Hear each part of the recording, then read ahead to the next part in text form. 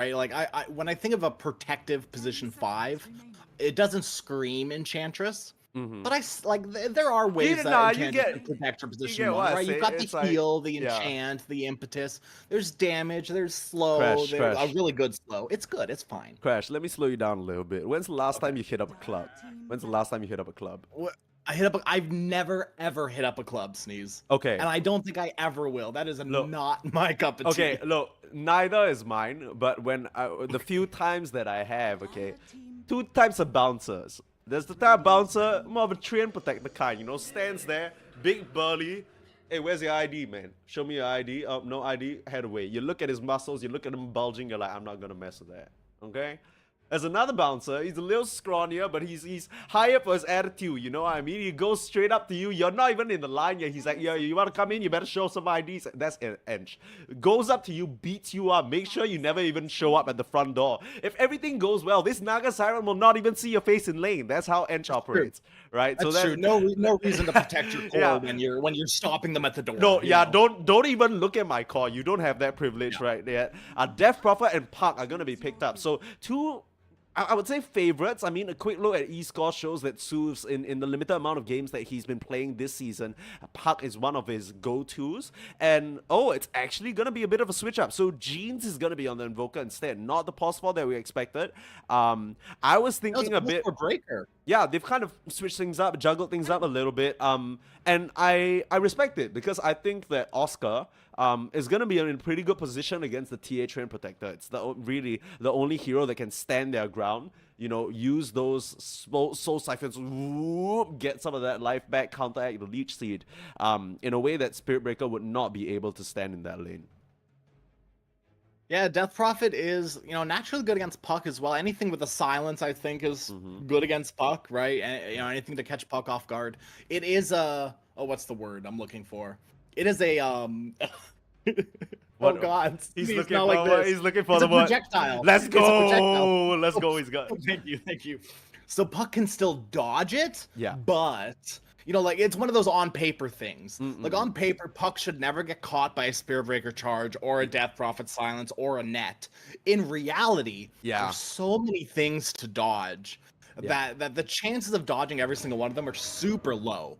For sure. So I think like Puck, it's an interesting pick this game. We'll see how it fares.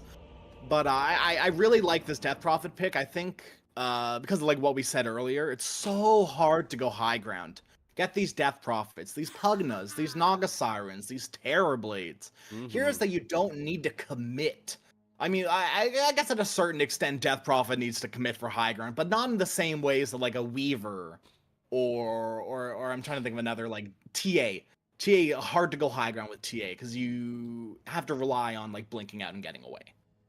Yeah, for sure.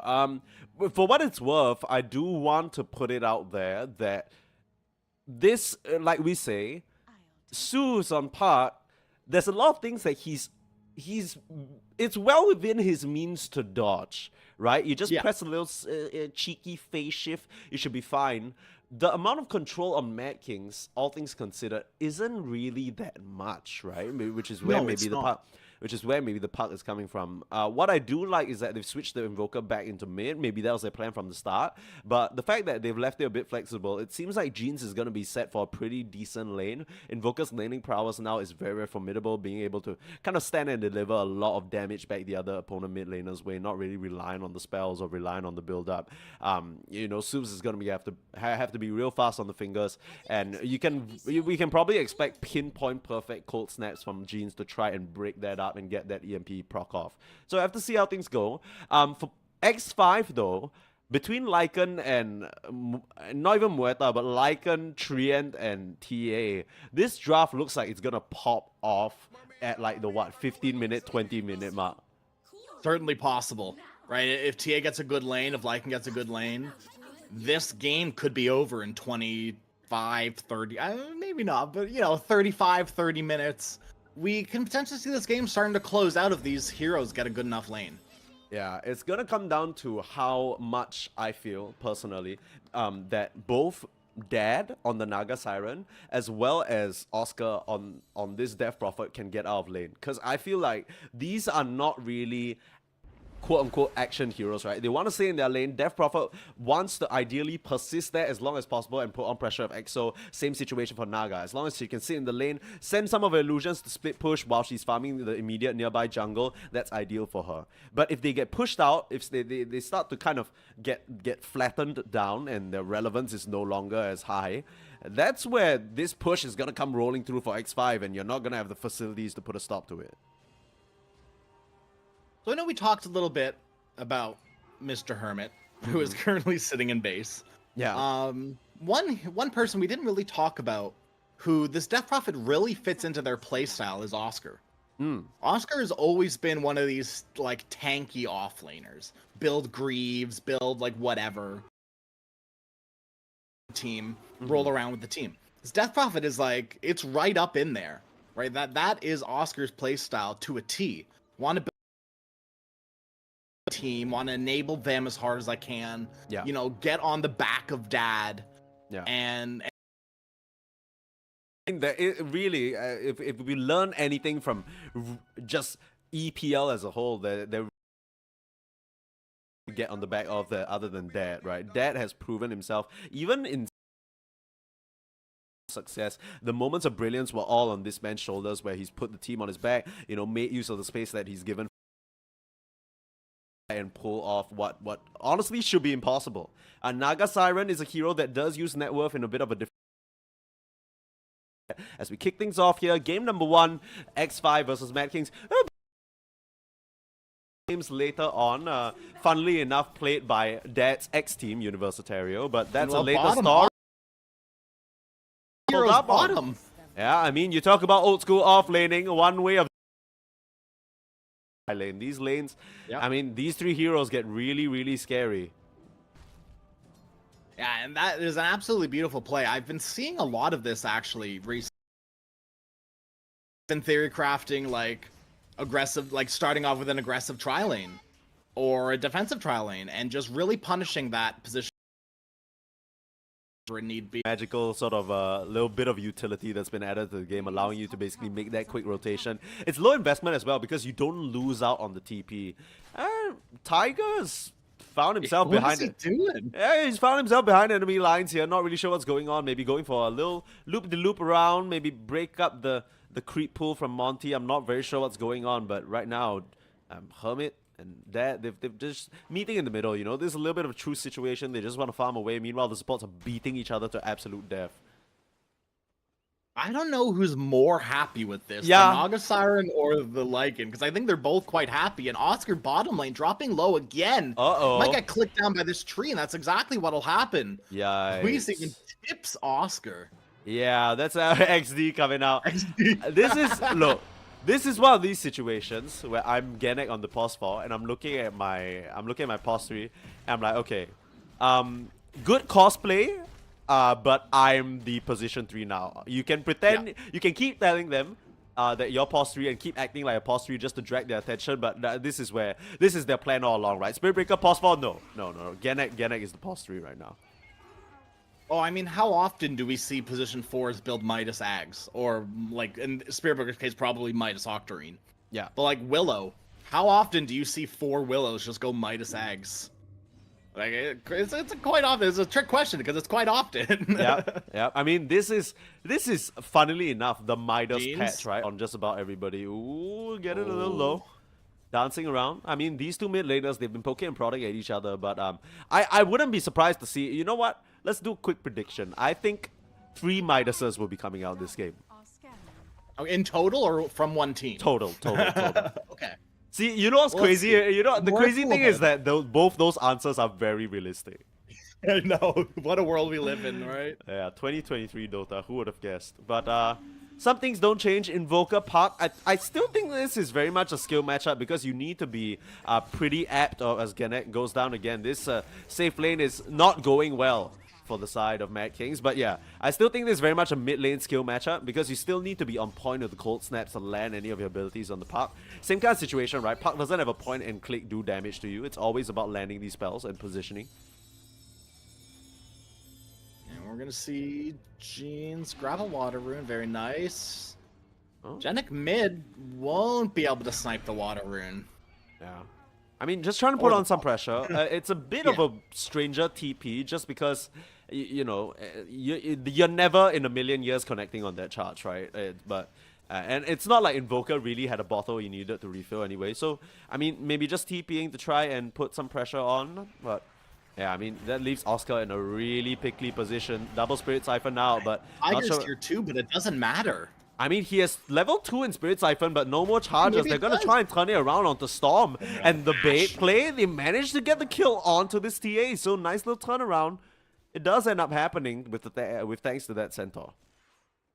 Yeah, very, very nice play by Tiger, you know, realizing that maybe it's time to go back to the tri-lane days. You know, maybe it's time to give my Death Prophet a little bit more support as Naga Siren not really being necessarily left alone, but the kill potential in this X5 lane isn't the highest. I say that as they're going to make a go into the Naga Siren, but I mean, this is exactly what I'm talking about, right?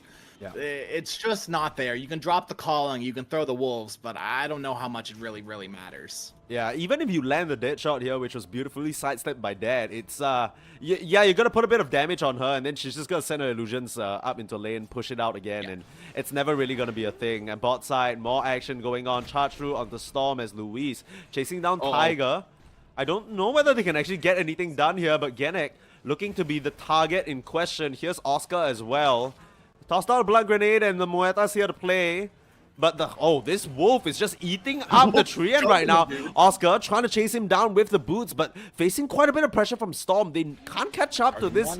Yeah, and the last touch will turn around another Spirit Siphon just on the creeps to stay alive. Oscar able to get away. Yeah, I mean, he'll be fine for now. Just walk it off on Fairy Fire. And honestly, a lot of resources committed from the side of Mad Kings to make that one happen. And really, the story of that fight is simple, right? Oscar, level 2 Spirit Siphon. These kills ain't happening as easily as they were before. Yeah, you know, level 1 Death Prophet might be very susceptible to ganks, but, you know, level 3, level 4, 5, that's when things start getting a little risky. The damage output starts becoming a lot stronger. Say that, they're going to make a go. The dead shot will connect onto Oscar, dropping low. They get him. Yeah, there's no world that Genet can make enough space to try and fish Oscar out of that one. If anything, maybe that was a bit greedy for them to stay around when that kind of response could be happening. Now it's going to be on Mad Kings to try and mirror that on the other side. Putting some pressure on the Hermit now. He's not level 6 just yet, and they'll start the siege onto this Lycan. Doesn't seem like there's any help on the horizon until Suv starts the TP in, and might be time to retreat. Haste Rune, Dad has his level 6, but not enough mana for the song. He has it now, gonna pop it. Just enough over the curve to get the TP out. We'll waste a bit of time from this park, but Tiger managing to dodge out this situation and managed to snatch the Wisdom Rune as well. So ends up being a trade. No, actually, both goes the way of the Mad Kings lineup, and that might actually put the X5 supports in a bit of a tough situation EXP wise. Yeah, both of them still level 4. The core's doing quite well, right? TA level 5, Puck level 6, Lycan almost level 6. We say that, a little bit going on in the mid lane, but I think nothing really is going to go on about it. That was kind of based of Jean's side. I don't know if you saw that, but he literally walked over to high ground in the face of 2 heroes, de-warded, and just started walking away. That was crazy. But CS-wise, apart from Oscar, seems like the side of Mad Kings between the Invoker and Naga, they're doing very, very well for themselves. Reflective in the net worth as well, but, you know, TA being TA, still keeping up really well thanks to those kills at the moment.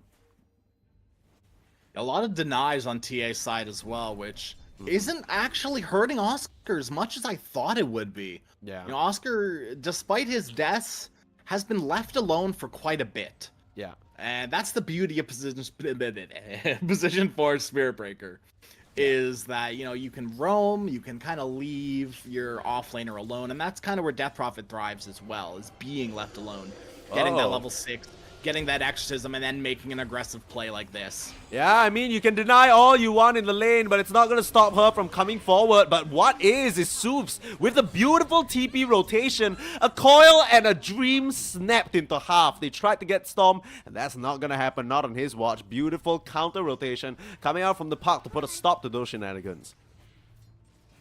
I think that was a little overzealous by Mad Kings, right? Like, it is just as simple as 1 TP from the puck. 1 TP from Muerta even might have foiled that plan. I don't know. I think they could have just been happy with an exorcism and a tower kill. I kind of feel like they maybe underestimated the amount of rotations that could come through now without the song. It looks a bit dicey. Luis as well, starting to get focused down, but hits the level 6, gets the overgrowth. The Naga Siren, she's not used to this environment, just gets wrapped down. The dead shot gonna miss, but Tiger, they're gonna land that last shot to the back of the head there. Luis clocks out the Enchantress. Nothing personal, kid. Just 2 kills again. Mad Kings falling short on these aggressive moves. It kind of feels like they're not really respecting the early skirmishing potential of X5 right now. 2 skirmishers lost on the opposite ends of the map. You're losing your position 1. You're losing this hero that you're supposed to be protecting. You're supposed to be getting on the back of. And it's just not happening. And we're going to see again in this mid lane, Genic coiled up. Yeah, Suvs looking for an angle there. Genic just trying to wait it out, but straight into the calling. And you look at the lineup of Mad Kings, they want to get action started. They want to make things happen with Mr. Jeans and his urn. Let's take a look at that urn. Net nothing. No charges. It's hard for Jeans to make action happen. And I mean, even though they lost both Wisdom Roots, just off the kill participation alone, both supports on the side of X5 have already gotten their level 6s. Very, very dangerous territory here for Mad Kings. Please, I want you to be real with me right now. I'll be real with you. I'll be real with you. You're Mad Kings. You're looking to take a fight. What's your damage right now? Like at this 10-minute mark, what is your big damage? Because realistically, it's not really Invoker. Yeah. Death Prophet maybe. Enchantress isn't quite there. Spirit Breaker isn't quite there.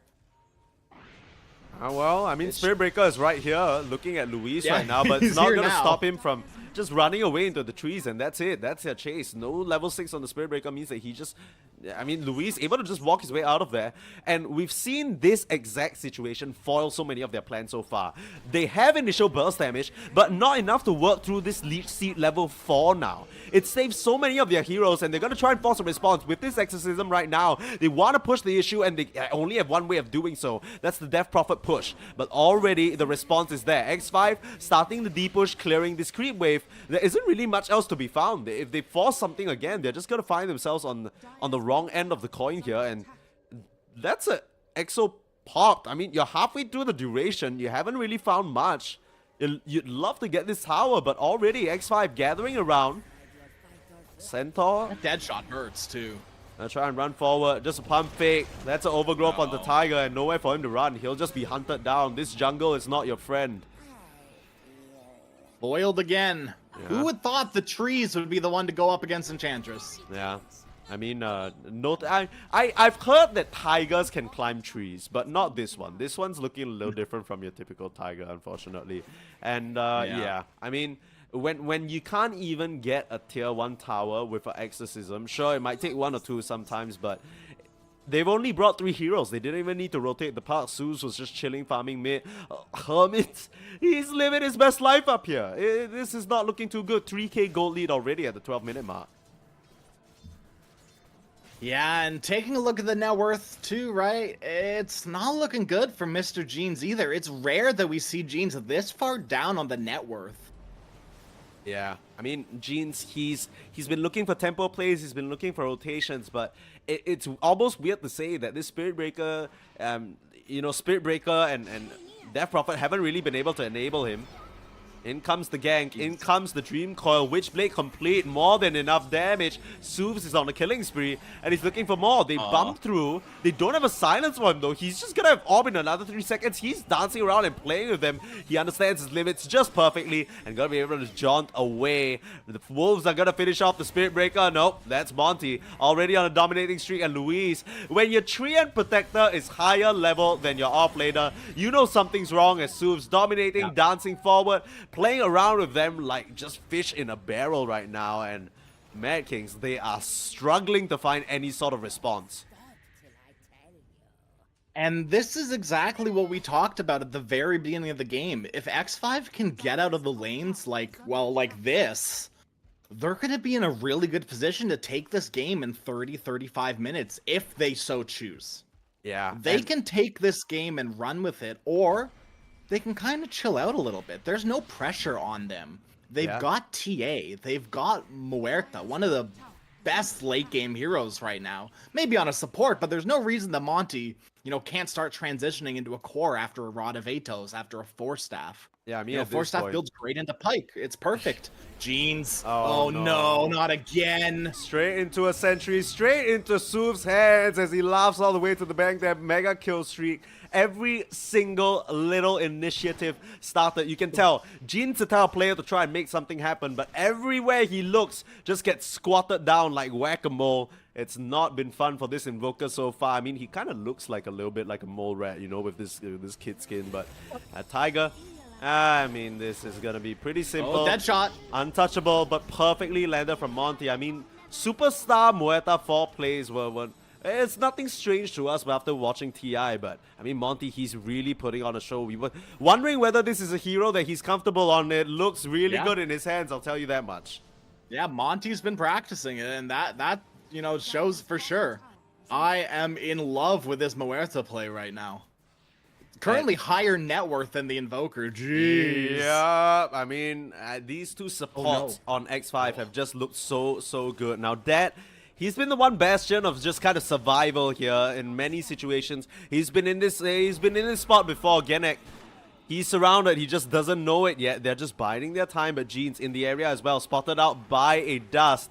And here comes the chase. Here comes the overgrowth. Where can you go, buddy? They found the mole and they smack him straight on the head, back into the ground. Hermit's not done. Looking for a chase. There's a song available. They can break this situation up, but they have to pop it soon. They need to make a decision. Do they want to fight straight through the Twin Gates? Dead shot. Popping that poor Spirit Breaker down to size. And the Atos from out of range. Where you going, Dad? Nowhere home. The chase down Soofs will have more than enough damage to finish them off. Dead shot just off the mark. And this Naga Siren gonna try and desperately run away, able to juke with that Windlace and the Power Treads. That gets away with his life. He should have been dead there for sure. But they'll settle for a top tier 1. 9k gold lead at the 16-minute mark. This is a TA Draft's point of power right now. Tiger? In an interesting position as Monty gonna grab another kill on this Muerta, and Tiger top will most certainly fall to Storm. One click is all that's needed. One meld strike, one kill. Straight into Roche. This is exactly what we talked about. We said 20 minutes was when it would heat up. They are taking the clock a bit earlier. Already at the helm of the Overlord with that bonus HP. There's already a damage problem with Mad Kings. That is gonna amplify even further. Now, Jeans does have some Spirit Wrestle, just does have some charges on his urn now, thanks to the devs. But you can see the pivot. He's just going towards the Midas. He understands if there's any way for them to come back, it's gonna be way later. This early period of the game has been lost already. Yeah, Midas has been queued up by Death Prophet as well. Midas has been queued up by Spirit Breaker. There's your 3 Midases. Yep. I mean, we kind of called it. And it's all on one team. Yeah, we get the best of both worlds sometimes. Crash, we both win. But you know who's not winning right now? This Mad Kings lineup. They're okay. Gonna Soos? Okay. Did you hold on, Crash? Did you catch? Genek was smoked. Genek was smoked. Okay. Puck had no chance of reacting. Tiger was right there. Jeans was right there. Chained the charge into the ult, into a bash. There was no reaction time for Suits. Okay, so what you're telling me is it was one of those 16, it was one of those 17% moments. Yeah, it was. 17%, 100% of the time.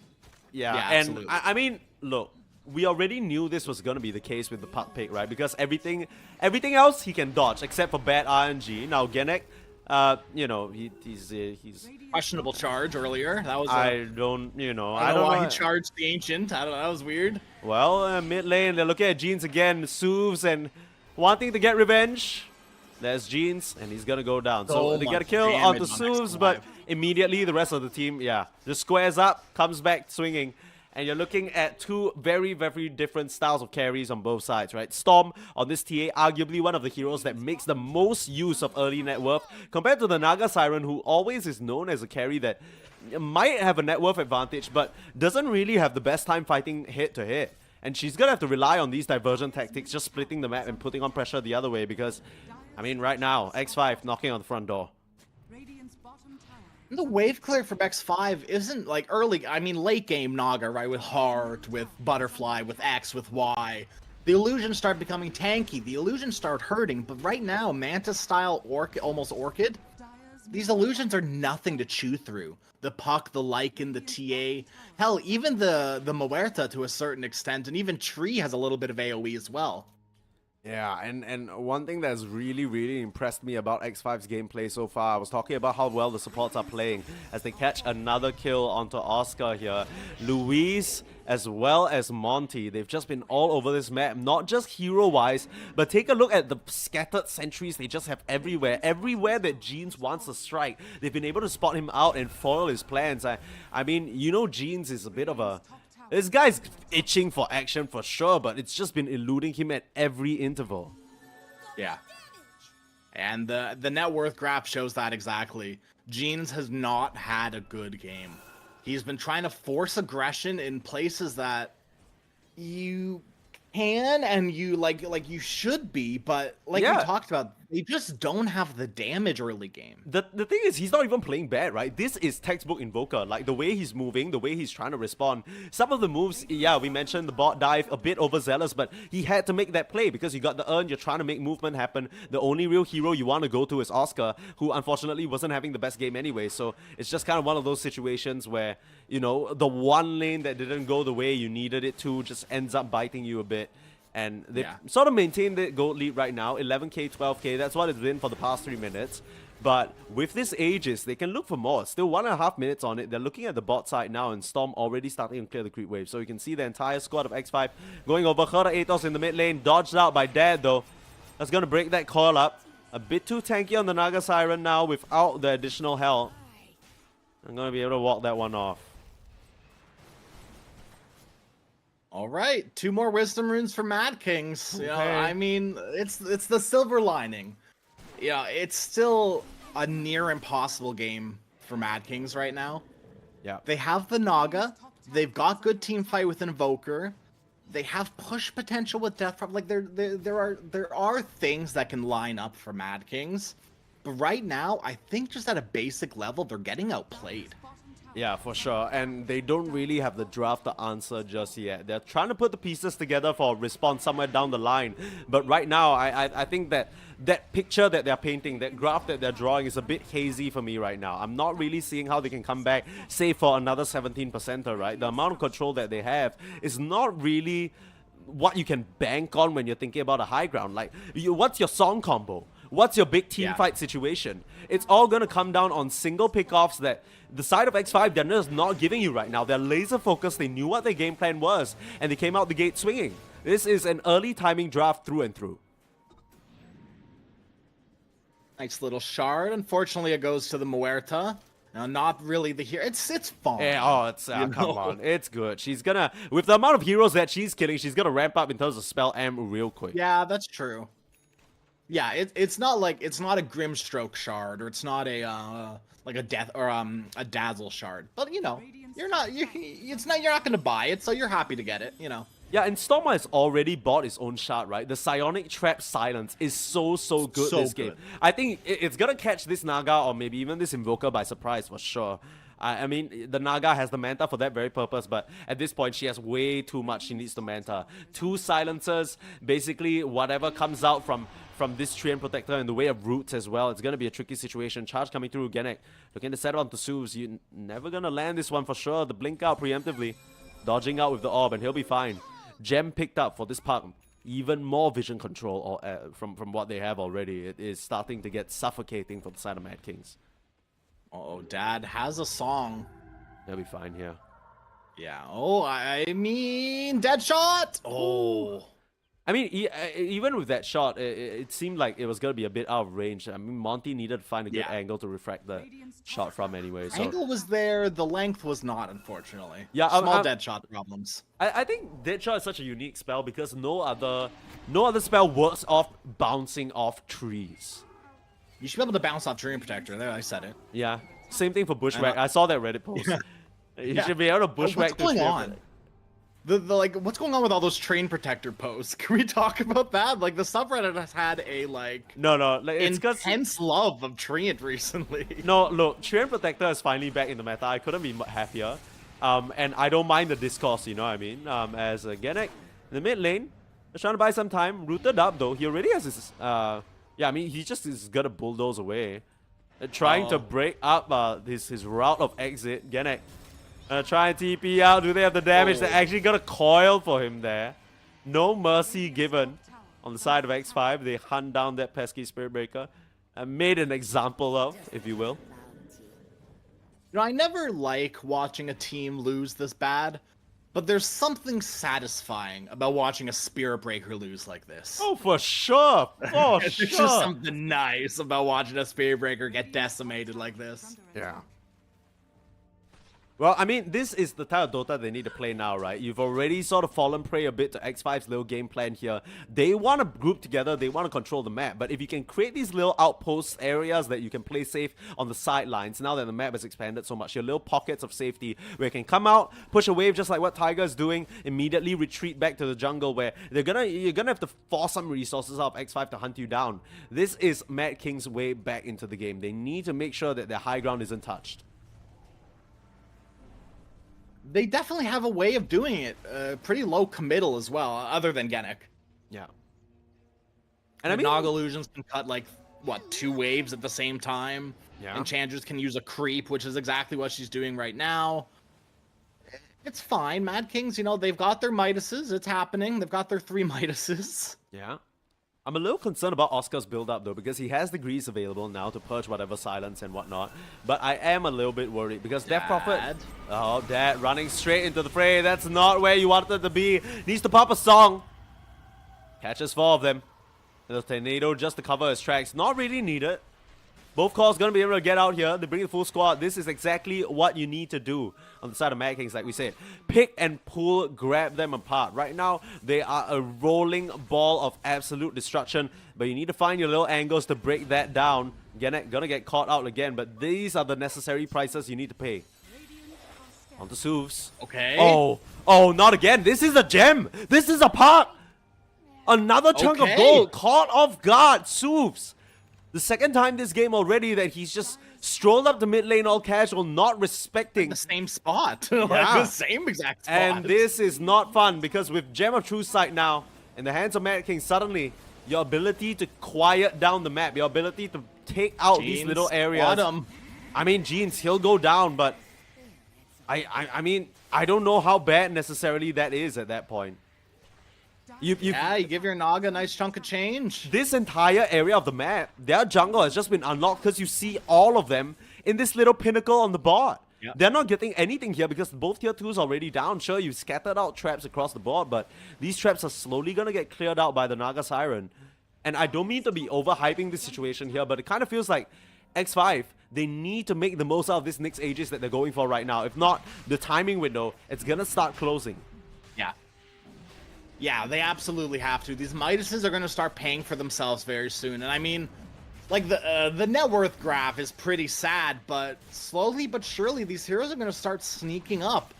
And I think a lot of these heroes are still quite potent, even without net worth, other than Naga Siren, obviously. Yeah. But, like, Invoker, his spells exist just based off of levels. Like, his spells get better based on levels. Yeah. Death Prophet gets better based on levels. Doesn't necessarily, like, obviously, all heroes love gold. All heroes love more net worth. But there's heroes that can still be active with little to no net worth. Yeah. Death Prophet, Invoker. Like, a personal pick from mine is Disruptor. You know, he likes the eggs, but he's still active with item or without items. You know, I think Spirit Breaker is a little of the same as well. Like, he doesn't need items to clear and charge a wave. Coil's gonna get used again on this Spirit Breaker. With that Bulldoze, he's more than fine. Yeah, I mean, right now the push is coming. This is exactly what X5 needed to do. They had no trouble knocking on the door up until this point. And now with the second Aegis, they're gonna make a more formal attempt. Trying to force a response, trying to force an uncomfortable fight out from the side of Mad Kings. But with Oscar at the helm, these Crypt Swarms coming out there. I mean, Gennett's gonna go down again, but take a look at who is on your bottom lane. It's Dad with his illusions, forcing a TP back. Both supports are here.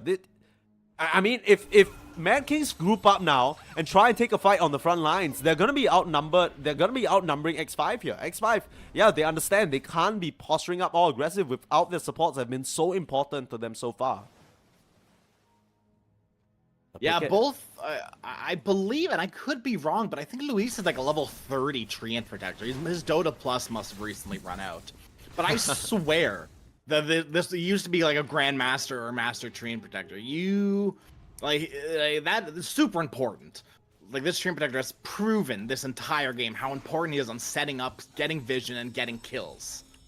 Yeah, I mean, the one little caveat that I do want to mention is that he's been so involved in the fights, and that's reflected in his build, right? Max Lead Sheet, Max Grasp, just to really get about a lot more damage. But level 2 only on the Living Armor is going to leave the defense a little bit lacking dead. Yeah. He's going to be able to chip away at this tower as he has already, and the healing and the protection isn't really altogether there. This Treant Protector is very much... It's not that it's fallen off, but his early game dominance, getting that... I might have to hold that thought, Dad.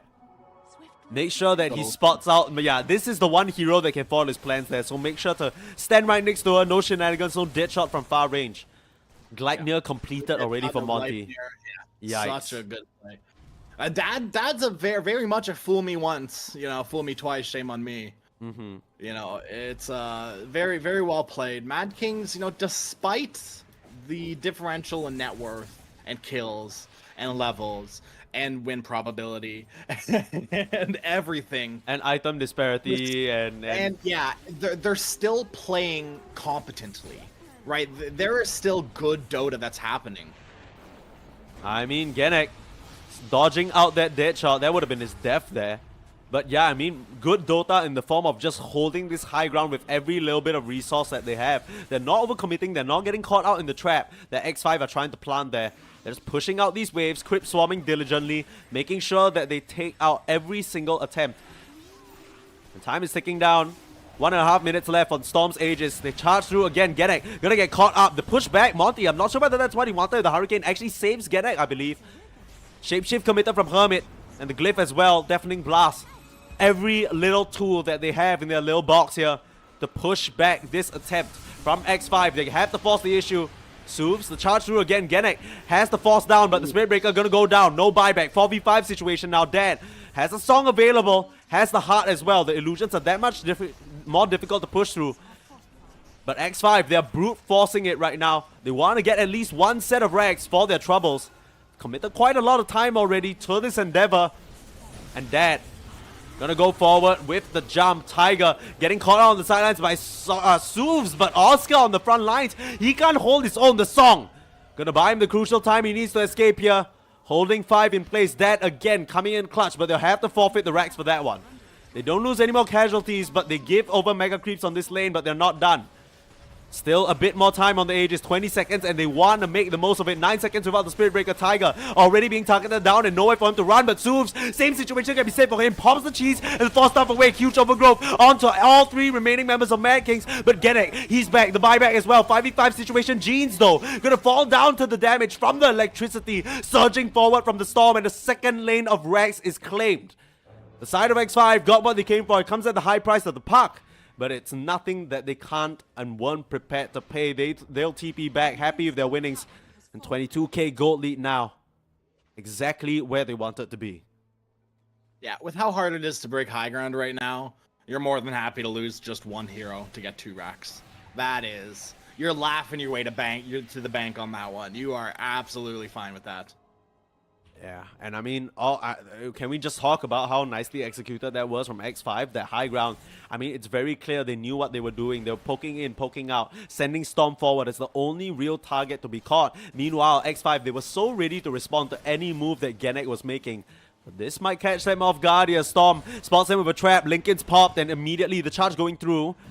There is still a Hurricane Pike available, but the ult, they need some 17%ers, and there's the first. They don't have any way of getting Storm out of here. The only Hurricane Pike available, already used, and Tiger starting to chase down the Enchant. All the save in the world, can't get Storm out that one, and that is a huge kill. Here comes Soovs though, call onto 4, the Yule's up, holding him in place, and they got that puck straight down to size, the charge through onto Monty, able to disjoint away, but caught in the Naga illusions. The side of Mad Kings, how have they found that? Completely catching X5 off guard. Got a bit too comfortable after 2 racks down. And they pay the price for it again. 2 of the biggest calls on the side of X5 going down and dead. What have we said about this man leading the charge? Skadi complete. He's making it a problem for them to deal with his illusions right now. Yeah, I don't think there's anything the Mad Kings can really do other than that, right? It's not necessarily a Hail Mary play, you know, like, because there's still 1 lane of racks, there's still buybacks possibly, so you know, there is a place there, but Dad, he got rid of his buyback for this Scotty, so he's clearly thinking like, I would much rather be at my strongest once than my weakest twice. And that is really, I think, goes to, it fits into the Naga playstyle, right? Yeah. Even if you buy back a lot of the times on Naga, it really feels like, you know, if your team isn't there with you ready to take the fight, it's not going to be that good anyway. And with the way that the game has shaken out, it's unlikely that Dad is going to be a primary target in these 5v5 engagements because he's just so hard to kill unless he's really far ahead or caught off guard, which, let's face it, that's just not Dad. That's just not him. He doesn't... Yeah, I mean, they know where he is right now. Looking for Soovs. Uh-oh. I might have just cursed him a little bit. Yeah, or have I? He's doing so much damage going against the full might of the side of X5 and X5. They 1v5 that Naga and they take him down. Like you said, that was actually really scary. If Naga didn't farm that ancient camp, she would not have had buyback. So if they were there like 10 seconds sooner or like 5 seconds sooner, that could have been game ending. Yeah, but I mean, now the line is drawn immediately. X5, they understand this is their time to strike. Buyback or not, Aegis or not. They want to make the most out of this pick-off that they found. Playing it safe, going for the 3rd Aegis. Refresher will be available. That's going to be huge for either this part or the tree. And I mean, can you just imagine even the Muerta with 2 callings in 1 fight? That's going to be impossible to fight into. I'll see who they hand it over to. Yeah, but with that Naga death, it's essentially Roche number 3 forfeited. Everything has gone according to the plan for X5 so far, save for a couple of puck deaths. Save for that little... Oh, okay.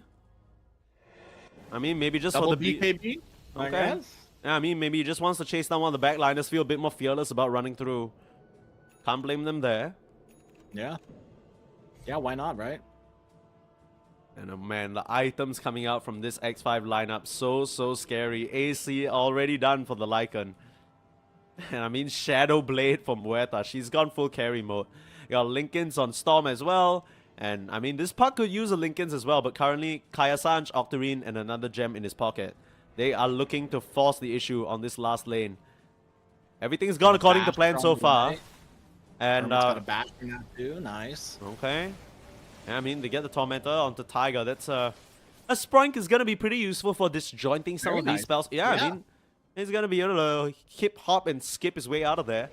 Might be crucial. Insight as well on Tiger. Very good items on this Enchantress. You know, it's not the normal Pike Moonshard, but sometimes that's for the better. Absolutely, yeah. And everything's gone according to X5 plan so far. The typical TA draft. They've got their Hermit Lycan. Got Soovs on the puck in a situation where he's felt largely impervious, but the few moments that Jeans have been able to catch him off guard, and especially Genek, this Spirit Breaker, we've seen it pull off insane comebacks before. Octarine core BKB completed. He is going to be more than a factor in these fights. If he's able to find the charge through, it's going to come up big for the side of Mad Kings. That might just be the 17% that they need to make the difference here. We'll see whether they can pull it off. Very much on their last legs, Mad Kings. It's a death push. I'd say they're like on their last leg singular. They already had their other leg amputated. We're working on leg 1 and that's about it. Yeah. Calling dead shot, the typical shenanigans again, but the defense is there. They're trying to make use of his illusions to clear out this set of vision here. They just don't care about these illusions at all. Oh, they don't. TA does not care. Yeah, TA went for a Mjolnir to be able to clear these even better. And with the insane range that she has now, it's very hard to get on top of her. They've broken the Lincolns and they're charging through. There's a smoke on the back line though. Here comes Genek looking for a setup. But yeah, I mean, between TA Refraction on one side and Bulldoze on the other, you're not really touching any targets right now. Yeah, very hard to break through, to catch and then break through the Spirit Breaker, especially with that Octarine. He's got 3k HP. Stun him for half a second with all of your stuff, like the combined stun totals, like half a second. Yeah. And it's like, okay, bye. See you later. Will come true. So much gold on this TA as well. I wonder if he goes for the Swift Blink or if he realizes it's like, maybe I need to go for a BKB. Nah. I mean, it's a pretty free game, right? I'm just gonna go Swift Blink. Why not, right? Yeah. Starting to push out, charge through. Bit of counterplay here, the Tornado, the EMP pulling them back in again, but really, it's not really getting much done. Tiger would have wished he had the Hurricane Pike right now. Gonna get chopped down. That Pike's not gonna save you from the TA's damage. They're committing the shapeshift right now. They mean business. 4v5 situation yet again. They need to come out with some sort of response. Mad Kings. They are losing and a coil onto 4. BKB's 4 Soups. Caught out but Hermit on the backline. The song isn't going to stop the Lycan in his BKB form. He's used the refresher already. So he'll be put to a stop in a short bit. But this Rax looking to be forfeit here. The side of Mad Kings, they need to reset. But their buildings, they're already gone. Genek coming through. The charge holds it at for just a moment. The Tornado, but huge overgrowth. Onto 3. Chops down Genek. No buyback. 3v5 situation now, and the TA just punching away on the sides. The buildings are gone, and what else do you have in Stag Mad Kings? Doesn't look like much else. Mr. Jeans is dead as well, forced to buy back out, but Dad, they found the real Naga, they've called him up, they've got that fish down, and they're looking to fry him. Dad is gonna go down, ultra kill for Storm. He's looking for a rampage right now, but GG already caught. He's gonna find it onto Jeans, and flawless. Game number 1, X5. Everything according to plan. Came in with a clear idea about how they want to play, and they execute it to perfection here. X5 looking monstrous.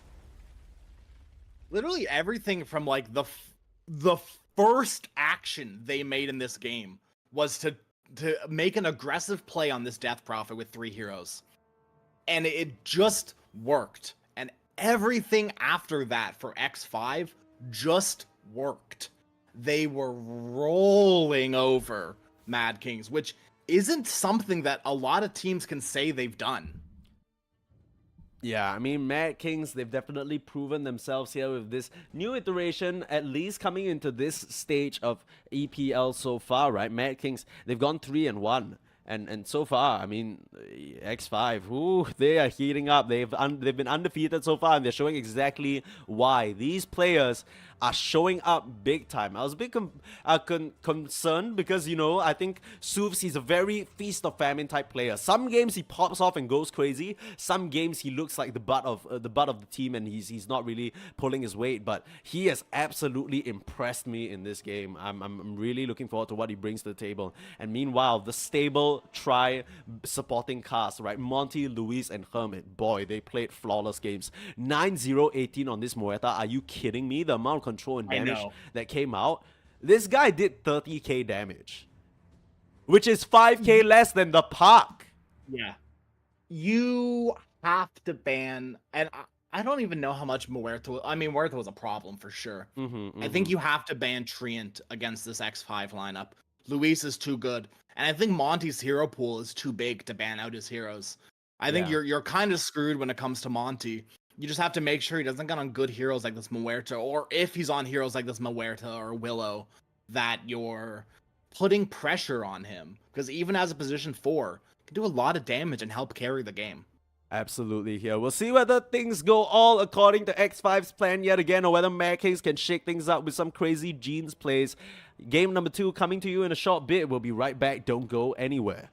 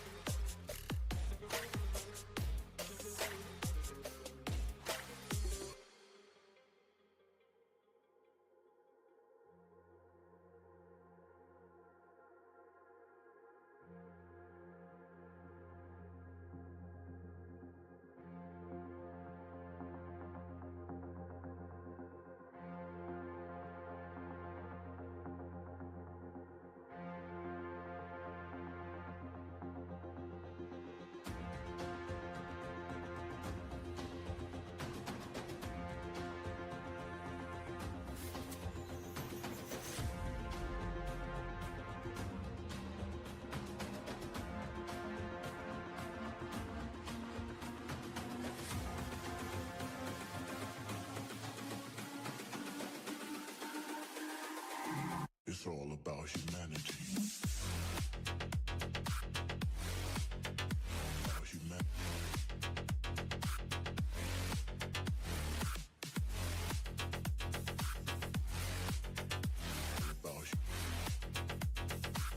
It's all about humanity. About humanity.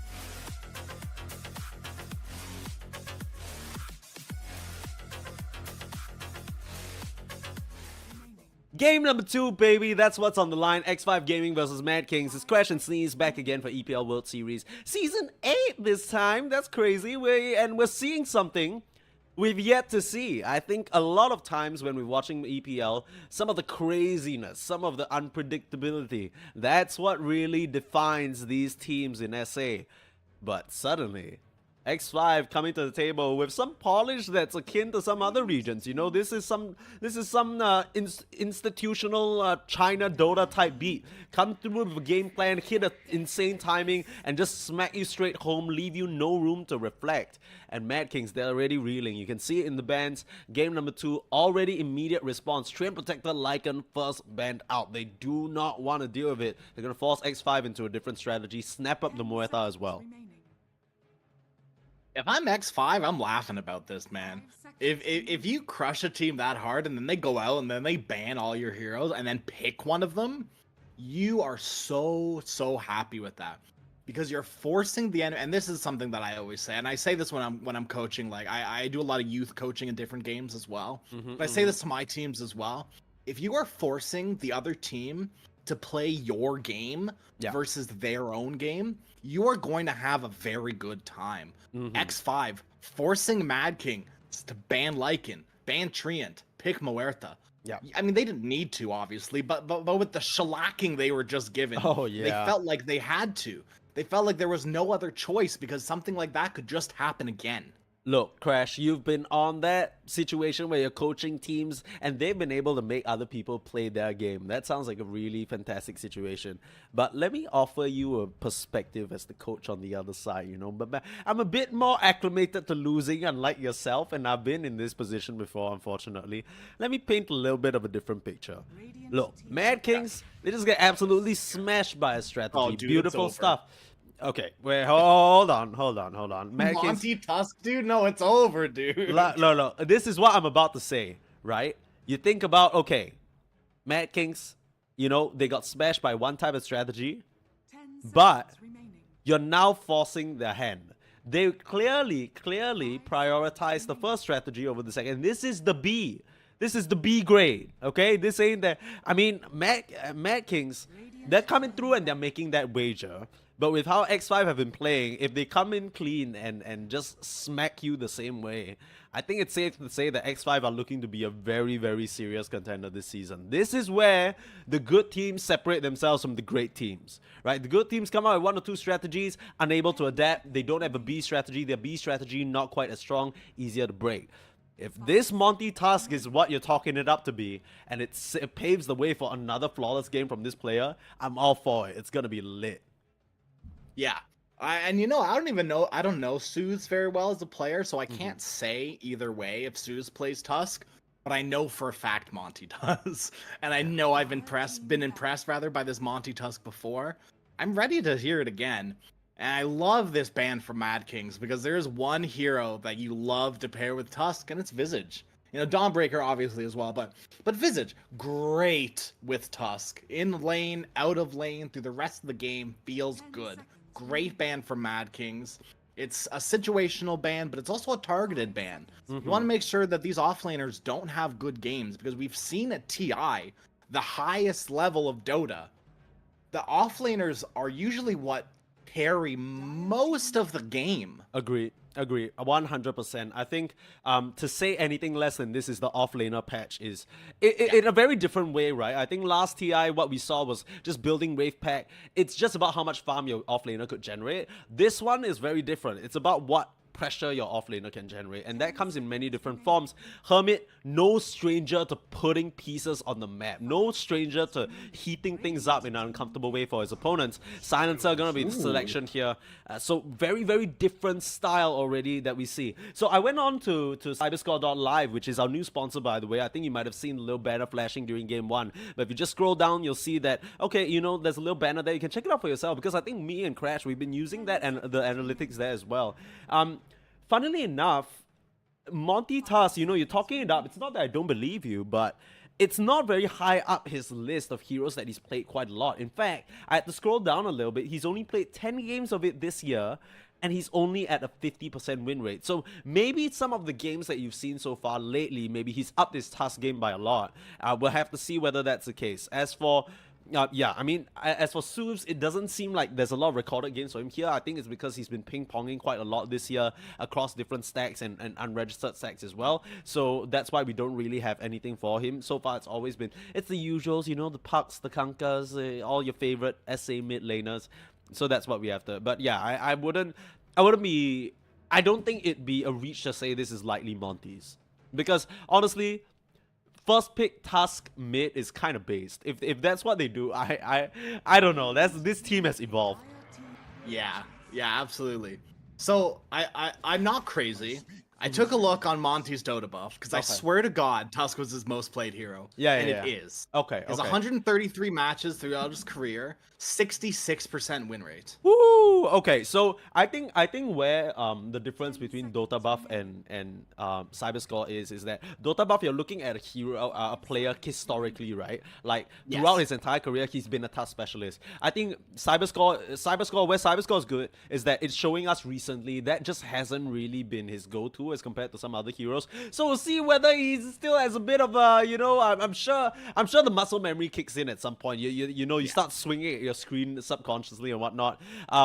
Speaking of swinging at your screen, Nature's Prophet, ooh, I hate this hero. Ever since it became a POS 5, I avoided it like the plague because I hate it. Tried a game of it yesterday. It is the most ridiculous thing ever. How am I standing in lane just sprouting people and they are dying? That is crazy. And right-clicking for like 66 damage. It's so dumb. With a Blightstone, with incredible attack range, with a global teleport that means you can go to literally any lane on the map at any given time. And I realized how I didn't really look into it until this point, but I think a lot of people are not putting a lot of respect on the teleport damage and armor stacks. Yes. That is insane, because essentially what it says, it's kind of like Timbersaw reactive armor. It's kind of like refraction, but with a tweakable component to it. If you're in there and you're punching and you're left alone, when they finally turn to deal with you, you're gonna have so much armor, they're gonna be like, why? Ooh. Okay, gotta hold that thought. This is the Hermit special right here. This is the Hermit special, right? This is the Hermit special. Talk about summons, talk about annoying heroes. Oh, they had this one in the back pocket. This is what having a player like Hermit affords you. Yeah. This has put such a smile on my face. I mean, it's not often that we see Broodmother, but I think more recently, at least for me, it's been a welcome addition. I'm not a fan when Broodmother is like the most OP hero in the game, but I think right now Broodmother is like, you can go these auras, you can go these like Echo Saber builds, you can do damage, right? You can still rat. But right now, Broodmother is like, hey team, why don't you come gank bottom lane where I've been sitting for the past 25 minutes, and we'll kill a hero, take a tower, and then I'll go top and we'll do it again. Yeah. And Broodmother for a long time was like, hey team, screw off, don't go anywhere near me. Please, dear God, please get out bring of them here. in my lane. Please. Please. I never want to see a Broodmother's hero. Totally changed, right? Broodmother's totally changed since then. Okay, Mad King's gonna run it back with the Naga Siren. Okay. I mean, I don't think I'm too sad about this. No, it's good against TA, right? It's good against Broodmother. Okay, hang on. I'm gonna need you to help me check. Because I obviously my game is showing the draft screen right now, but I need you to help me check whether Dad is still playing on Mad Kings for this match. Because I don't know whether so Blank is Dad. I think so. Yeah. Okay. I'm like 99% sure. Okay, cool. Because I Yeah, would be blank is- I'll be worried if it was another hero, but his performance on the Naga Siren really, I like this coming out from Mad Kings because it shows that they're critically analyzing what went wrong in that game, right? It's not like, okay, we need to switch a new strategy, it's not gonna work, let's change things around. They're looking at Centaur War Runner, okay, a lot more stable of a hero, a lot more Oscar style. So we were talking about Death Yes. Prophet fitting that bill, but I actually always think about Oscar as a Blink initiator. Okay. Blink Yeah, Initiator, I think that's fair too. Tide Yeah. Hunters, your Mars, your Centaur, all these big stocky. In fact, I think in the heyday, he was a big Sand King player as well. He loves jumping in, throwing these stuns out, doesn't necessarily want to be relied upon to fit into that offlane carry role that some other offlaners like to be in. But this is where he shines the most. So I think that's going to do very well against a TA. On the X5 side, you see something very interesting though. They're still looking at very, very similar components as they did in the previous game, right? You have Tusk, basically a hero that in Monty's hands is gonna control a lot of tempo and enable a lot of kills with his control. You're looking at Silencer, just like Luis, able to bully out heroes in the early stage of the game when paired up with the right hero, aka TA. Huge teamfight ultimate. Monty on the Brute Mother, we don't even need to talk about that. He's gonna do the same thing that he does on Lycan. I mean, sorry, Hermit on the Brute Mother. So I really like what they're going for. They've even though their crucial heroes have been banned out, they've found little variants of it and they're running the same strat. I do think that Mad Kings are a lot more well equipped to deal with them this game though. And they've got a lot more damage early on, right? Muerta, Deadshot is like what, 250, 300 damage nuke, something along those lines. I can't remember that. I'll look it up. I'll look it up so I'm not speaking out of my ass. Yeah. But Muerta, it's a decent damage nuke. Yeah. Right. Yeah. 325 magical damage. Pretty good. Yeah, I mean, Centaur goes like what, 440, like 441 now. Like that's a lot of damage. That is gonna rip you apart if you're not careful on the TA. If he catches you off guard with that, you're just gonna get torn. I mean Silencer as well, right? I think the only hero that really can't deal with the Brute Mother / TA is gonna be this Prophet because the damage instances and whatnot and the Spiderlings. But he doesn't need to. He just needs to come through and Sprout, and even the Sprout has DOT now. So that's it does feel bad because you can't sprout the Broodmother though. Yeah, I think that's why they picked the Brute Mother. That's something I wanted to mention because you don't really. The one thing about Brute Mother, her ability to run past terrain, you need someone that can stick on her non-stop. But I really like this Lash pick because it gives them a pinnacle to play around. Jeans, in that previous game as an Invoker, you could tell he wanted to make action happen, but he just couldn't because Oscar's lane wasn't ideal. But now with the Lash, he'll be very, very empowered to try and play on his own, play with the support of the Prophet. Anywhere he is can be an easy TP, can be enabled by a Stampede across the map, and the Muerta joining him up for any sort of play is going to be a lot easier. But Soovs bringing his Invoker out this time round, has the Heaven-piercing Pauldrons ready to strike them down. And any lineup that you're liking right now, I think I like. I want to get game. this out of the way. Okay.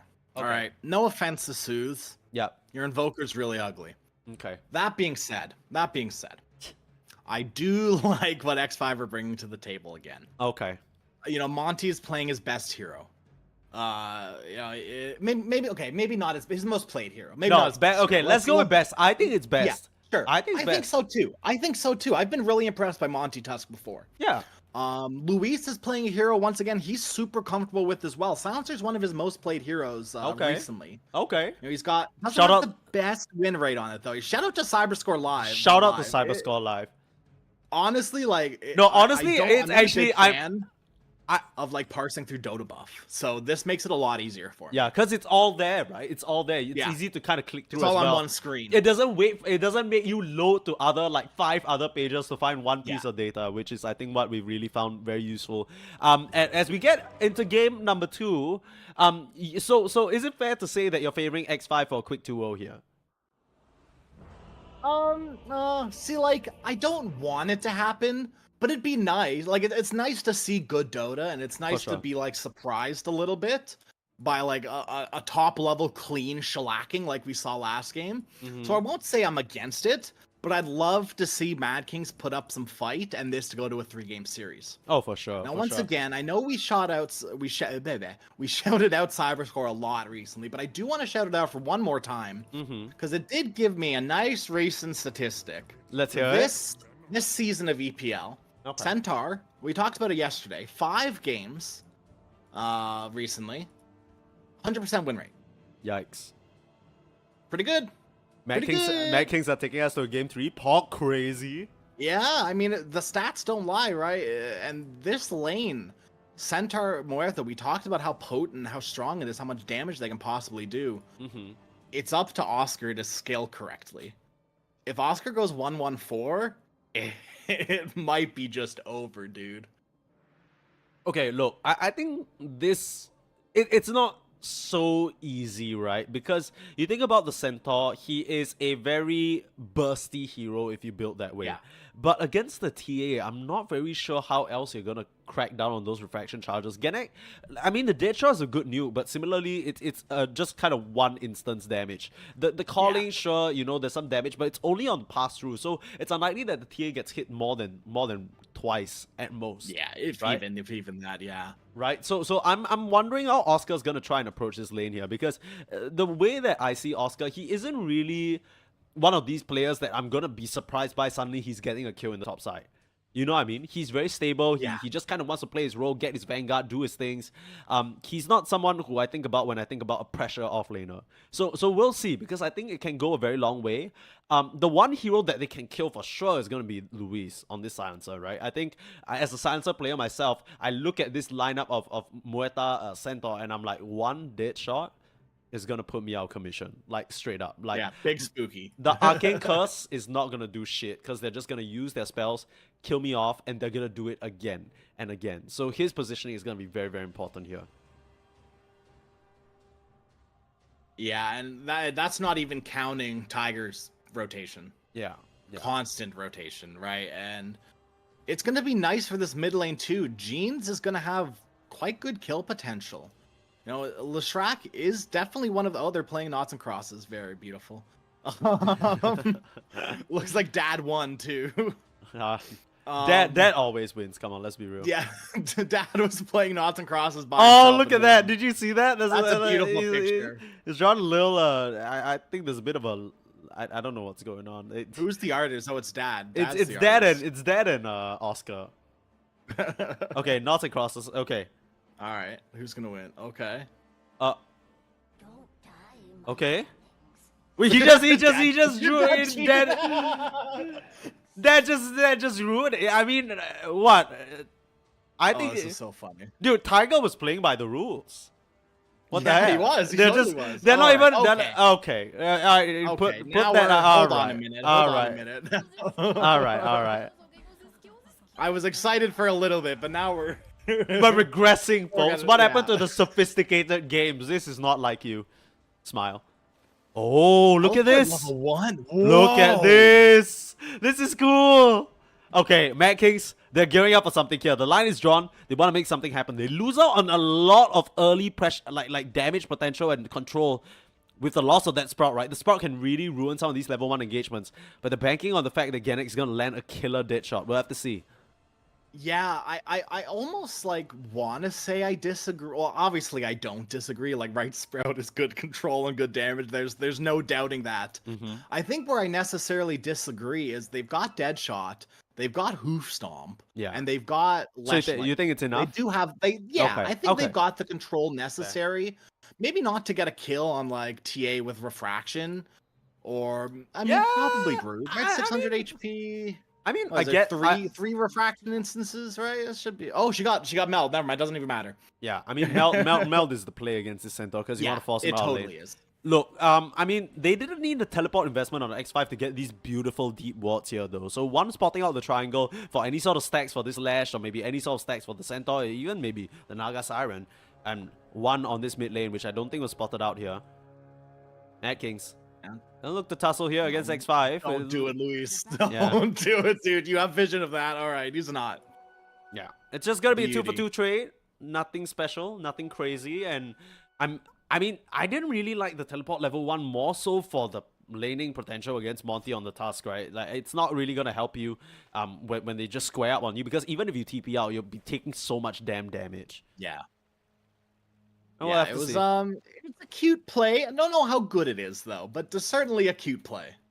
For what it's worth, they're gonna be able to spot out when Monty tries to stack Ancients for for the TA, right? Which is maybe what they're trying to bank on. They're going to try and wait for those moments to find pressure on Hermit and maybe flush this Brute Mother out of lane. Similar situation, I think Naga is a very, very good answer in terms of the position 1 against these summoned heroes. So, yeah, Absolutely. Like, Naga was not the problem. Yeah, Naga was not the problem for sure. So what was the problem? What do you think was the problem? Because I have a very clear answer, and I don't know if you'd like to hear it. But Team Spirit Breaker on position 4 is not it. I don't think Gennett... What do you think? You agree? I would extend that to, I think Death Prophet was the problem. Okay. Yeah, that offlane duo didn't make it happen. It kind of feels like I think X5 just capitalized on the weak early laning stage of Spirit Breaker just way too well and punished the Death Prophet because they really had one little opening, which is the first 2 levels of Death Prophet, and they got like 3 kills during that period. It was way too much. It was so bad. Yeah. So bad for Oscar. True. Fair and real. Monty doing a little bit of creep pulling bottom, but Tiger with that beautiful teleport is able to just be right there with them. Yeah. It's like, okay, cool, dude. Like, let's have fun. Yeah. And Hermit Dad's isn't... less happy. Yeah, like this Brute Mother isn't really a hero that's gonna be able to capitalize on your poor positioning, right? Like, there's nothing that's stopping you from just TPing out as well. Monty, he saved his skill point so far, so he could kind of throw a snowball out, but okay. First blood, Oscar. Color me surprised. Said that I don't really expect this kind of thing from Oscar, but he is just out here to prove me wrong, and I'll be happy to be proven wrong. Oscar nails him on the head, gets Louise as a first blood.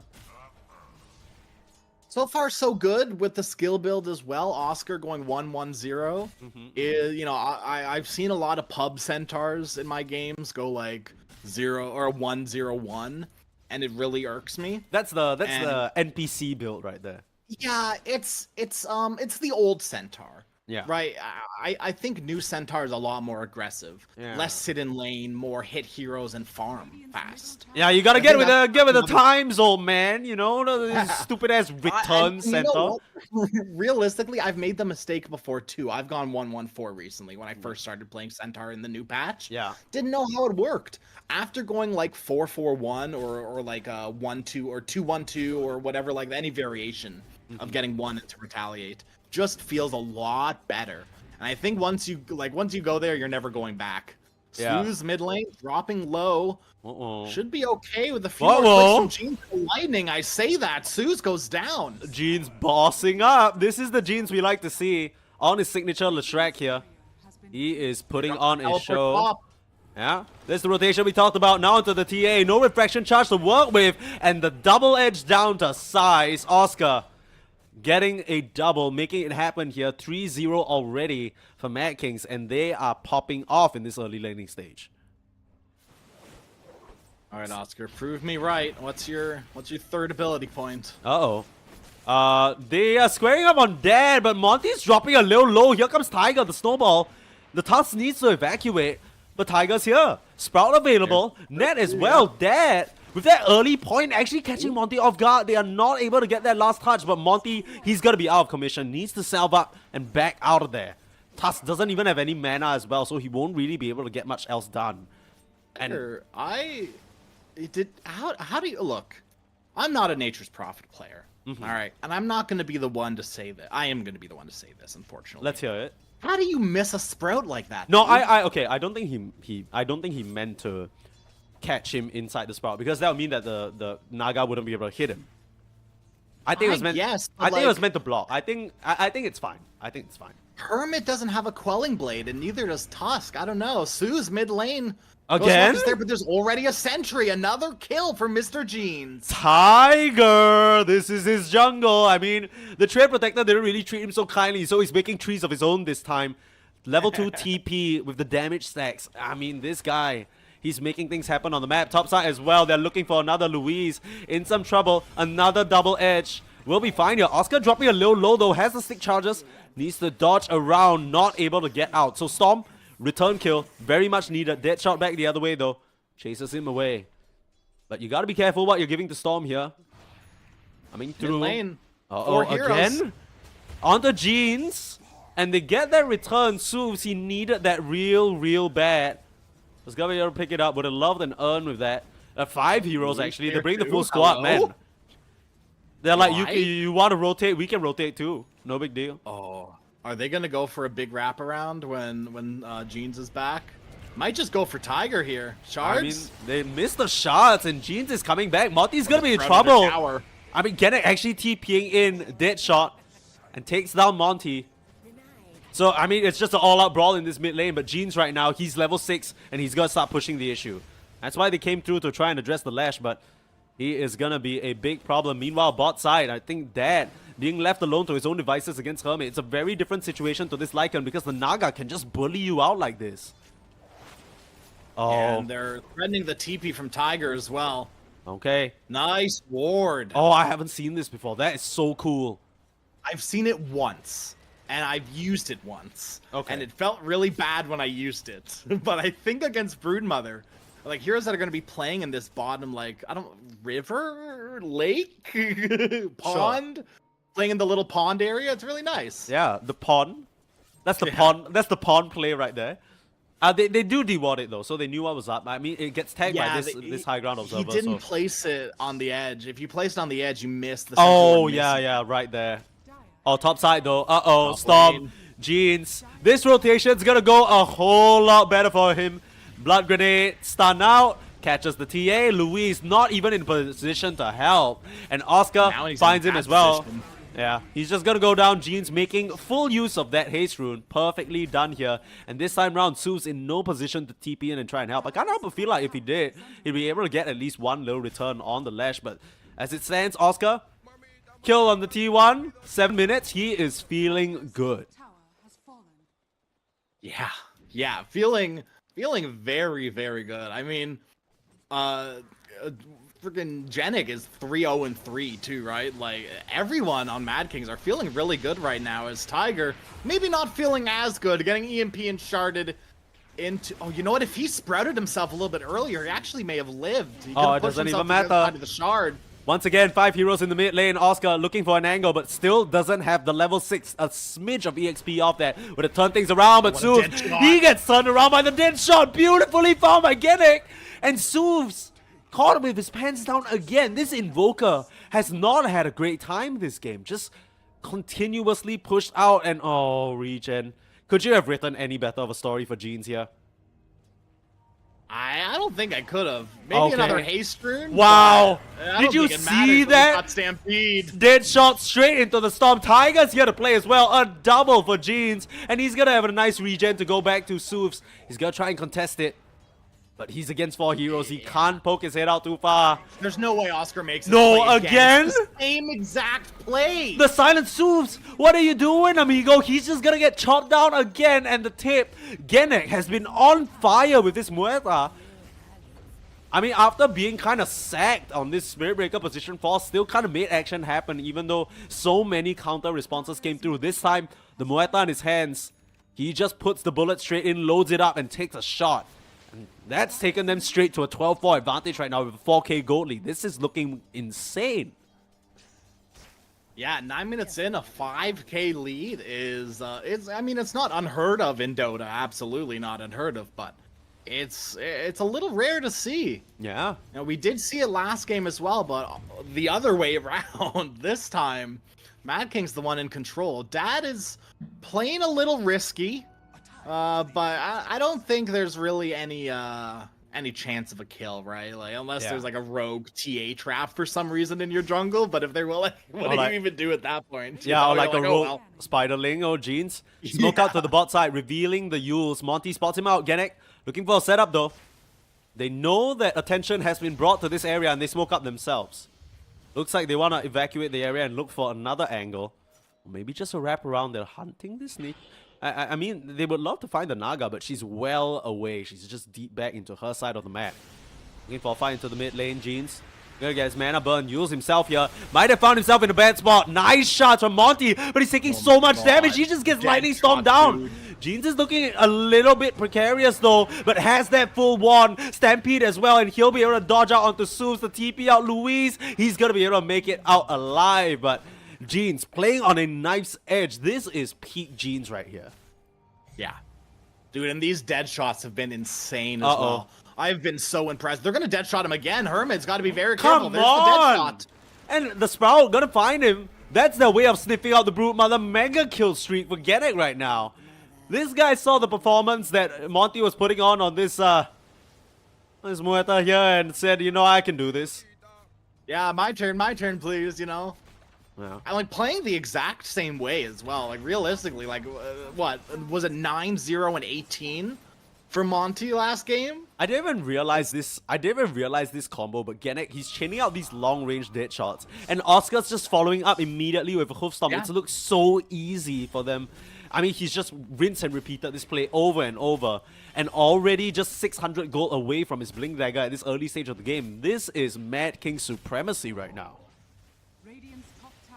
I like the build that Oscar's gone for as well. I know we mentioned, you know, centaur builds are always different every game, right? It depends on what you need to be doing. I think this is a good mix of I need to protect myself from these right clicks, but I also need to be doing as much damage as possible. I think you might be giving him a little bit too much credit here. This is the most I'm willing to wager that this is the most popular centaur build. the 2 points in I haven't seen too many. You mean the spells? Yes. Okay, No, fair. Item build. Yeah, you're like saying this is a very special centaur build. I'm like, these are the two most built items. No. the double ring of protection is just so weird to me. I don't understand why. Yeah, that's good. good. That's crazy. I've never seen this before. Never Just done an before, idiot caster. What a dummy. Just a guy who's never played man. centaur in his life, trying to pretend like Never he knows. played Dota before. I've never watched Dota. Don't even know what is. I'm a League player. What do Yeah, you I'm a mean? League player actually. Okay. Oh man. Jeans, X5, they do have ways of kind of not countering outright, but dealing with the damage from Mad Kings. They do have a pipe build up on Hermit. do you remember? Let me harken you back to a time, also known as Season 7, where Hermit, very similar situation to now, was playing a bit of his Brood Mother. You know, we were hyped when he brought it out. We're like, oh, come on, let's go.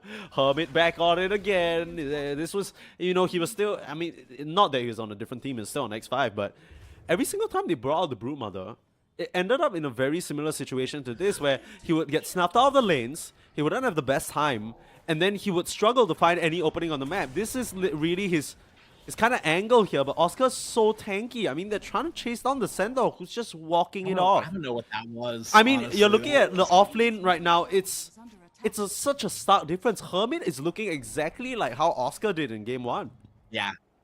But very sad. The difference is the utility coming out from a Brood Mother is nothing compared to Death Prophet. Sure, you can split push, but with the tools that Mad Kings have, they're able to just hunt you down over and over. And right now, they're looking for a smoke play. They see Hermit. Stampede coming in, Blink reveal as well. Oscar straight onto the Brood Mother. The dead shot as well finishes him off, and Luis. That's just easy pickings. The setup play coming out from Mad Kings, this just looks so simple. So, like, I could be wrong here, and I'm willing to be wrong. I like being wrong. Okay. Oh, speaking of being wrong, Storm, in an interesting position, but is able to get out. Anyways, I like being wrong. Okay. I'm a big fan of learning, so being wrong is all about, you know. Anyway, sorry, I'll hold that thought. Genic actually EMP'd up and destroyed my. Ooh, wow.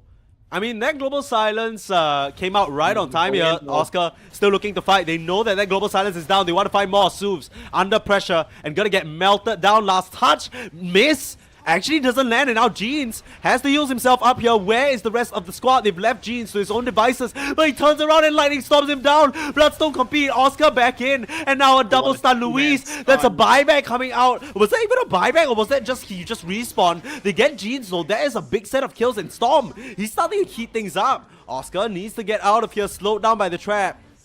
Does he have an angle out of here? Turning around for the Storm, trying to TP. But Storm, that is gonna be a triple kill. The early Crystalist ends up netting him so much in that fight. And a bit of overzealousness coming out from Mad Kings. They give away some of their advantage. Yeah, that was a little. It looked really good for Mad Kings, and then Storm kept coming in with these crits, these like 400 damage crits, these 250 damage crits from Meld. It was really hurting. He's gonna go right into Daedalus too. Holy cow! This guy. What is this TA build? This is some cool stuff right here.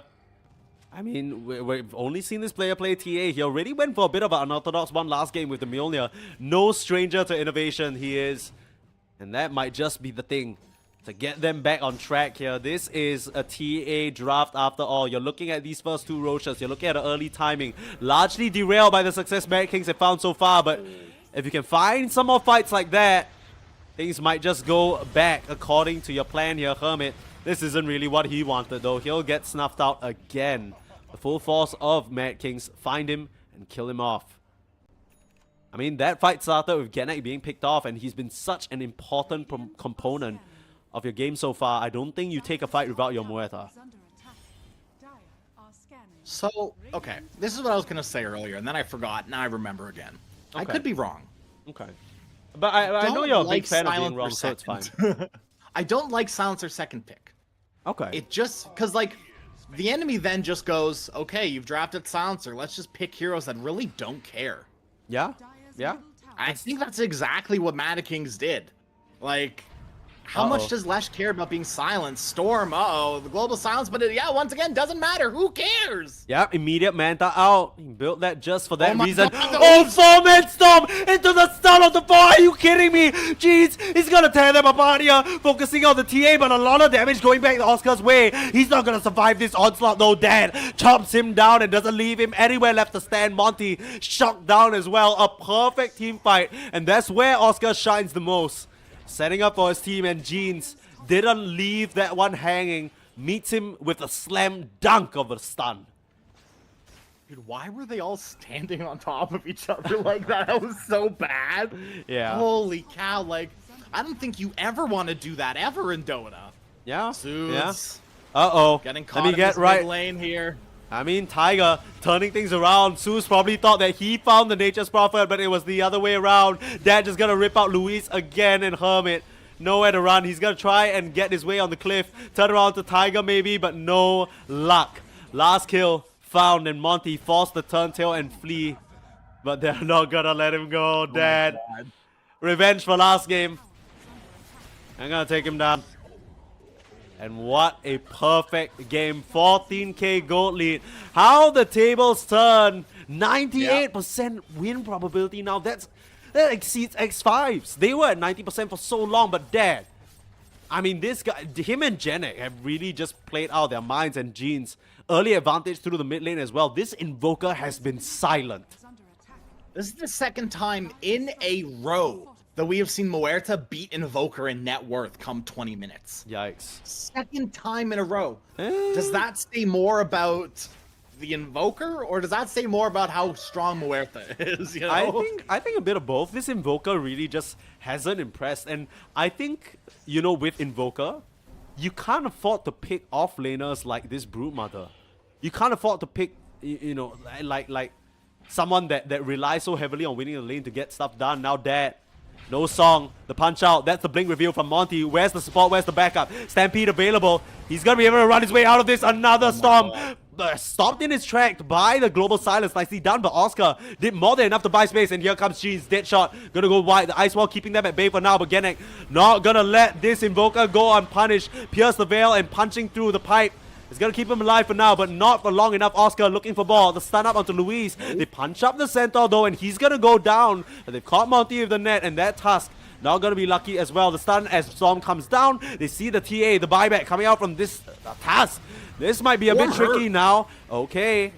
They get the Muerta, and now Jeans back into a corner. What else do they have? He's doing a lot of damage back, but it's not enough. Storm able to muscle them down. So once again, a bit over-aggressive. Dad didn't really have a lot of mana left to work with. Over-chasing from the side of Mad Kings. The second time they've done this now. And I can't help but stress, this team on the side of Mad Kings, not good at taking Roche. That objective is still very much available to the TA when she strolls in. And this Daedalus has been paying off big time. I can't believe it. I don't think I've ever seen this TA build before. And I can't believe how well it's working. Not because I don't get it. Obviously, I get it, right? Like data, it's not a hard build to understand why, right? You do a lot of damage.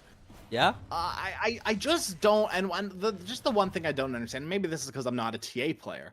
Why not Deso? Okay. Maybe you're not getting the kills, so you're not getting the charges, so it doesn't feel as good. Do you know what I mean? Let I don't know. me break it down for you. Okay. When you look at Naga Siren and you look at Lesh, these heroes do not burst you. They rely on outlasting you. How do Okay. you deal with someone who's trying to outlast you? Crit them to fish and sticks. That's exactly right. Like, that's Yeah. the idea. And I think this is so creative coming out from this TA. To a certain extent, it's probably because he felt like he was feeling a bit behind, like his team couldn't enable kills. But imagine you're running into them, which is really the only thing Mad Kings have been doing and the only thing that draft allows him to. And you run into a Daedalus TA who's just tearing you apart. You can't engage into that. And the second you start turning tail and fleeing, that's where the traps with the shard again come into play. That's where the Invoker with his slows, with his slew of spells, if he's allowed to stay alive, that's where they shine. But don't get me wrong, this is not out of Mad King's reach just yet. They're still looking very strong. Jeans is close to his BKB. The Naga's looking already at the Mage Slayer to prevent some of this magic damage coming through. The timing is still very much in their hands here. They just need to be a bit more careful with how they choose to approach. Not give away any more of an Lotus Orb advantage. complete. I get Lotus Orb, right? I get it, right? You disassemble Vanguard for Lotus, and then you can build it into Heart later. Doesn't scream to me as the best Lotus Orb game. It's good. It's just not like third. I don't know. I think I you need almost a- would have preferred like Heart plus Shard. You need a global silence counter there. You need it on your... guess. Because apart from him, think about it. Who is pulling them out of these fights? Yeah. If you go into that Yeah, and you don't have need to Stampede... get Stampede yeah, on. you Yeah. need Stampede so I think bad. you're totally right. And it's tricky, right? Because what other option do you have other than like Yules or some shit? Yeah, I would abandon the game immediately with my centaur queued up a Yule. So I Okay, even built look, the wait, Yules, wait, we just wait, no, queued no, it no, up. no, wait. No, I'm gone. I'm leaving the cast. Wait, there's an angle. You can set up Woo Storm with Yules. What are you talking about? I guess, yeah, but I mean, why not have a Leshrac build Yules like Mr. Jeans has done already? Yeah, and then you can have 2 horsemen building Yules. It's like a little team going. Ooh, Yeah. horse people with Yules, or just who else? Enchantress.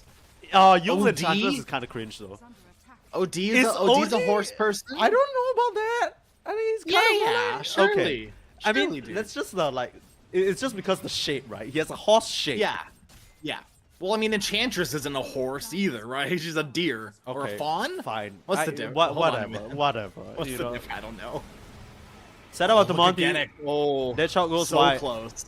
We've been praising Gennett for the earlier part of this game, but in the past few engagements, he's looked a little bit more rattled as compared to the earlier composure. Some of these dead shots that I feel like, you know, he would have for sure landed are just going wide, and it's giving Hermit a lot of space to continue to exist in this top side. We saw in the previous fight, Pipe complete, and now Mage Slayer as well. He's going to have a lot of resistance to what this Lesh is trying to pump out. That's going to go a long way for the Spiderlings as well as his team. Yeah, absolutely. Dad, speaking of Mage Slayer, has turned his Mage Slayer into a Bloodthorn. So Bloodthorn complete. Caught out by the traps. Lots of damage onto Storm. There's the punch up as well. Yeah, fine though. They're taking a lot. Dad is going to go down. That's the Aegis taken out. Here comes Jeans though, and they need to retreat. Jeans is coming through, set up with the Yules, BKB, Bloodstone straight into 5. Doesn't But the care. snowball, he's just gonna rip down Jeans! They take down the Lesh, 60 seconds without him, and now things are troublesome. Gonna get punched up. Very, very overzealous from this Lesh. You don't have nearly enough armor to survive against the TA. He'll do it himself with the Lacrity Tiger. Gonna get taken down again. And Monty, the second he's gotten this blink, all these pickoffs have looked so much easier.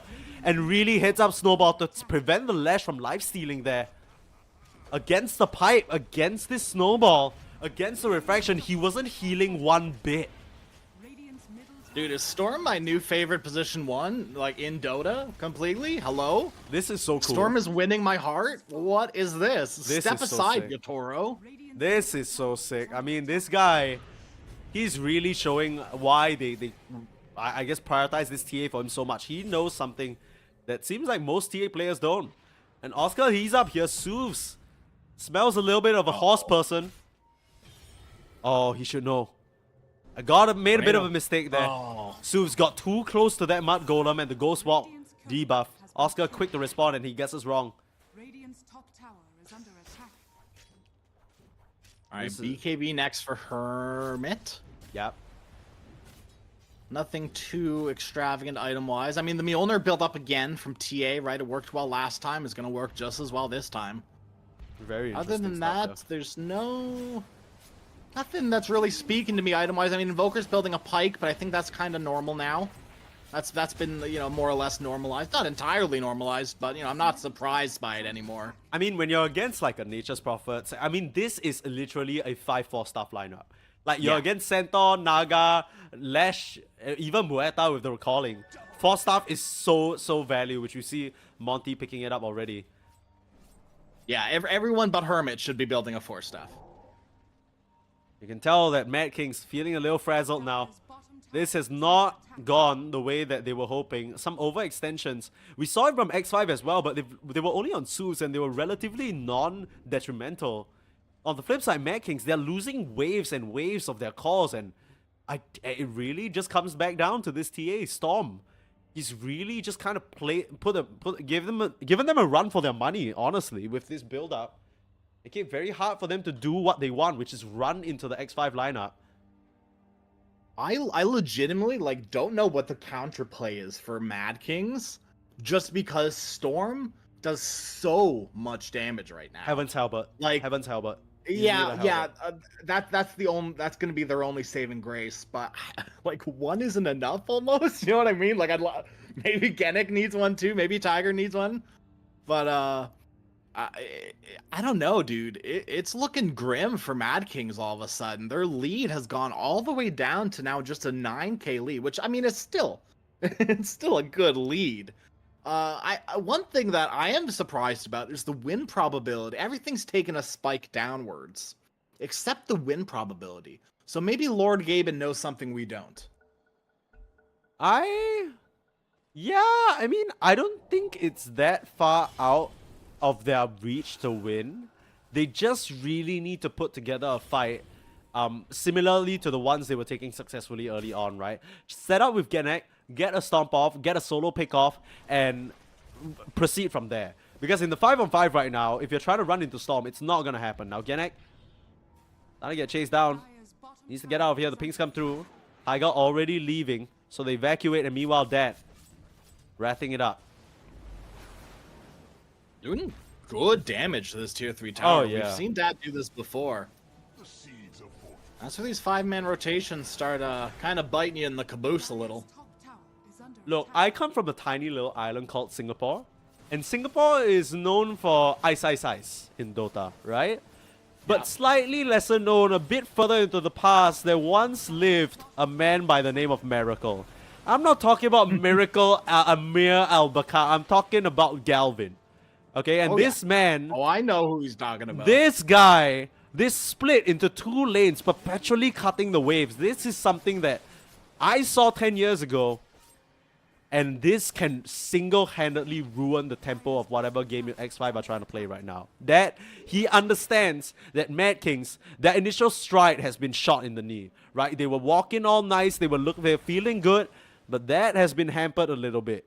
There's a bit of a limp right now, so he needs to make up for it. Dude, look at Storm's queued up item. Come on. Come on. Don't do it, Storm. It's a trap, dude. TA's secret is never by Divine. That's a secret. Oh, That's a secret. no. I mean, realistically, are you that afraid of Naga Siren with a Divine? Not really. It's bad. I'm not, it's not like a sniper with a Divine or a Terrorblade with a Divine or a Juggernaut or something, Well, TA with a Divine is the I mean, scariest you could get. the fact that she has Melt Dispels now is going to help her survivability a long way, right? So maybe that's kind of Yeah. what she's banking on. And also, she could always just get both components and not assemble them. Yep, absolutely. Right. And build them into good items. Yeah. Naga Siren, might be going Butterfly, so you could always have that for an MKB later. Yep. If you really want to get frisky, build a second Daedalus. Ooh, baby, it's been a while since we've seen something like that, huh? Yeah. But yeah, I think you're totally right. You just keep it disassembled. I wouldn't hate a Nullifier either, because I think one of the other ways that you can kind of counteract this TA, at least for your supports, is Ghost Scepter. Maybe less so Muerta because she has a built-in Ghost Scepter, but Prophet wouldn't be too surprised to pick up a Ghost Scepter. Yeah. I mean, even Lash to a certain extent, like Blade isn't the worst item on Lash. Like you could make a case for it for sure. Then you assemble the Sacred Relic straight into a Nullifier and it's sad times. Yeah, exactly. And that's gonna be like that's the sad time exactly. Is if any of these heroes pick up a Ghost Scepter, no reason to not just build that into Nullifier, right? Oh, I thought this TA was going for a solo Roche play or something. It's gonna be 30 more seconds. She's kind of squared around for it. Oh. Well, minimum will be 30 seconds. Okay, look at where they're running to right now on the side of X5. Yeah. Like heat-seeking missiles onto that. Blinks out. Song needs to get out of here. Has the TP available. But that? That global silence might have affected me too. Because I don't know what that was. Dude, I don't know why Dad didn't... Oh my god, what a rare mistake from Dad. And I mean, this is just gonna open up Roche. I mean, this didn't go according to the way that they had hoped with the TA lineup, but with creative play coming out from X5, with the trap spotting out Dad, trying to cut back, and with a very, very weird decision-making kind of instance there. Look, the reality is Dad has played infinitely more Naga Siren games than I have in my life. Yep. I'm sure there was something there that he was considering that caused him to cancel that. But when you're staring up the task... Here's my headcanon. Okay. Right. It was nighttime. I believe. It was like 20... It was just nighttime. Yeah. Just barely. I don't think he saw the tusk. So TA blinked up onto the high ground. Yeah. So you have no vision of TA anymore. You have no idea where TA is. Yeah. You think she just blinked out. You don't see the tusk and you don't see the broodmother hiding in the trees. You must think you're alone and you can just cancel it. But like, realistically, like that's still such a sketchy play to make because there's tornado. Like, it's just, I get it, but also like, I don't get it. You know, I do, but I don't. I think this is like the Naga. Oh, Luis almost died. Woo, Tormentor. But Monty did too. Yeah, Monty's fine. Monty's fine. He's a fighter. But yeah, I mean, they don't actually end up getting anything from that. I thought they were going to be able to claim the Roche. No, Roche just respawned, so yeah, very good for Mad Kings, and a little bit of a misplay from X5. No reason they can't be controlling this area. I mean, all of their ultimates are up. I don't know what X5 are doing here. Yeah, it kind of feels like as soon as they killed the Naga, they sat around in the Roche area when it didn't... They were like really hoping for a fast respawn, right? And it didn't happen. And then they're like, okay, we're gonna go back to our Tormentor now and be incapacitated for the next 1 minute. And that's when Roche... Like it feels like a bit of lack of foresight, which is uncharacteristic after we saw how well X5 were playing already. But I don't think... This game, 14k gold lead aside, is very even, right? The Naga Siren isn't really in a position, and look at that. Divine Rapier completed. So Storm, he's gonna be a huge force to be reckoned with. Ooh. My heart's in my stomach, Sneeze. I'm worried. I mean, this is fine I'm also because excited. either Storm becomes the most insane carry player we've seen throughout today, or we get to a game 3 of these two amazing teams so far, and I wouldn't complain about that. Yeah, I'm nervous, but I'm very excited. I think I'm more excited than nervous. As we're going to see a smoke out from Mad Kings. With that Aegis, with that cheese, looking to take a fight. Oh, there's so many traps just littering every little angle of the map. As soon as they show, they're going to get spotted out. So this is really their only option of attack. They'll try to go into the high ground right now. Suvs. Quiet game for this Invoker so far, but will hold the line with the spell casting. Oh. That could have been really dangerous. He didn't get that Force Staff off. That Prophet ulti came in just in time. Need to watch Monty. Has the blink, has the punch. Can no set kick up. Yet, though. Almost. 500 gold off that. Already... Oh my god. Look how much damage Jeans took from one side blade. That was insane. Yeah, Storm. He's going to be able to cut through them easily. Another one, Jeans. Forced to use up. MK, they're going in right now. Mad Kings, they need to finish Snowball. off Storm, but the Snowball saves him for now. He's nullified up. He's in trouble. The Tornado holding them back. Deadshot as well. Oscar finds the TA and needs to buy back immediately. Divine on the ground. Dead. Can he pick it up? He's trying to manage his inventory and he manages to get it. Storm again. This was a gamble gone wrong for the TA, and it's a dieback. Surely this is it. Surely Mad Kings can deal the final blow here for the remaining members. They'll look to try and pull off an impossible defense. Buyback still available for the Broodmother right now, but they have no more options. They're forced to retreat. Souvs caught up again by the Nature's Prophet, outrooted up, and Jeans, he's here for revenge. The stun up and the slow. Oscar will just dance on their graves here as the Centaur. As this is looking like an end to game number 2, a gamble. I mean, this is the TA's game through and through, has played phenomenally throughout it all, but one move too aggressive. Blinks forward, tries to get a sneaky pick on Jeans, but timely Yules, no nullifier. That's gonna make all the difference here. 38k gold lead right now. And Mad Kings are looking to put an end to this game. 19 seconds without the Brood, they're not even buying back. Maybe just discussing how that fight went wrong there, or maybe discussing their plan for the next game, but this was through and through Mad Kings. I'm banning Storm from ever buying Divine Rapier again. That's what I'm talking about. Yeah. If I'm X5. Yeah, this is rough. You can imagine if they just were able to buy a bit more time, if they were just a little bit more patient, that's where the Tusk Axe would come in. That's where the TA might have found a bit more opportunities to do her work. But jumping a bit ahead of the curve there, Storm, maybe he's a bit too advanced for our own good. But that ends up being a Game 2 loss for X5. I mean, Mad Kings, this was the trajectory that we expected in the first 20 minutes. From 20 to 25, that's where things got a little bit shaky for them. Seemed a bit like they were losing their grasp on how to take these engagements, and X5 was starting to come back, but no. Slam shot, Dad says no. And we're going to a Game 3 crash. I can't help but think if that Divine was a nullifier, they get the Lesh kill, and they don't have to deal with the Divine Rapier. Yeah. I mean, I respect it because that was a ballsy move. I can understand what he was thinking about and why he went for that, but it just kind of felt like you were hedging all your bets on one play when you didn't have to. You had a different... Especially when you don't have Aegis, too, Yeah. or a BKB. I don't know, man. That was really dangerous. I mean, the thing is, TA was queuing up a BKB, right? But opted to save for the buyback. But at that point, you know, you already lost the Divine. It doesn't really matter. And the Naga just rips you apart. I mean, if you're not dealing with Jeans instantaneously, he is going to be such a pain to deal with. And really, the only person who was dealing with him properly is the TA. So when she's taken out of commission, suddenly Jeans was able to run free in the fight.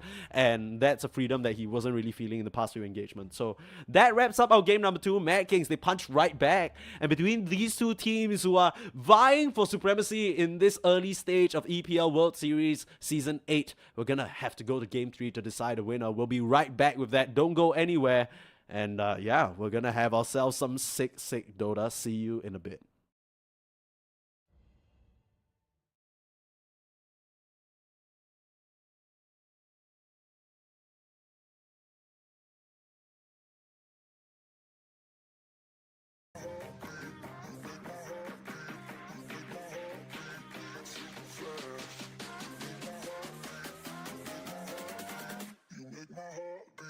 Super fast.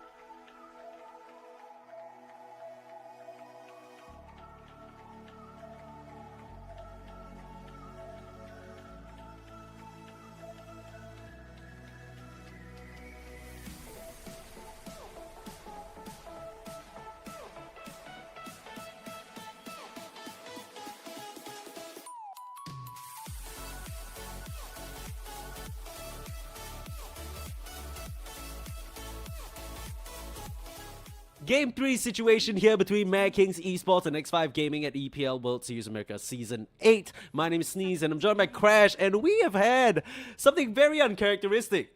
Insanely clean play, institutional team fights, really sick stuff. Well, Crash, we're used to game cancellations and 2-0s. What's happening? I don't know, Sneeze. Yeah, we've been a little cursed for multiple times. You know, a lot of our games have been rescheduled recently. That's why there's been a lack of EPL recently. At the 1 p.m. mark, at least one EST mark, I should say. And so yeah, another times most of the games for us are going 2-0. So this is a willing surprise. Yeah, I'll take the blessings where I can get them. I'm so excited. And I mentioned it last game. You know, I would have loved to see X5 win again, but this is exactly what I wanted. I wanted to see a game 3 between these two teams. That's fair. I mean, one hero that won't see the game 3 is this Muerta, where already has a 100% win rate. We're seeing why exactly it was so highly prioritized in that and during TI season, and they're running it back. So X5, they pick up the task again. I mean, Monty, for what it's worth, I think he played really well that game for the circumstances. And like you mentioned, right, it's one of his most played heroes. So, and no surprises that he's falling back to old reliable there. And maybe the Silencer's second pick wasn't what they really needed. So we'll likely see a switch up from that on Louise's side. Yeah, but Mad Kings, I mean, coming out the gates with the Gene special in the Lash just completely decimating Zeus. I feel like I didn't mention anything about the Invoker that game because there was nothing to say.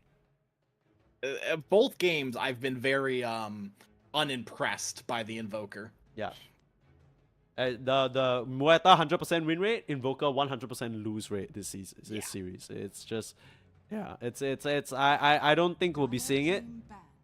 And if we do, it's not gonna be a good look. Starting things out, Phoenix, a little bit of a different flavor, but still very strong hero in this patch. Brings a lot of team fight to the table, and more notably was really picked because of the Sunray being able to melt down some of these tankier, hard building heroes, right? But I mean, we haven't really seen so much of that in the games today so far. Yeah, I'm thinking right now, right? We mentioned the Silencer doo-doo, no good. Silencer really didn't feel an impact of the Silencer that game.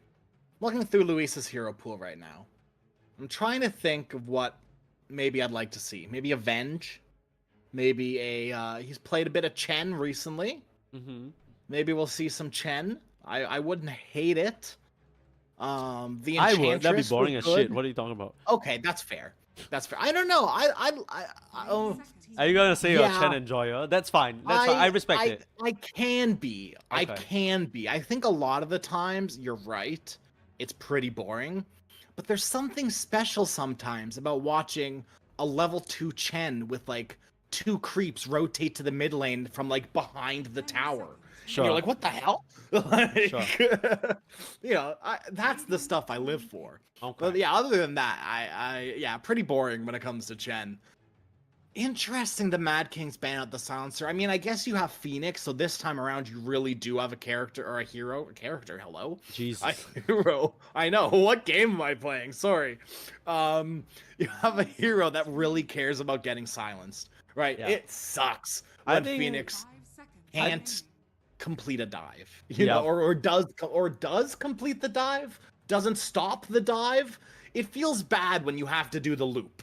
Yeah, like that. As soon as you cast Last Word on Phoenix, they can't dive because they can't cancel it at the midway mark.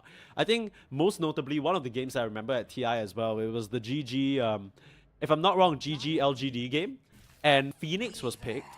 I don't remember what exactly the game was, but basically the other team was picking Phoenix nonstop, and Gaming last picked the Silencer. And in the coach interview, CY was saying, you know, this is a very targeted pick towards the Phoenix because the Phoenix, you know, loves squawking. If you tell him to shut up, there's not much else that hero does.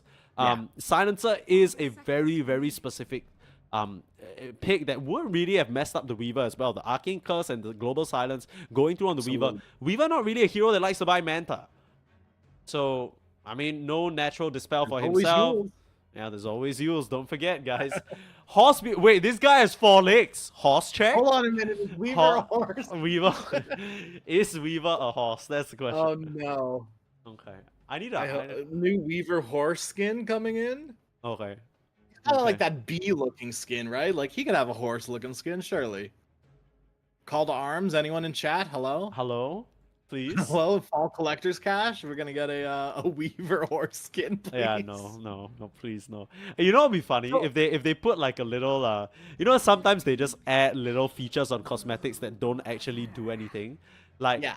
if they added a little person riding Weaver's back, I think Oh that'd my be so god.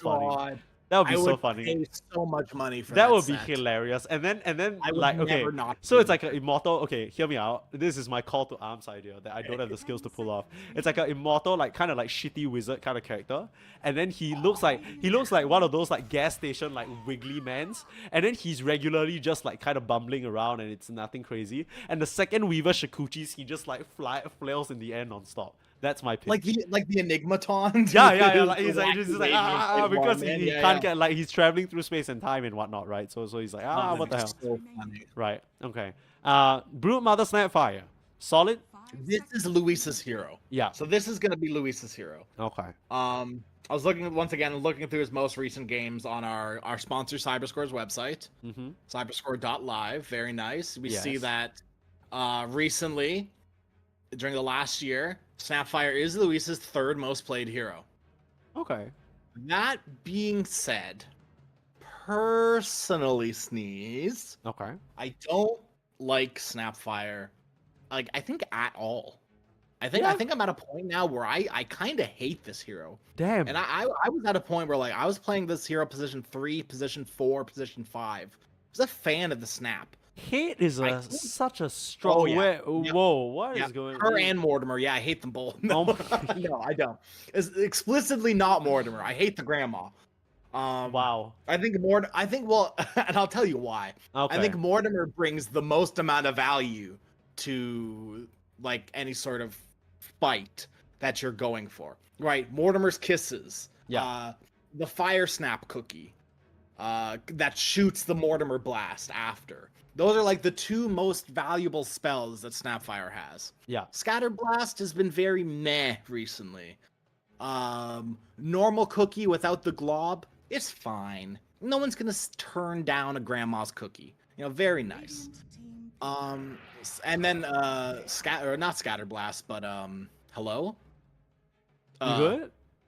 Yeah. Lil What's Shredder? Snapfire's third ability called? Hello. Lil Shredder. Thank you. Sorry, my brain could not remember Lil, and I was like, Shredder, what?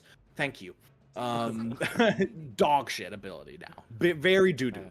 Yeah. You know, feels very bad. Good. So I just don't like the Snapfire right now.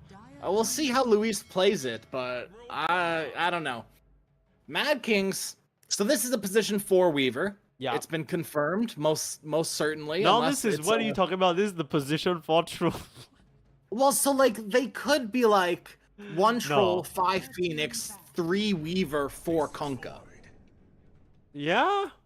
I've I been see seeing it. a little bit of support Kunkka recently. Okay. So it's not out of the realm of could be possibility a in mid my troll. mind. Could be a mid troll. I depending on the mid lane guess, pick. yeah.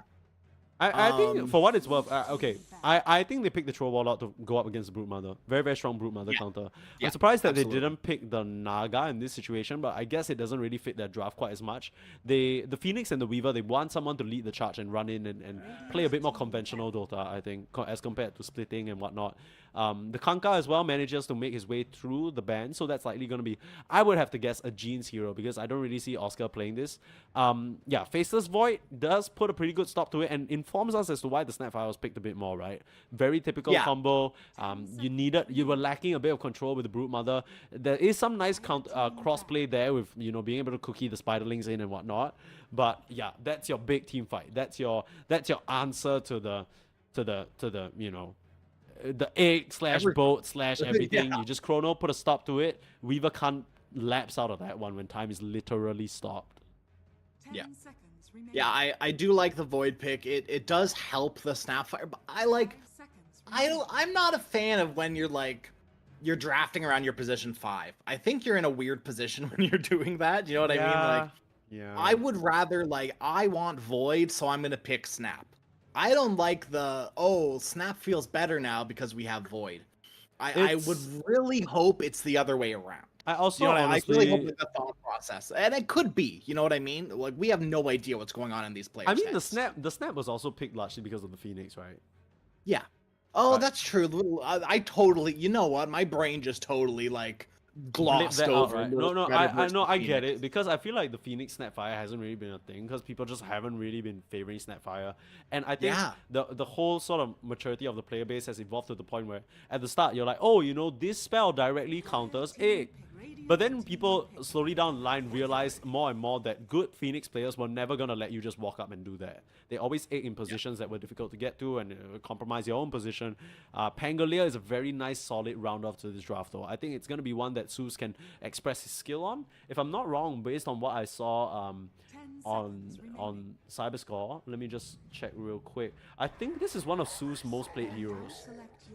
Or at least recorded wise.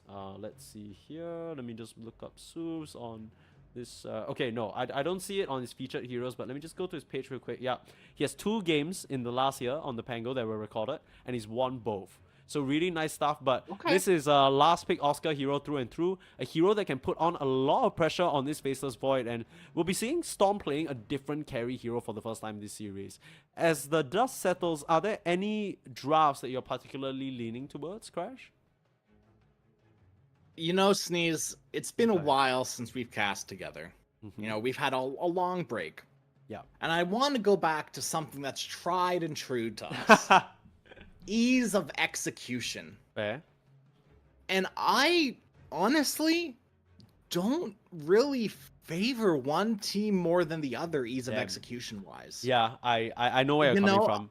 What is the thing is, what is the execution, right? Like, what is the combo? These things, like, I feel like these heroes kind of play together, but not in a very straightforward or game-winning way. Yeah. Like, you're not gonna land an X marks into pit and you're like, yes, we won the team fight. No. Yeah. Same kind of situation. I mean, on the flip side, you have a lot more of an obvious combo with Faceless Void Snap or like Chain Stance with Pango, but these are like really hard to pull off. It's not like just point and click and you'll figure it out. Like Tusk, I mean, don't be mistaken because Monty's good at it. It is not an easy hero to pull off. He just makes it look that way because he is good at the game.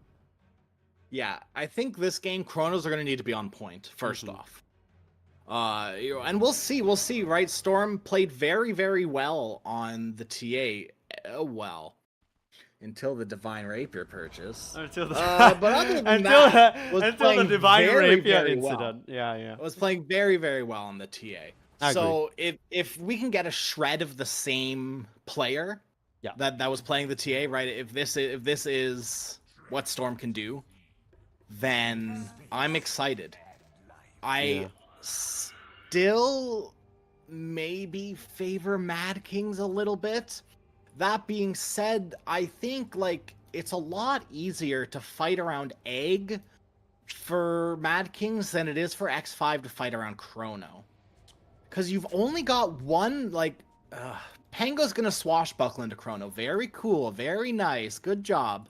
You know what you're not going to do in Chrono? Be hitting them with your spiders or your little babies. Or punching them, or kicking them, or controlling them with Tusk, or controlling them with Roll. Yeah, but okay, let me pause you right there. Maybe that's kind of the angle, right? Maybe they never start off... Dudes. Uh-oh. No. Oh, what a shard! Come on, Monty. I don't know whether it's gonna matter. He has another shield crash in 10, but the slows gonna be enough. I mean, that was as best of a shot as you could ask for from your task, but it's still not going to be enough. But I wanted to offer a bit of a counterpoint there. You're talking about the punch, you're talking about the spiders, and you're talking about the cookie, right? I think that's what they're going to use to start the fight and throw in the chrono as a countermeasure. And that's what they have to do. They have to. They have to. They have to start the fight with the roll. I think that's why I'm favoring Mad Kings a little bit, ease of execution wise. Okay. Just because there's a very particular set order X5 need to be taking these fights. Now, do they have the potential of being able to do that? Absolutely. X5 have proven in both games how competent they are as a team. Yeah. How well they can play from behind, how well they can play from ahead, how well they can itemize. Smile. Overall, well, and how poorly they can itemize. Yeah.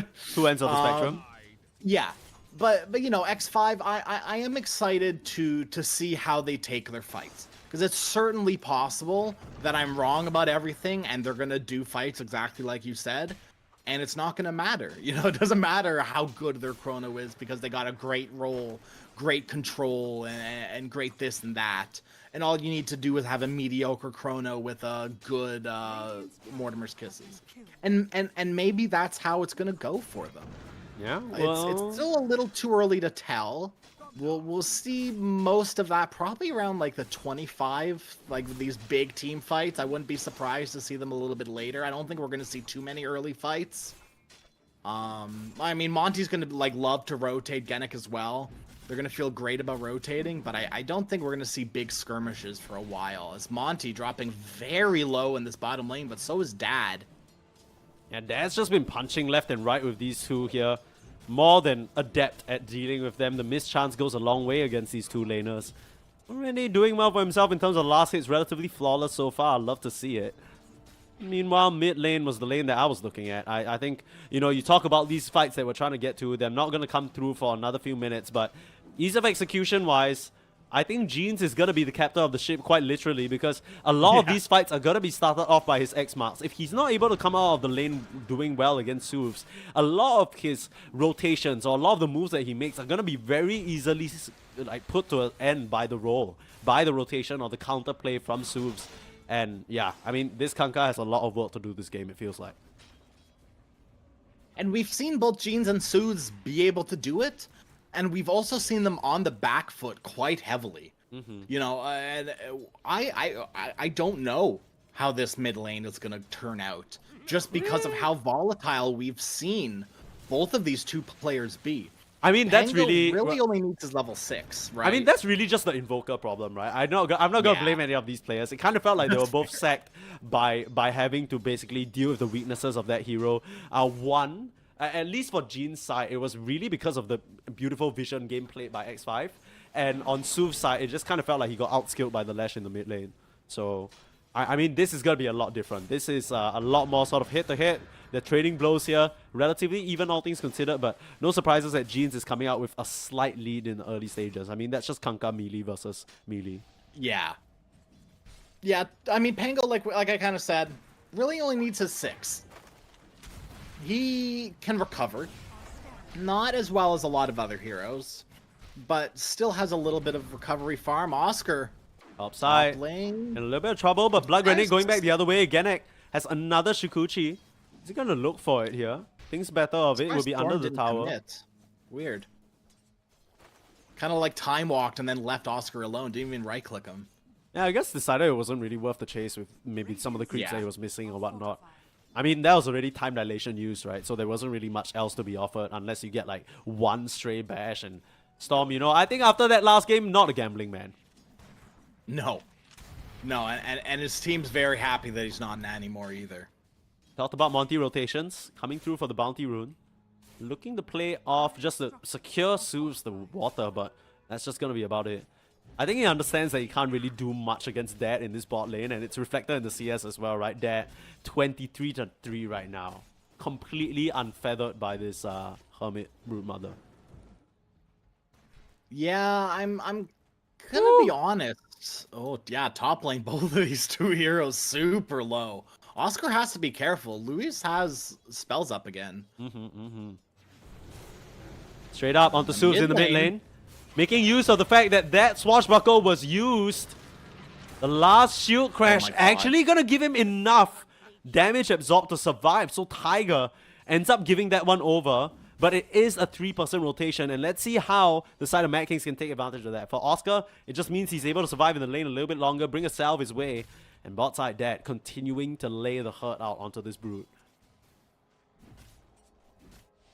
See, are there any stacks so far? No, doesn't look to be. No stacks yet. Luis making him go on to Oscar. Storm. There's a bash. Dilation. Need another one. Big damage from that firestorm. Again, I can go again. Has the swamp. Uh-oh, Luis might be in some trouble. They don't have sentry control of this area as well, but they quickly remove the bug. And Luis even sends a warning scatterblast his way, stopping any sort of additional aggression there.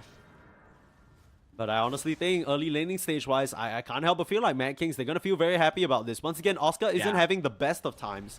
But he'll survive, right? He just needs to get his levels up. And then sooner or later, he'll be this immovable object that forces the Void out of lane. As long as he doesn't die any additional times, he should be fine here. Yeah, I wouldn't be surprised to see Oscar go down again. And that's got nothing to do with Oscar necessarily, just the lane that he's playing up against is Genic gonna get bashed to the grave as Oscar. An interesting situation now. He's gonna get bashed up again, and Cookie Scatterblast is there. Oscar, a few more clicks is all they need. Last touch. No. Yeah. Just by the hair of his chinny chin chin, Oscar survives. Just by the hair of 16 atrophy aura damage resistance, but Auntie. Tiger picking up that kill with the double damage Phoenix squawks in his face. Here's the stacks I wanted to see. Yeah, nice little 2-stack there. Any more? No. No stacks across the map. Feels bad. Here comes Genic, bot side, rotation, making use of that death to go on to the Broodmother. And this Hermit Broodmother, it's not really looked inspiring so far. Maybe it's because it's picked in the Mid-lane? point. Okay. I mean, that's the roll coming out, but they And think boat. better of it. Yeah, I mean, that's that was about it. weird. Yeah, but the Broodmother just hasn't had the time of day. I mean, they'll trade Wisdom Runes, it seems. Louis sneaking over to grab that one while Genic snaps up the X5 side. Things will be just fine, but can't help but feel like laning-wise, I mean, Hermit, he's going to be a bit of a weak point for his team. Yeah. Well, we'll see. I mean, we'll see how that fares, you know, going into the rest of this game. We saw Herman on the back foot last time, and he really never recovered. I was very underwhelmed by the Broodmother last game. And I just don't know if maybe Broodmother's time has passed. Maybe it's just not really a hero anymore. Look, so the one angle that redeems her in this game in particular is the mischance, right? Troll, not really a hero that likes to go for Dispel for himself. He can get it later on if he gets the Aghanim Scepter for himself, or maybe the level 25 talent, Strong Dispel. But other than that, it's not really ideal in terms of the build-up. We'll see what that goes for.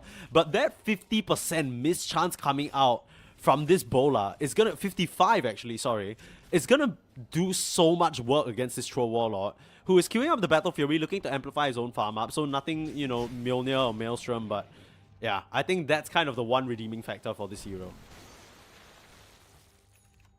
Now, color me a little surprised.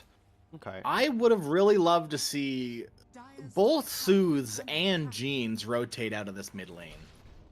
I think, like, Kunkka versus Void is one of the easier, like, kills, right? You X him, and then he can't time walk. You know, like, I don't know. But once again, though, Mad Kings are in an interesting situation, much like game number 1, where they're kind of lacking damage.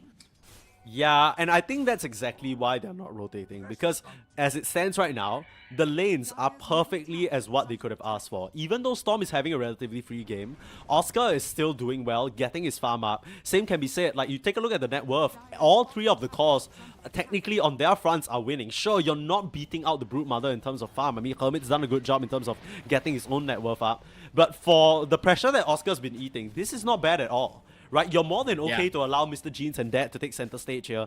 And while they're getting their way to the items, if you rotate and you just lose one fight, suddenly that's where Soos can take over the game. I mean, he's sitting bottom net worth of all calls right now. So the last thing you want to do is give him that prerogative to take advantage. Here comes the rotation top. Spotted out immediately by a ward. Dude, these wards this series, I'm going to go back and rewatch the series. X5 are insane. Bot side, Hermit getting sun rate down. Dad looking for a chase down Tiger. It needs to be a bit careful. He's looking for an angle to dive in though. Goes on to Monty instead. Immediate out pop by Dad. Monty, no more snowball, no more life. Gonna get chopped down by the Troll Warlord. And you already see how annoying that Silken Bola is. He missed like, what, 3 shots? Yeah. Oh, In like okay. Top. Storm. Wait. This could be super cool. I'm gonna look at top side first because he called for it. Louis gonna go down as Soos here with a roll available. And I was getting hyped because it looked like the Faceless Void was going to go for a reverse gank. Storm's back off. Yep, looking for a Chronosphere, but like you said, Doesn't really lend for the best counterplay. I guess crossplay with this Rolling Thunder. He'll take this chance to use his Mask of Madness here. And they have a second chrono if they need it. There comes the Phoenix as well to try and keep Oscar alive. He just get punched down. I mean, he had the egg available, but that was a very timely Chronosphere. Meanwhile, mid lane, Jeans just solo kills Monty. So action all over the map. Can't help but feel like as the dust settles, that does favor the side of X5. Gold-wise, a little bit. But honestly, they're more on both sides. The important cores stay alive anyways. Yeah. And it's a little weird, like, it's not the most valuable chrono. It's a good chrono. It's not the most valuable chrono. Like, you don't get the mid or the position one. Speaking of position 1, Luis is going to get the position 1. Who cares if you don't chrono him? Was that just the situation where he was sitting around on low HP and didn't respect Luis? Because that's what it seemed like. He died farming the camp. Yeah. I think spiders caught him out. And... Wow, it was I guess, a little bit of blob. Yeah, I'm pretty sure that's it. And a lot of bit of broodmother. Yeah, weird. Right now we're getting a lot of bit of action onto Soovs. The swashbuckle away, backed up by Tiger though. He has an egg available and he's got to pop it right on top of Soovs' head. But it seems like with the... yeah, I mean, he'll be fine. The egg still manages to pop Oscar's kill as well. Nice pit onto 2 to stop them in their tracks, and Monty more than likely going to pay the price for it. Position 4 for position 4 right now. The roll forced out. The Sunray not enough to finish off the rolling ball. Very, very close. I mean, these Tiger two teams almost picked that one up. Very, very close situation, like you said. I mean, as a complete contrast to the first 2 games, they're going blow for blow in this third one. Yeah. I think not quite figured each other out, but are realizing that early game aggression is their friend. And both teams kind of taking what they've learned in games number 1 and 2 and really running with the game number 3 time. Hermit getting caught by the little buggies. Bug on bug action. I'm trying to get out. They need a route. He won't be able to find it. Was busted. That was so broken, dude. Did you just... Like, how does he... Just on the other side of the teleporter, no one can hit him. I mean, they hit him... They hit him once. They hit him once. It's just in an off angle. That was whack. I mean, that's that was brutal. insane. That's what. Okay, I can't believe it. They should not allow that. Okay, you need to relax. You need to calm down. No, I'm against that. Fully, like, because there's no counterplay to that. You could do the same thing bottom. You could portal from like below. Okay, look, Crash. I'm gonna stop you right there because the counterplay is literally Kanka. I guess. Boring. You pick 3 heroes with no stance. Whatever. Yeah. That's true. La la la. I can't hear you. I picked Weaver Phoenix supports. We've got no stuns. La la la. Phoenix is hilarious. So I don't know why that tickles my. Dude, that's the ship name. That's the ship. I'm very bug-bird marriages. Bug-bird horse hybrid. Yeah. Okay. Things have slowed down a little bit here at this present juncture. The 12-minute Battle Fury for that, a pretty good timing. He's going to continue ramping up. But the Pango has very much caught up in terms of net worth thanks to some of these rotations, right? He's top of the board for his side.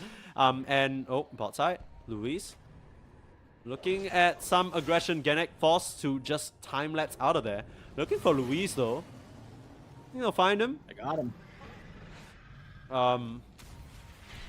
Storm. Chrono. This could be really bad for Mad Kings. Uh-oh. Roll up right where they want him. Nice 8 to cover their tracks and the ship as well. They found Hermit and they get the combo off. They're trying to finish off the Broodmother, start things off. And once again, Chrono onto 3. Storm has found them, but he doesn't have the damage at this early stage of the game. He holds them in place, but now a dive back through and Tiger able to wipe the floor with Luis, get the initial kill that they came for. And all Monty can do is watch as Soovs gonna get pitted up. No swashbuckle available anymore. Still has 1. Looking for an angle. Chooses to finish off Gennett instead. And might just pay the price with his life. That is the cost to bear.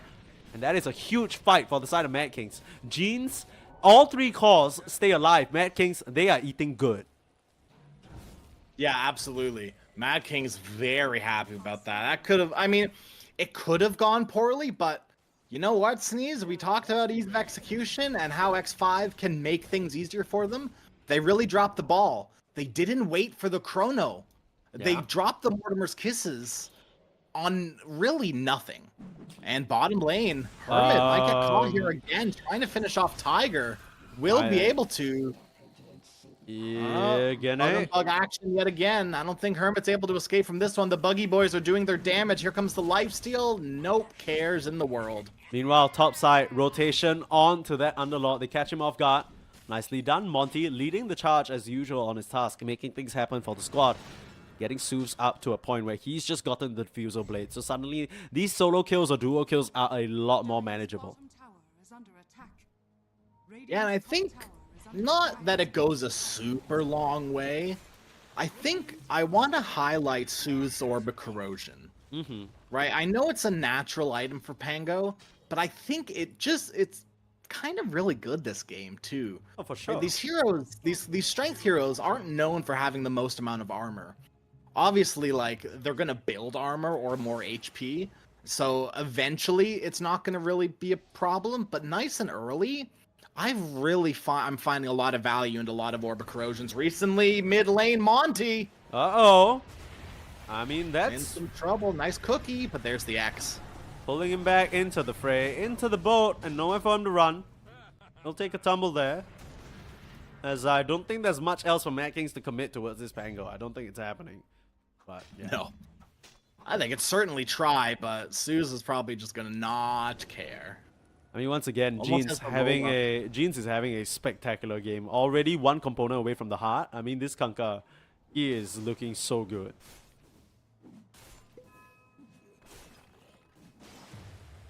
I mean, we talked about how Mad Kings were lacking damage in the laning stage. Coming out of it, I think the tides, unintentionally punned, but the tides have kind of turned a little bit. Where I think it's X5 now that are kind of lacking in that. I mean, we talked about during the draft that chrono damage. Right now, it's not there. They've got the great control from chrono, but other than that, that's about it. They might find Oscar here again, but it's a hard kill. They're gonna have to bring in the cavalry. They're gonna bring in absolutely everyone. Commit the roll, commit the punch. Commit the Mortimer's Kisses too. Okay, Mad Kings, they're not too broken up about this one. That's going to give them a lot of map space to play up with. But that's also going to give Dad the assurance to walk into the Roach Pit. Yeah. That is kind of risky because it is, I think that was spotted out by a ward. So the line is drawn. They're making a beeline straight for this pit in the top side. And there's no, oh no, there's a chrono. Oh, no! Genek. That's the one you get, but that's not the one you wanted. The ship gonna come through, and it's gonna go into storm. The cookie couldn't come in time, and they lose that poor Faceless Void. Once again, got a bit too ahead of himself there. Didn't see the troll slip out of that situation. Roll up, gonna allow Soos to create some distance, swashbuckle away, but doesn't seem like he'll be able to escape from the sheer amount of slows coming through. Last touch is there, and Dad can get straight back to roaching. Nice little voice line from Dad as well. Yeah, it was just, once again, I don't think that X5 can take that fight without Mortimer's Kisses, without roll, without, they had punch, but but without, like, all that into Chronosphere, it just feels a little weird. You have to use, do you remember 2 or 3 years ago when people were playing like Tidehunter and Earthshaker and like Void or like and heroes with like 100-second cooldowns? And what you'd want to do is stagger them a little bit. Yeah. You know, you didn't want to use your big cooldowns all in the same fight. X5, I feel like they're in a position where their cooldowns aren't too long, but they have to use them all in the same fight. Oh, Soos, he's getting burned alive here.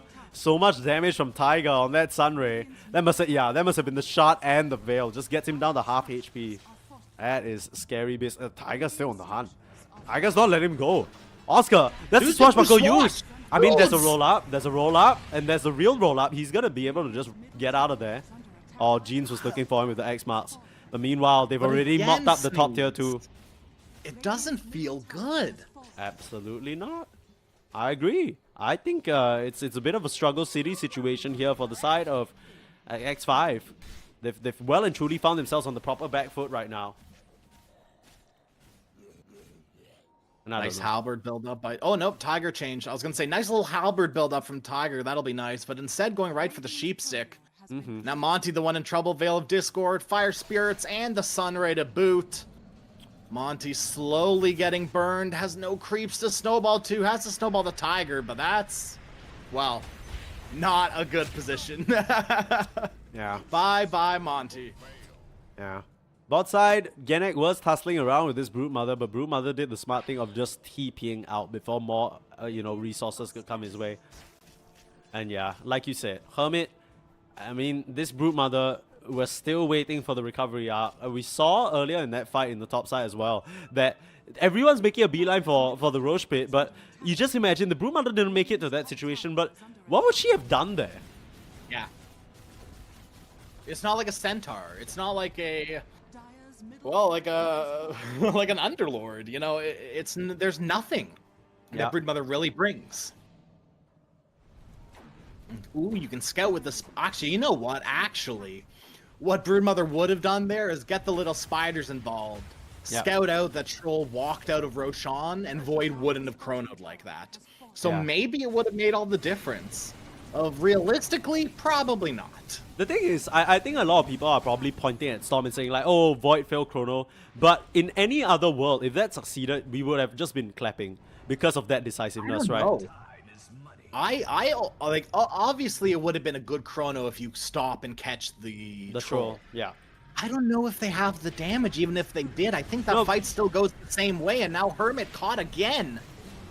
Yeah, but okay, my counterpoint is that I think that breaks up Roche enough, so much so that maybe it buys time for the rest of the team to actually square up and form up and find a good angle.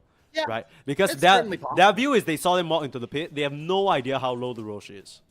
Yeah.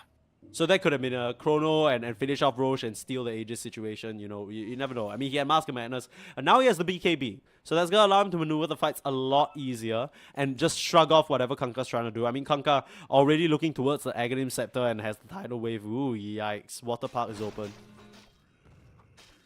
Yeah, it's a slow water. It's a lazy river right now. That's the only thing that's open. But, the water park's soon to be fully open and raring to go. And speaking of raring to go, Dad, right up onto the high ground. Did I hear an X? No, I thought I heard an X. Yeah, X marks for Gennett to reset his mana. Yeah. Oh, okay. This is where the troll does his best work. In a game of I mean, this series has been such a slugfest so far. They got X marks Hermit back. Nice cookie. Get him out of there, but he's still in the pit. Forced off as well. All the countermeasures and the kitchen sink thrown. They're trying to keep him alive, but that's attention that Dad is putting onto your racks right now. He'll make quick work of it. There's no counterplay to this right now from X5. They don't have the damage to deal with everyone from Mad Kings. It does feel that way. I think, weirdly enough, this is the perfect amount of sustain for Mad Kings. A Vessel, the Sunray. That's really all they need to combat X5's team. And Monty getting stuck again. They Chrono on the back line.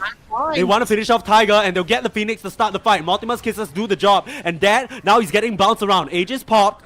Has the BKB available.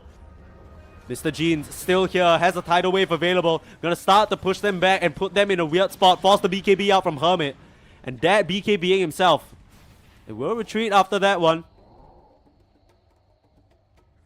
I mean, you're not sad about racks at 25 minutes, though. Not at all. You might be happy. Soothe steps out a little bit too far again, though. The roll-up gets him out of trouble, gets him out of the pit, but no mana on all the members of Mad Kings. They need to be careful about not overextending, and he just dies. Not sure what Dad was smoking there, but he ends up paying the price. Oscar gets a TP. That good battle trance, dude. He couldn't do anything. Okay. This kill on the Jeans could be huge. They need to get their Kanka out of here. He's so close to that Aghanim Scepter, but he won't get out. And now Oscar has TP straight to the shards as well. Here comes the Phoenix. Here comes the egg. But here comes the powerful Lil Shredder. The HO counter, you found yourself right in the Snapfire's hands. And they finish you off. Gennett, he's going to take advantage of the massive amount of damage the Phoenix did to try and mop up some of these kills. Gennett making it a double as Monty able to escape off to the sidelines. Not too bad of an end to the fight for what looked to initially be a disaster for Mad Kings. It's a positive gold change back their way though, and the big winner of all of this is still Storm, Was able to survive through all of it and ramp up in his own way. He's getting there, all right. And that's going to be Mjolnir done for Storm. I believe that's exactly what he's got it on the courier. Hyperstone purchased, and here it comes. Looking towards that MKB now. Gonna really start neutering the heroes on Radiant. The Phoenix, the Troll, both these heroes have missed chances that they love to apply on these right-click heroes. Storm says, I don't really need to tank up this game. Instead, I'm just gonna all in for this Chronosphere. I'm gonna all in onto our team's team fight. Honestly, not bad. Last fight, it was exactly what they needed to do. I mean, it's not a bad strategy, right? I think, No. I mean, that's kind of what he has to play for. I'm sure he would love to get a few more components, but that Phoenix was such a big problem that he's happy snuffing Tiger out of the picture. Yeah, absolutely. Yeah, and we saw how much value in that team fight near the Radiant side of the river. How much that egg, even though it got canceled, or not canceled, but stopped by Luis. Mm-hmm. There was so much value in that Sunray egg. There was so much damage. Oh, yeah. Tiger. Uh-oh. Who's going on who, though? The dive away. Troll. Straight up. Forcing that Chrono out. They're not doing nearly enough damage, though. Storm needs to get out of here. Has the BKB, but he's rooted up. And there's the mistake possibility with Void. Your team is not there. You don't have damage in the Chronosphere, especially with that Phoenix mischance on you. Void was not hitting his shots. They tried to wrap up on the Troll here. Punch out on sidelines, catching Mr. Jeans, but Mr. Jeans, he'll be happy to turn around with 1 X marks and sending you to your grave with a tidal wave. Gonna be a quick burial. Let's see. Su's winding up the roll up here. Straight onto Dad. He still has the BKB available. Oh, no, he doesn't. You're right. They just get the chain stun. Where was the backup? Where was the support? I don't know where Jeans was in that situation, but now things are looking a little precarious. Sunray Egg out again, blowing down Luis, and no little Shredder to cancel any of this out. The pit as well, gonna keep Hermit in place and shut down by the Firestorm Jeans. They don't need that. They'll get it done themselves. The control from the Kunkka is superior, and they take down so many on the side of X5, forcing out the buyback from that Snapfire. Oh my god, Genic wants more. Oh, he wants Monty. He smells the blood. Goes onto the task position for just, I guess, carnage here. Yeah, 4-on-4. Mm-hmm. I mean, right now it's a 3-on-4 if we're looking at the numbers. Yeah, Not just the true. positions. They are trying to push the issue. Not the best power push, but Jeans making use of that Dragon Scale to just layer in the damage bit by bit. There is a team fight brewing, though. To this guy. Oh, and there's the ultimate from the Underlord. Yeah. That's going to get Dad right back into the fight. Oh, that's the Megas. tips out onto Luis. Oh, That what? I don't know what this is. I don't know what Where this. did that come from, Oscar? Holy Yeah, cow. I don't really understand. Look, that word means I don't know about other languages, but that word in English. Hold on a minute. Okay. Why did they tip Luis? What did he do? Okay, my main thing is Oscar probably mad at him for crushing him in lane, right? Pick the Snapfire, you know, bullied him around a little bit. Actually, I don't know. Yeah? I don't know. I don't know. Maybe it's like draft. Your draft sucks, bro. Like tip.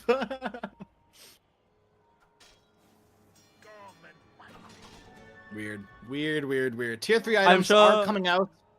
I'm sure chat can tell us what that's about. I'm sure they'll know.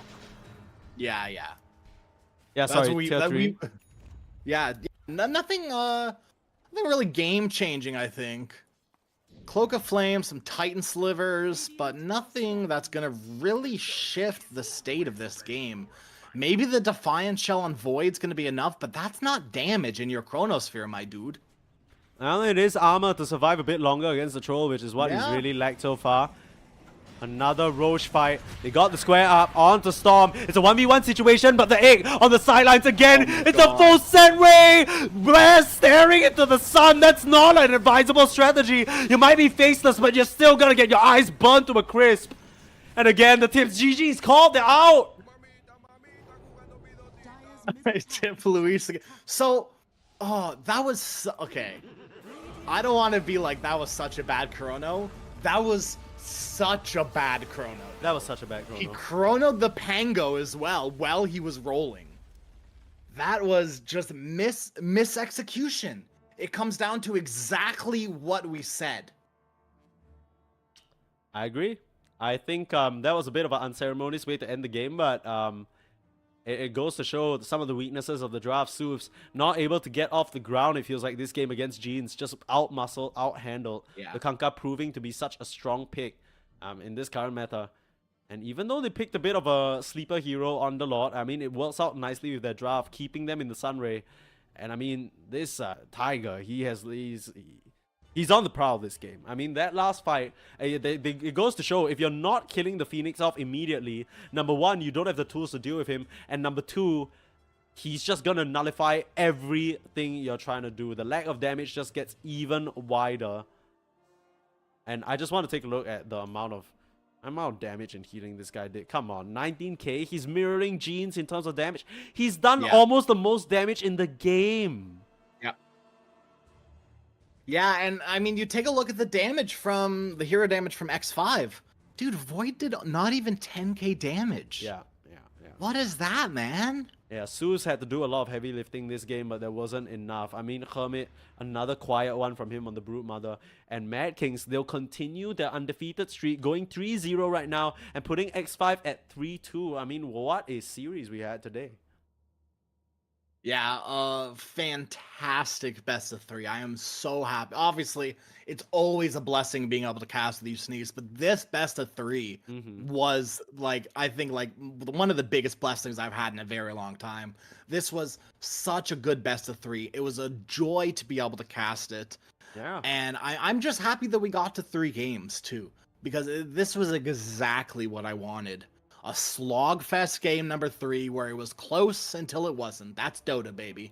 Yeah, for sure. And I mean, Mad Kings, they well and truly deserve that win. Coming back after that rough game 1 against X5, refactored, reinvented, and came through with some new strategies, some variations, and Gennett came for blood for sure. But Mad Kings, very well deserved. Props to them, and excited to see what else they can bring. But oh, if you think our day is over, we might have had 3 games, but we're not done just yet. Today's schedule is absolutely packed. You might have seen it briefly at the start. We were a bit on, on a bit of the tight situation, so we just kind of rushed through. But of course, there are more games available for you. Today, we have, after this, Lava Esports versus Universitario, and we then have Universitario versus Infinity. So some very exciting teams to keep an eye out for. But that's going to be brought to you by Dodai and Costa. Any last words you want to say, Crash, before we hand it over to them?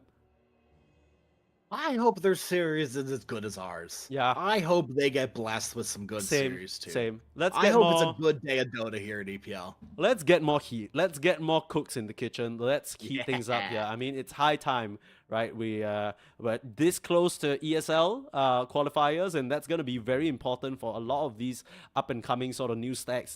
I mean, these games are important for solidifying your synergy, and I think X5 and Mad Kings, they can definitely say that they're this close to having it down. Mad Kings, they come out on top here, though. Thank you so much, everybody, for watching. We'll hand it over to Dodai and Costa Benz in a short bit. Stay on this stream. We're going to go offline for a bit, but we'll be right back with more Dota 2 here at EPL Season 8.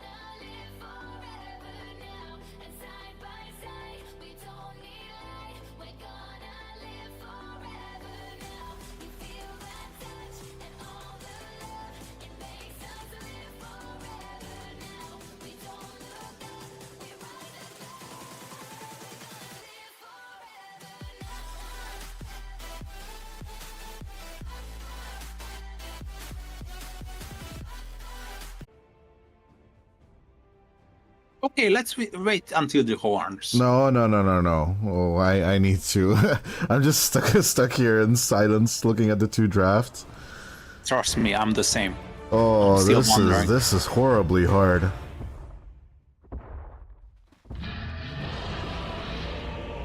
I'm just running certain scenarios through my Exactly, mind. yeah. I'm trying to think of team fights, but early pressure is just not strong on either of these teams. Your admiral is on board. As I'm having a bit of production trouble. Come on, there you go. It's all good. Happens. Just to be clear, if I call you mate, I don't mean it literally. Browser extension on OBS. Ugh, horrible stuff. But you know what? I'm gonna go. If I call you mate, I don't mean it. I'm gonna literally. go Lava Esports. Yeah, I'm gonna stick to it. I think DCMC on his specialty hero should have a good time. Map is on the wrong side. What is going on today with production? Horrible. Horrible. It's all good. We can always fix the mistakes before the horns are blasting through our ears. Going the What is sign, Demon it's doing? Starting.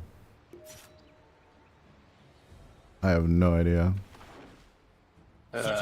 Is he about to snipe a courier? Maybe? The BA is about to bring out the early Orb of Venom or Saw? I have no idea. But yeah, we are paddling in the same boat.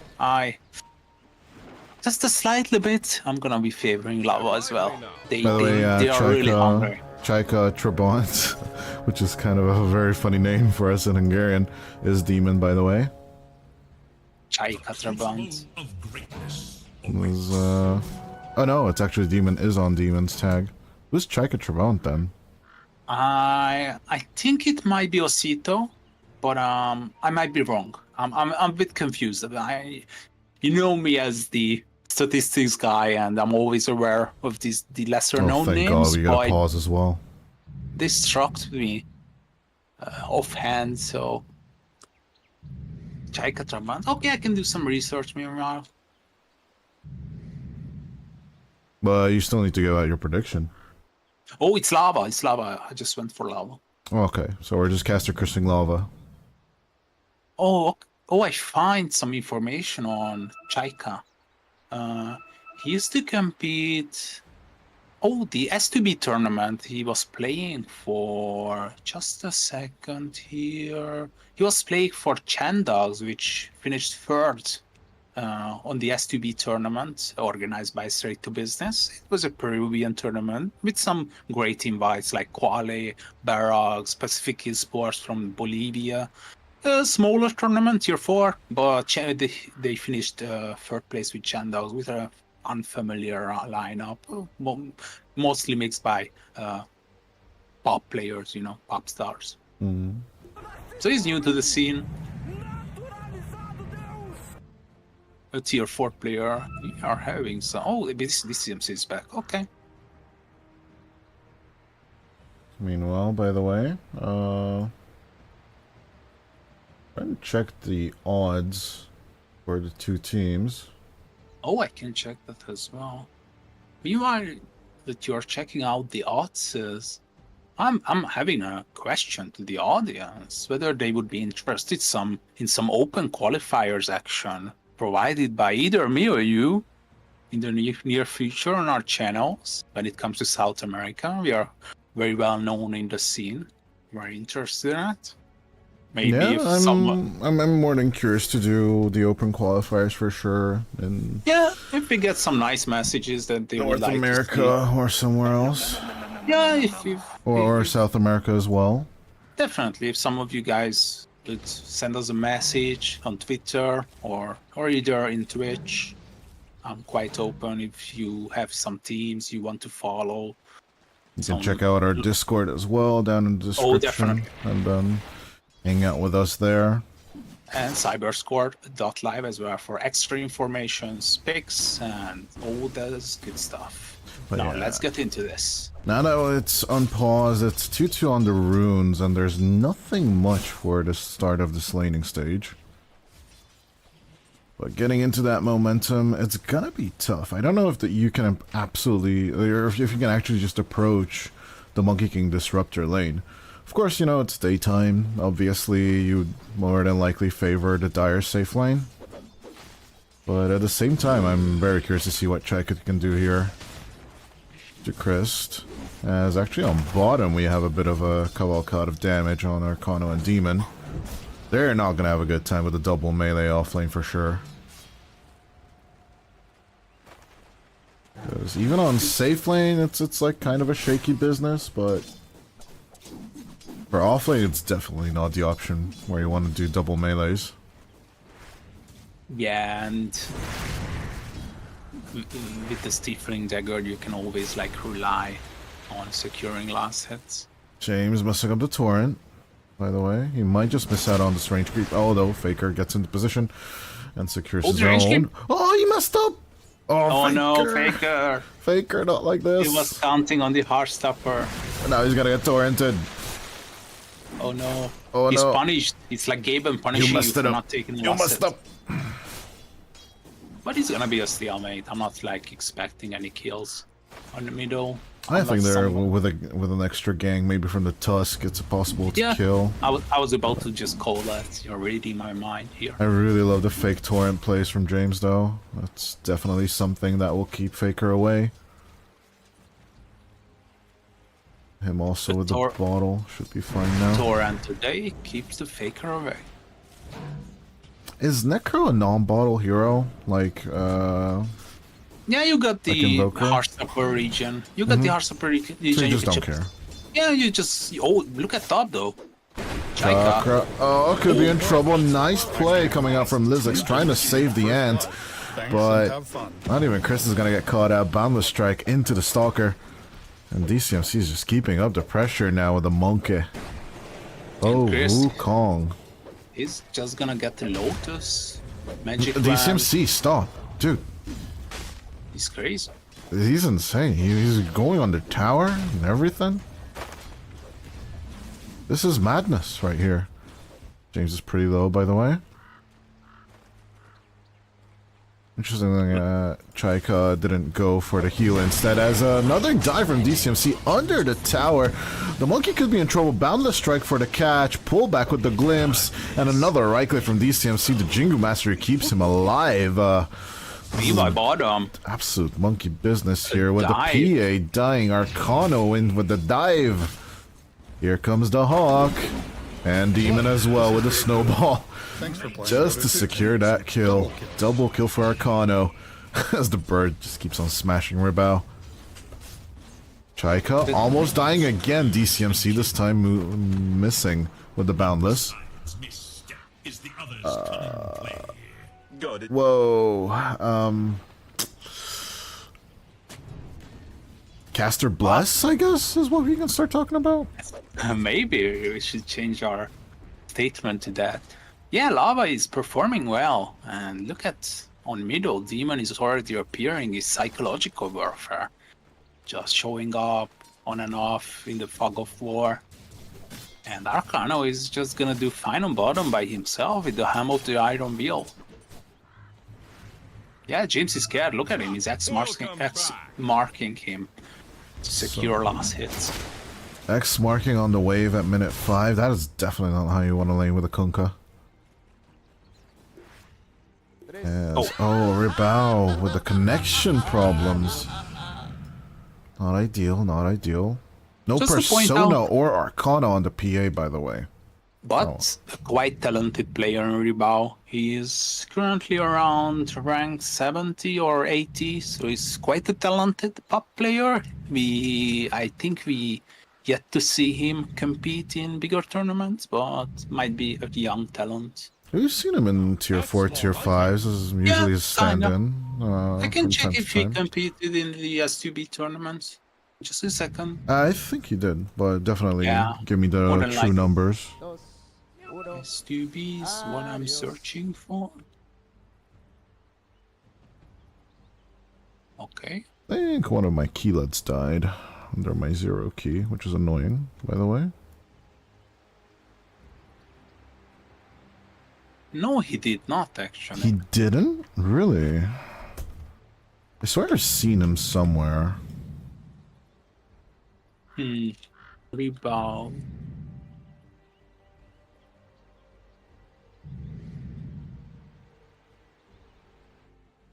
Maybe on Pro Tracker? He was competing in the PC Open qualifiers. In some cases, got to closed qualifiers as well. For example, in June, with the lineup of T-Rocket, they did not manage to qualify from the closed qualifier.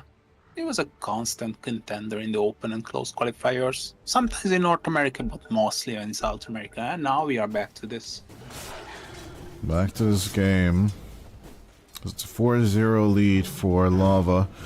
A solid 1k net worth lead at 5 minutes. Nothing to be shy about. Killing spree. But DCMC, what's dying. happening? The dive just keeps on going from DCMC.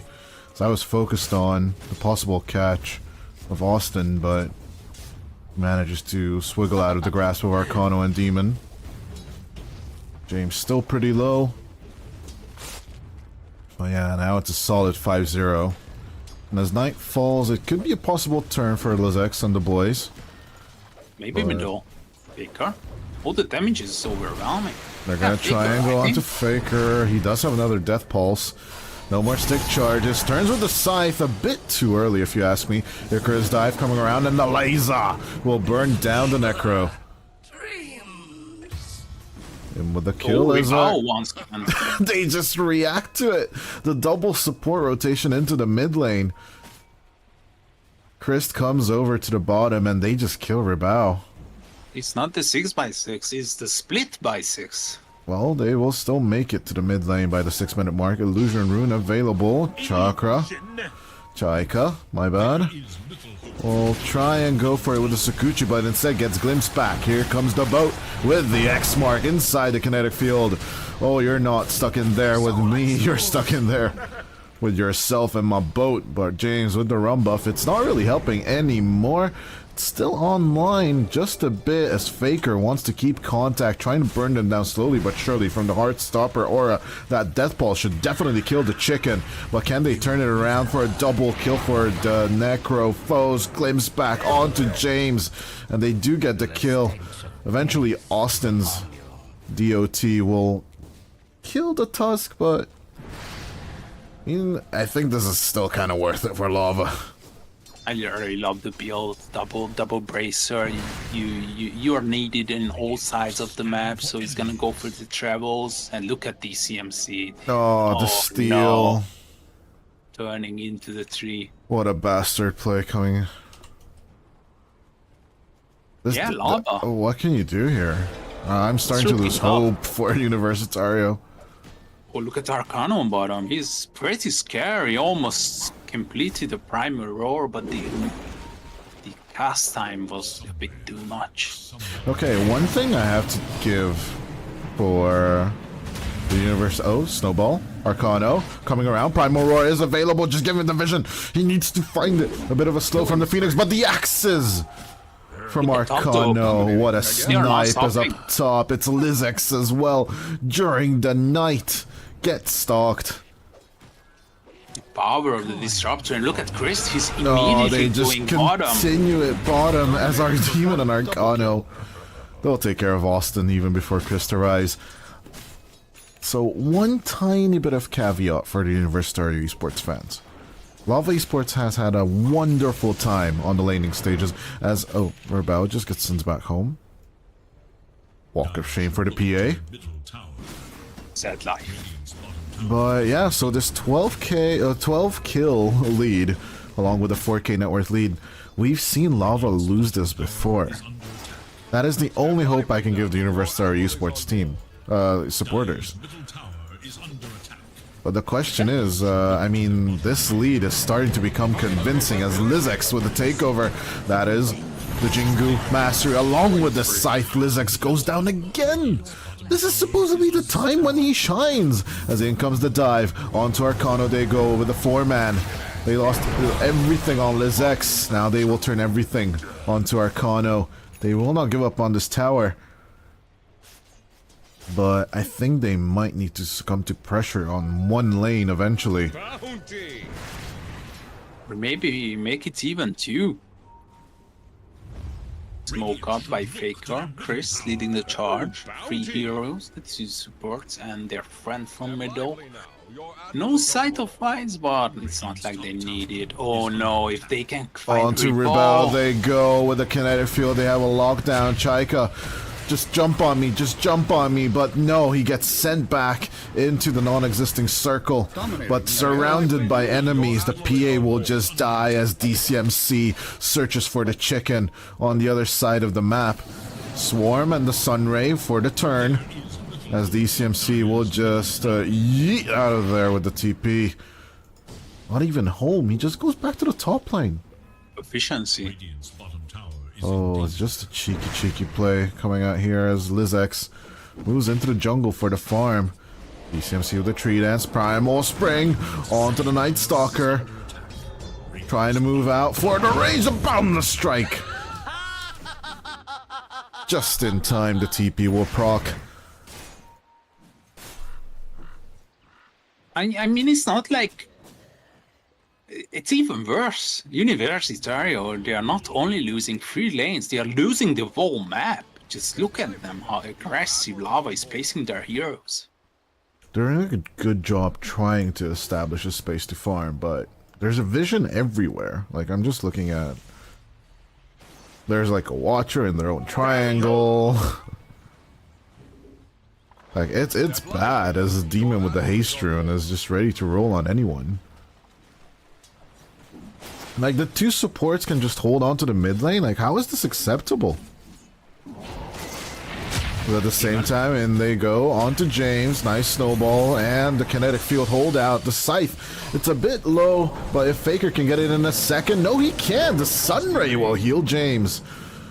I do like the fact that Universitario are fighting back, or doing their best to just keep a hold on to this game.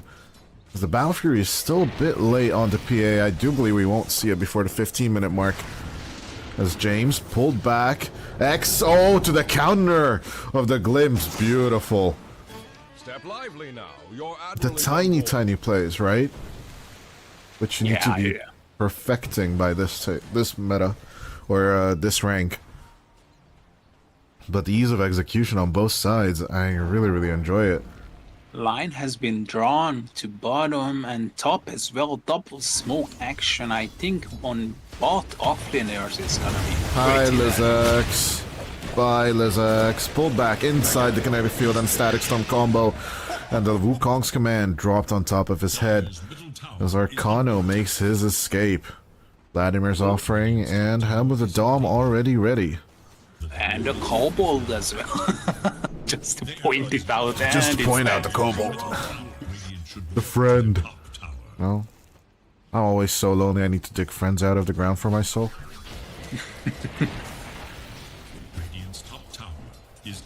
I kind I would of love to miss... see the feature interviews when you can just unearth the skeleton as well. A Wraith King skeleton. I kind of miss microing so many units, by the way. Oh yeah. I think that's kind of why I still keep going back to RTSs, honestly. Step lively Look now. at Demon, he's just still in the dump room. He just does not care. Lava, it's looking good. Or should I say it's looking perfect? Oh, someone in the chat says we have 90% prediction rate. That's pretty good. What? Seriously? I don't know. Dude might be off his rails. I should ask for a pay raise. Ah, okay. No, he's advertising something. See ya, Easy Ben. Come on, Dota, I just concentrate on the game. Oh, there's a game going on? Oh, sorry, my bad. The dire scan on the hunt for radiant forces. I don't know, we are pretty on point with prediction these days. So I wouldn't be that surprised.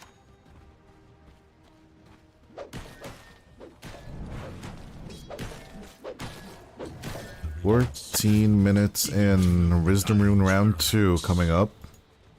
Oh, Reball, don't show on this lane, please.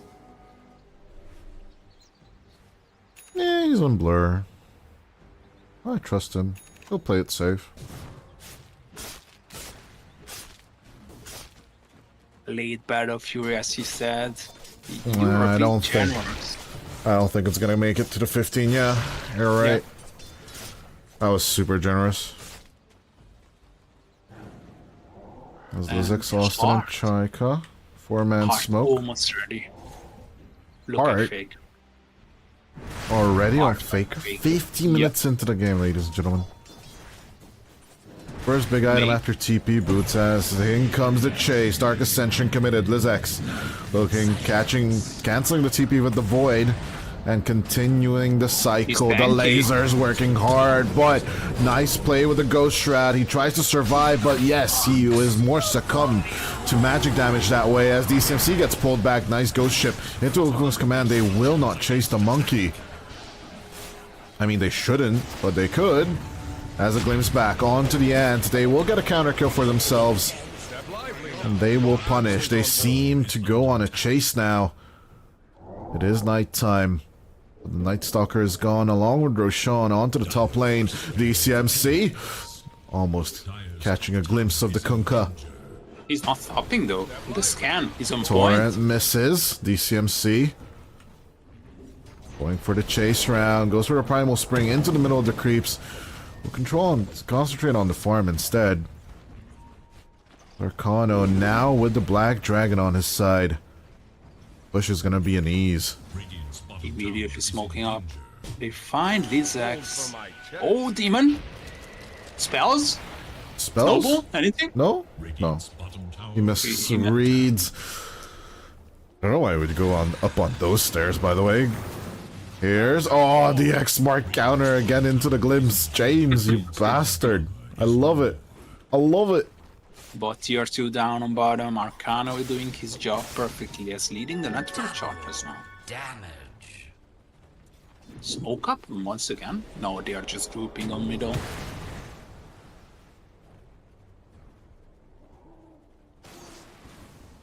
There is little hope for Radiant's middle tower.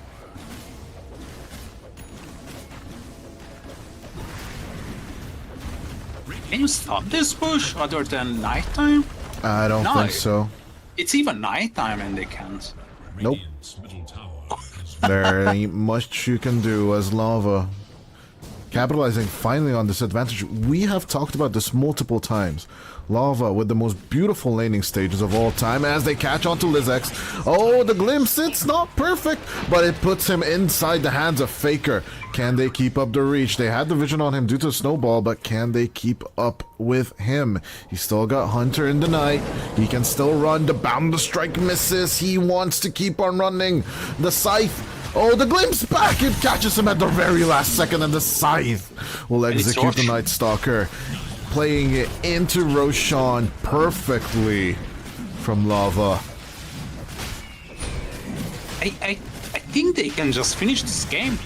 I think they just need a Solar Crest and it's all done. A BKB on the Monkey King and they can just finish this game. I'm not even joking. Hand of Midas on Phoenix and they are catching James on bottom? Hello there, James. You got a room buff, very interesting. Go up to the sky. X-Mark pulls himself back. Or oh, it's actually a Tusk. It's just the demon was so close to him. But at the same time, Chris with the glimpse back play. He can just send James back. Nice play. But Chris, he didn't reach it in time. Meanwhile, top. Arcano surrounded, but Wukong's command from DCMC. Lizix in trouble. Will Blade Mail out of here, or we'll try. But Arcano still sees him with the wild axes and everything else. DCMC with the Aegis should be fine as the Static Storm pull in onto the Night Stalker. It's an easy control as Austin tries to make it out of there. The Snowball will be a bit too late, and the glimpse was just not ready in time. Universitario, good ideas, but the execution, very shoddy. I think they're picking the correct places to fight, and I'm not even mad at the way they're fighting, but the problem is, like, if the Supernova is just not being used, Like, people are just not being, like the crowd control elements of their heroes, they're not using them. Yeah, it's like they are using spells correctly, but nothing synchronized. It's like not looking good, definitely, This for should make my life easier. Universitario here. And the high ground def, I'm not really like convinced by it. And you look at Ribao, perfect ward, catching him off once again. The CMC, oh no, it's gonna be dirty. He does have the Battle Fury at least, but the BKB is gonna be delayed by far. Yeah, there goes your Battle Fury. Yeah, it's not worth much at this stage of the game, as at the same time, I kind of feel that Universitario are just, you know, on the back foot due to the fact that they never really got the chance to pop off for these fights where they were actually in a decent lead. I mean, look at Austin. He's level 10 compared to Demon. I definitely think there's fights to be had as Arcano will put out the Primal Roar, surrounded by 2, but the Static Storm coming out from Chris. They'll just control James. They don't care about Chaika. Chaika has no damage, but at the same time, Lizex joins the fight. Nice little play with a Crippling Fear. Tries to join in, but the Kinetic Field surrounds them hard. Here comes the sun. Do-do-do-do, and get the hell out of here. Demon needs to run away, but Faker gets stuck in it. At the same time, Chaika looking for the search. Lizex stuck into the Kinetic Field, surrounded by 2 this time around. Oh, the switcher Rooney, yes. It's gonna be 2 for 3. As Lava, they'll just layer their heroes and keep on taking you down. Kinda even exchanges, but I think it's all favoring Lava in the end. And look at DCMC once again. He's the second Wisdom Rune he's stealing this game. He's just such a bastard. His timings are perfect. Stealing the enemy's Wisdom Rune, man. Like, what more naughty thing can you do? Like, Steal the Ancients as well? stealing Experience Tomes as position 1 is one thing, but like stealing the enemy's Experience Tome, you know? Yeah. Convincing. Lava is pretty convincing this game. Really, like, and especially now with this big advantage and the way they're controlling it, even taking the enemy's Tormentor, I am absolutely amazed the way that they're playing right now. Where was this team at the beginning of the group stage? Maybe they just love, like, putting up a challenge. Let's lose 4 games.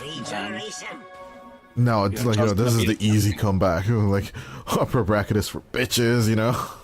yeah, we are gonna be fine with the lower bracket. Scanning for enemies.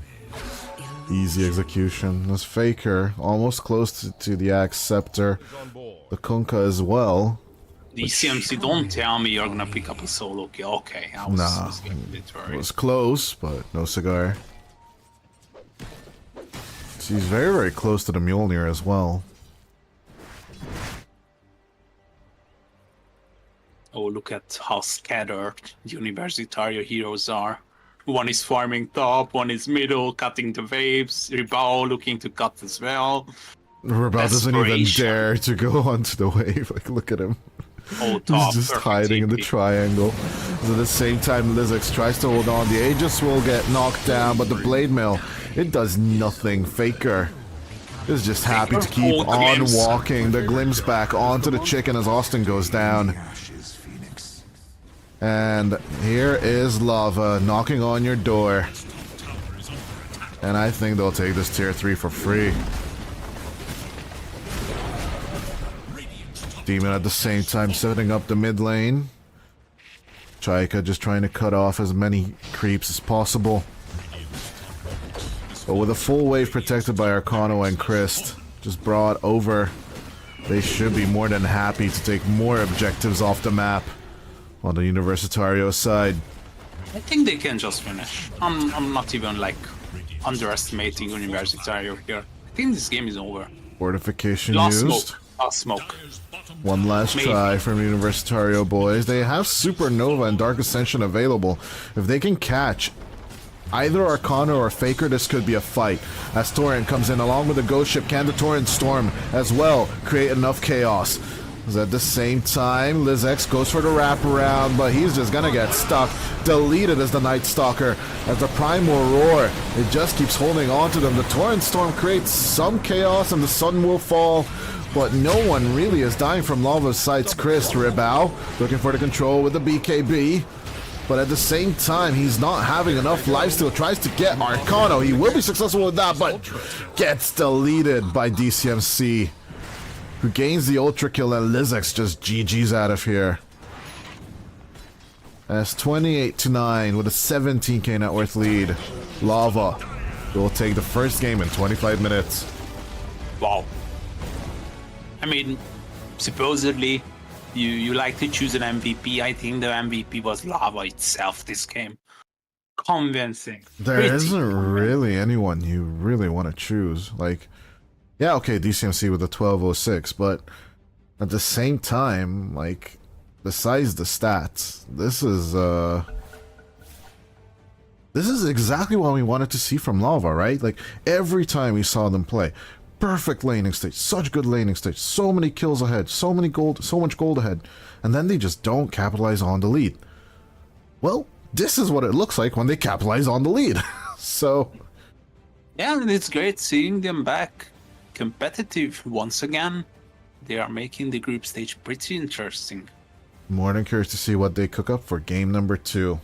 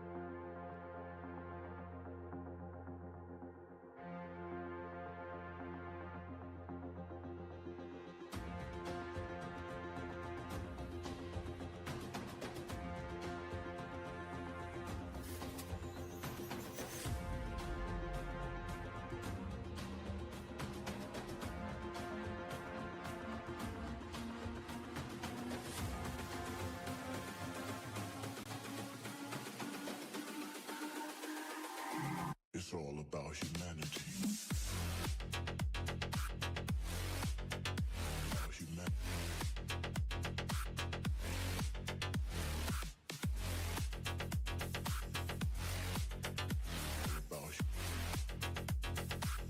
It's all about humanity. About humanity. 5 seconds. Okay, ladies and gentlemen, welcome back to Lava Esports vs. Universitario Hero Radiant's at turn EPL Season 8 in the Americas. My name is Dodai, I'm joined by Kojda, and yeah, game number 2, where Lava is leading by 1 easy to the 0 over Universitario. I mean, it was a quick match.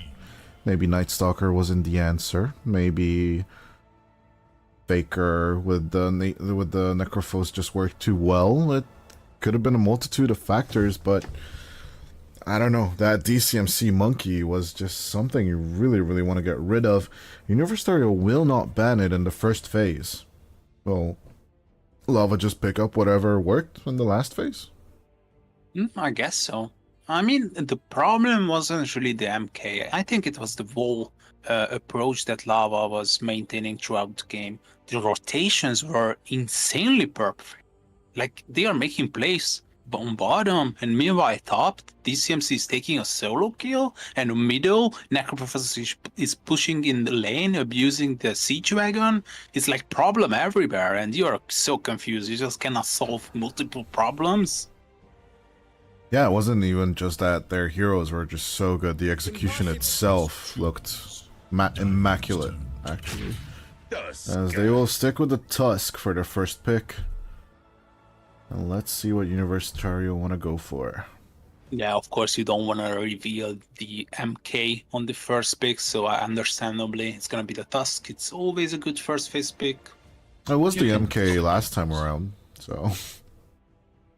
Yeah, Guessing it was they the just MK, but it was a reactive to the Kunkka in some way. Oh, Yeah, okay. I see. Yeah, I get you. But yeah, with the Kunkka gone, I think... Do you just straight up go Bloodseeker here for the Pangolier first pick, or not anymore? I think Pangolier has been nerfed enough 10 to seconds. don't like sacrifice a pick for it. But I'm still down for your idea. It's like a down-to-earth solution for it. That was one of the biggest questions against the GG lineup. So every time Quinn went on the Pangolier route, everyone's like, why don't they just pick Bloodseeker and then just go from there? But like, no one really went for that. Like, Yeah. I think besides Nouns, no one really played the Bloodseeker that well. Maybe Nightfall had a decent 1 or 2 games with it, but honestly, not that many good Bloodseekers on TI this year. But yeah, back to EPL. I think this is a... DCMC has shown us Bloodseeker before. If I'm not unmistaken. I think he plays the hero as well. Not really though. Got 19 professional games, but nice win rate, 57%. Pretty decent stats. Nice XPM. Nice Meanwhile, KDA. Bloodseeker has only performed twice at EPL and has 1 win so far. But as you just said it, it's immediately banned. Yeah, there you go. Just immediately ban it, protect your Pango. I mean, honestly, it's just logical. Just protect your Pangolier. Doy. I mean, what worked previously, let's just not change it up. Templar Oh, Assassin. Now, is that... I think that's Faker's hero, though. I think so as well. It's gonna be a KXY. TA. Let me check the statistics. We are a big fan of that. 41 I games. think I've seen... Like, we just saw Storm play it. Pretty convincing, by the way. But, yeah, still lost with it. But at the same time, you know, it's competition. But it's one of his favorite heroes, for sure. Maybe DCMC has played it once or twice in the carry role, though. Check that one as well for me. But I think this is more a Faker's hero, honestly. 26 games, 69% win rate, but I'm expecting KXY as well this time. Because it's a bit of a debate for some professional players, but I would still favor the TA over the Pangolier when it comes to me.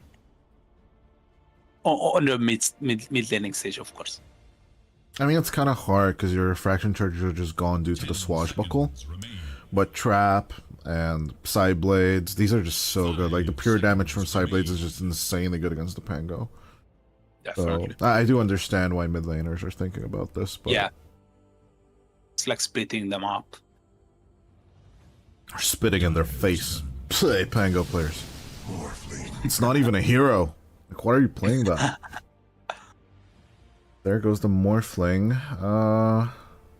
That's more than likely carry. Yeah, obviously. Unless we go for like something super crazy with Morphling mid, Pango offlane, and 10 seconds. what carry? So Radiant's turn to pick. I speak for the trees. Uriel? so I global don't- movement. Okay. Radiant's turn to battle. You got Glimpse though. Ooh, Doom for Arcano, man. It's so good here. Oh, Doom for Arcano, man. Oh no, it's looking so good for Lava once again. Universitario got the last pick though, the saving grace is there. Yeah, and still no real address to the egg. I mean, Meld Dispels at level 20 is not bad. I see your point, but Wait, is does the that, egg but really that a big problem? that dispels an enemy, that doesn't dispel you, does it?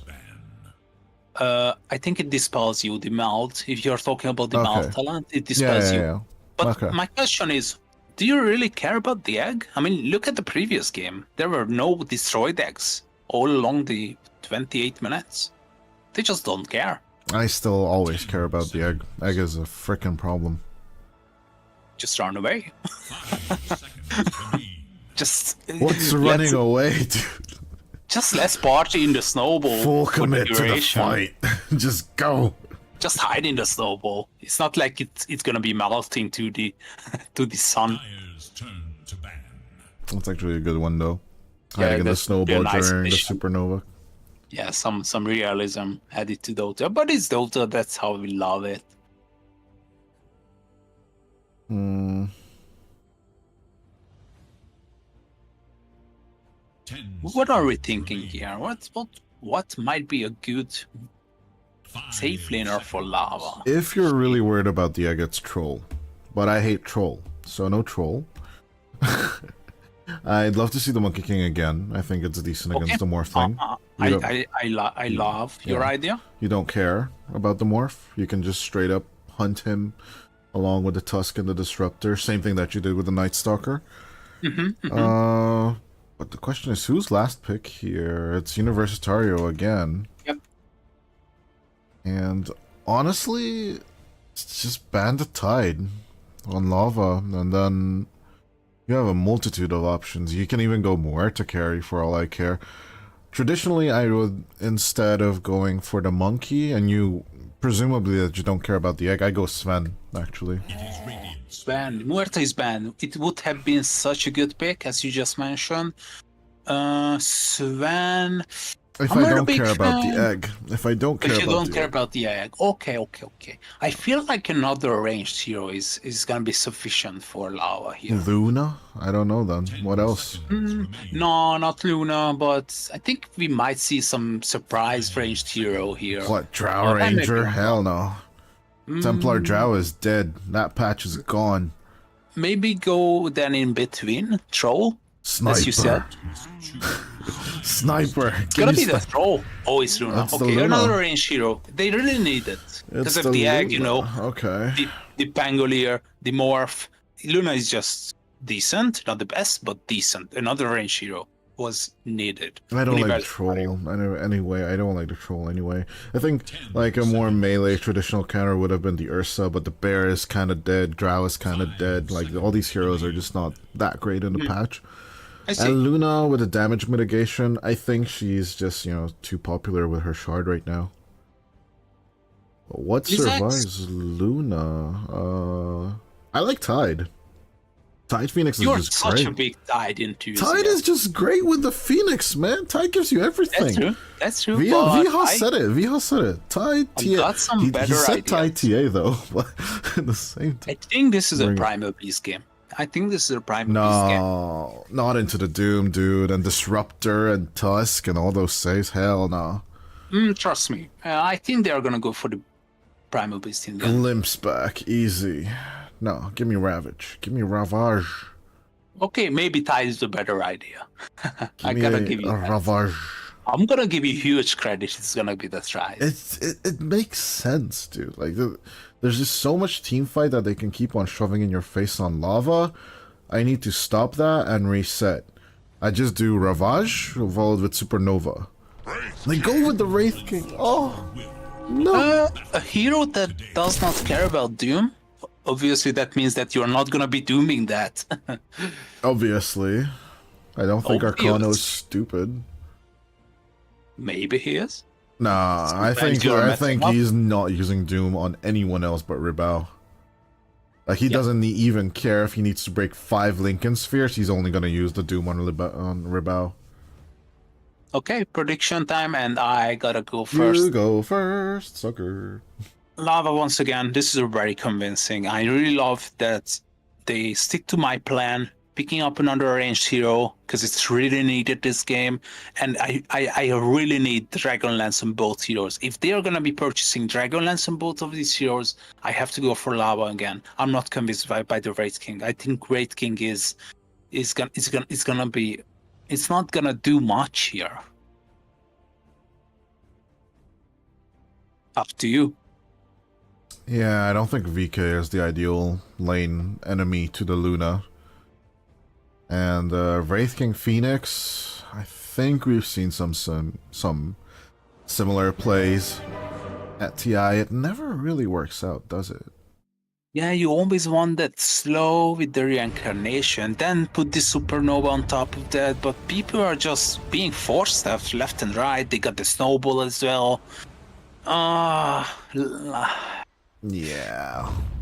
So you are going with Lava as well? Oh, I'll keep up with you. Go for the lava esports ideas. So Lava it's Lava esports sounds once again. Gucci.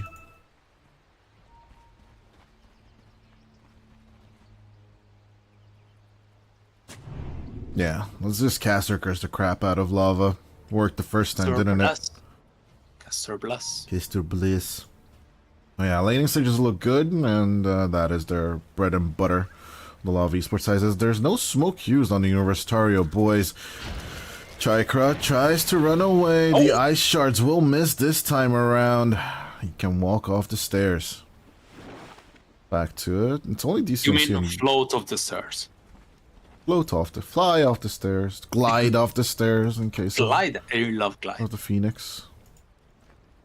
Just 30 seconds now. But yeah, it's gonna be definitely. James. Look at James' items on the Bangle here. He likes trees. What can you do? I think, honestly, the tri-branch build, you know, it kind of makes sense, though. Because, at the same time, Faker already getting ready with a Quelling Blade against the Nature's Prophet as Austin tries to just sprout, bait them out of there. And this could be a triple rune for the Universitario Esports side. As, yeah, they just forced out the Lava Esports players. Interesting enough that they didn't want to fight with the Doom TA and the Demon Tusk. I think he's not dead, but taking a huge amount of damage is gonna be... Chaika's fine. Ooh, DCMC with a Lucent Beam. Icon modifier. It's been a while since I saw this one. Oh, I have never seen this one before. I think I saw it on Chinese players, maybe? Oh, okay. Guys have a lot of sets from the Chinese guys. It's more than possible that during the Lima Major they bought some of the items from the boys. I want some perfect word exclusive items though. Oh, definitely. Those items are so good in design.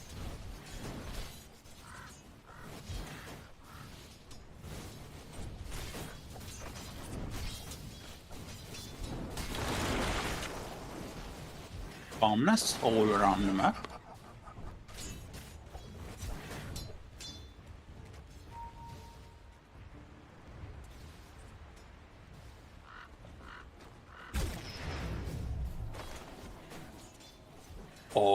Arcano got the mana burn creep. It's just so good. Oh, the damage. Oh, I'm a big fan. And the mana regen. It's just all that Doom can ask for. Arcano's definitely gonna have a good time up here. Oh, look at the regen on him. Double gauntlets. Courier makes The mana is secured. He's feeling good. He's like already like telling Demon, oh, Demon, you can just go away. I'm fine. Yeah, and Demon's like, okay, I'm just gonna block the enemy's camp. Be fine. Yeah, the side lanes are looking decent at the same time. Pretty even on all cores as of now, as there's a gank potential coming on to Faker. Nice block with the Sprout. Faker. I really like this, that knowing that James is melee, he's not gonna just block him into the sign. Meld. Is backup on the way? Austin doesn't have detection, and neither does James. So, oh, the Sprout doing some damage. Faker needs to get out. Refraction Meld again. He's holding on to dear life. He's buying a lot of time. It's just not worth it anymore to kill him. Yeah? See ya.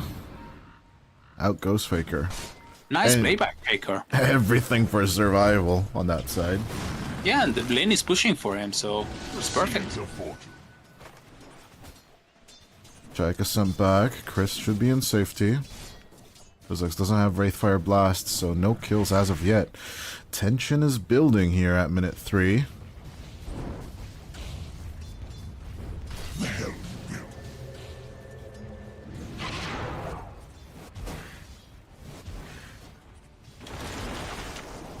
Arcano, he's like, oh, I cut out the wrong tree, but I still don't care, Austin. Just leave me be. Demons courier has been killed. Rotations. Moving the first Jaika, bottom. nice little catch onto DCMC. But DCMC shakes it off, kills the chicken, and here comes Demon onto Lizx. They turn with a snowball, and DCMC gets a double kill on the Luna. Double kill. I came here for a battle. Get me some Kentucky Fried Chicken along with my Wraith King.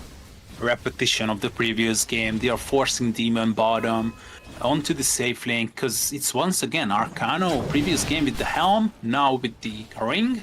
He can just stay alive by himself. And he's just mana burn. He can just mess with Rebound And mana until the burn end is of, there, yeah. end of time. Like, or if you don't stay in strength, I take your mana and you die. If you stay in agility, I take your mana and you don't have HP and you die. And I love the Inferno Blade. Many people are not leveling Inferno Blade. Look at Ribao. He's suffering there.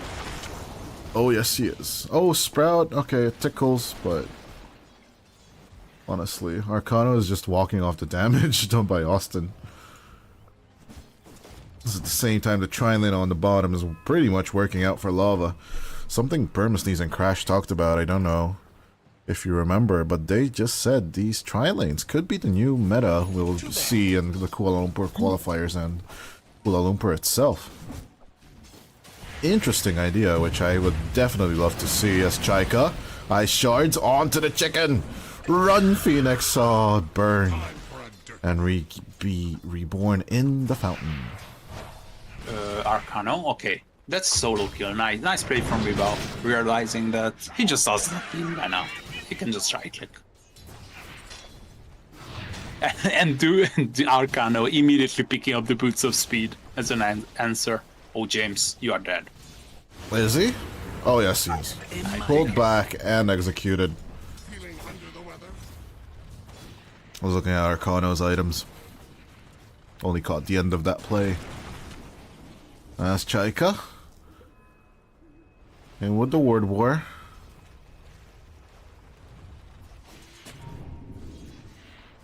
Do a safe play from him and Chris, back and forth. For Radiant forces. Oh, Austin. Beautiful stacking from Jaika, by the way. Austin looking for the wraparound, tries to go on to Chris first. That's Jaika. Will die for the shield rune, and they will surround the Disruptor. Take him down as well as Arcano! Oh, With the solo kill onto the Morphling, man. Oh, it's payback time. this is exactly what kept on happening. Oh, yes, you killed the Beastmaster once? Ah, no. Not this time. Kano's just such a bastard on these heroes, man. Really, really reminds me of the way 33 plays Dota, by the way. Very, very dominant, very cheeky, very aggressive. And for some reason, it always works out for him and him alone. Because, you know, on off lanes, I prefer, personally, to play defensive. You prefer to play extremely aggressive. But even for you, it's kind of a 50-50 toss-up, isn't it? Like, either it works or either it doesn't, but I still do it. Yeah, it either works or it's gonna be a total disaster. Exactly, but like for these guys, it always keeps on working out. It's horrible. It makes me mad. Like, why can't I play like this? Is James? With the rolling thunder, gonna get stuck in the middle of the stairs as here comes a turnaround from Austin. Stuck inside the sprout. Faker can be kept on shot down, or can he not be? As DCMC still keeps killing Lizex. James just cannot get the execution onto Faker. Actually on two sides of the map, but not that great for DCMC. I mean, for Lizex, for sure. It's good for DCMC. Correction. Now Arcano set up with the Doom. I don't think Rebao should stay on this lane for long. Double stacking by Demon, because you have the TA, you got the Luna. DD Austin. Rune will be denied by the Nature's Prophet. Takes out the trap as well. For good measure. And they kill Rebao. I definitely think so. Here's the Doom! Arcano. Get some backup inside the snowball, the kinetic field. We'll just surround anyone who would even dare venture here. And with that, that's pressure onto the safe lane. No reaction from Universitario onto DCMC. And yeah. So Luna will just keep on farming. Tower is in danger.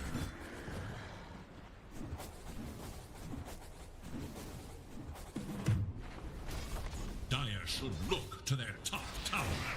Faker now farming the Ancients and the Heart Camp. Rebao is tipping back to top. They want to set up an execution here, but Glimpse back Okay, onto him Rolling as Thunder. here comes the Rolling Thunder.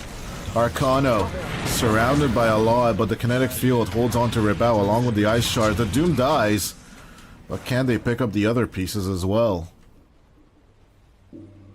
I mean, we've seen this happen before. I don't think Lava care. yeah. As Faker's about to just pop off. This Desolator is very close to being finished. And at the same time, DCMC is at 5k. 5.7 to be exact, before the 10-minute mark. Like, I'm just happy if I get like 3.5 on my cores, or like 4. So 5.7? At 10 minutes into the game? Blessings upon a It's loyal just That's a one of dream. those DCMC. Yeah, no Luna farms fast, but not this fast. This James gonna get stuck. No Rolling Thunder for 30. And even the laser is not gonna be enough to survive all this damage.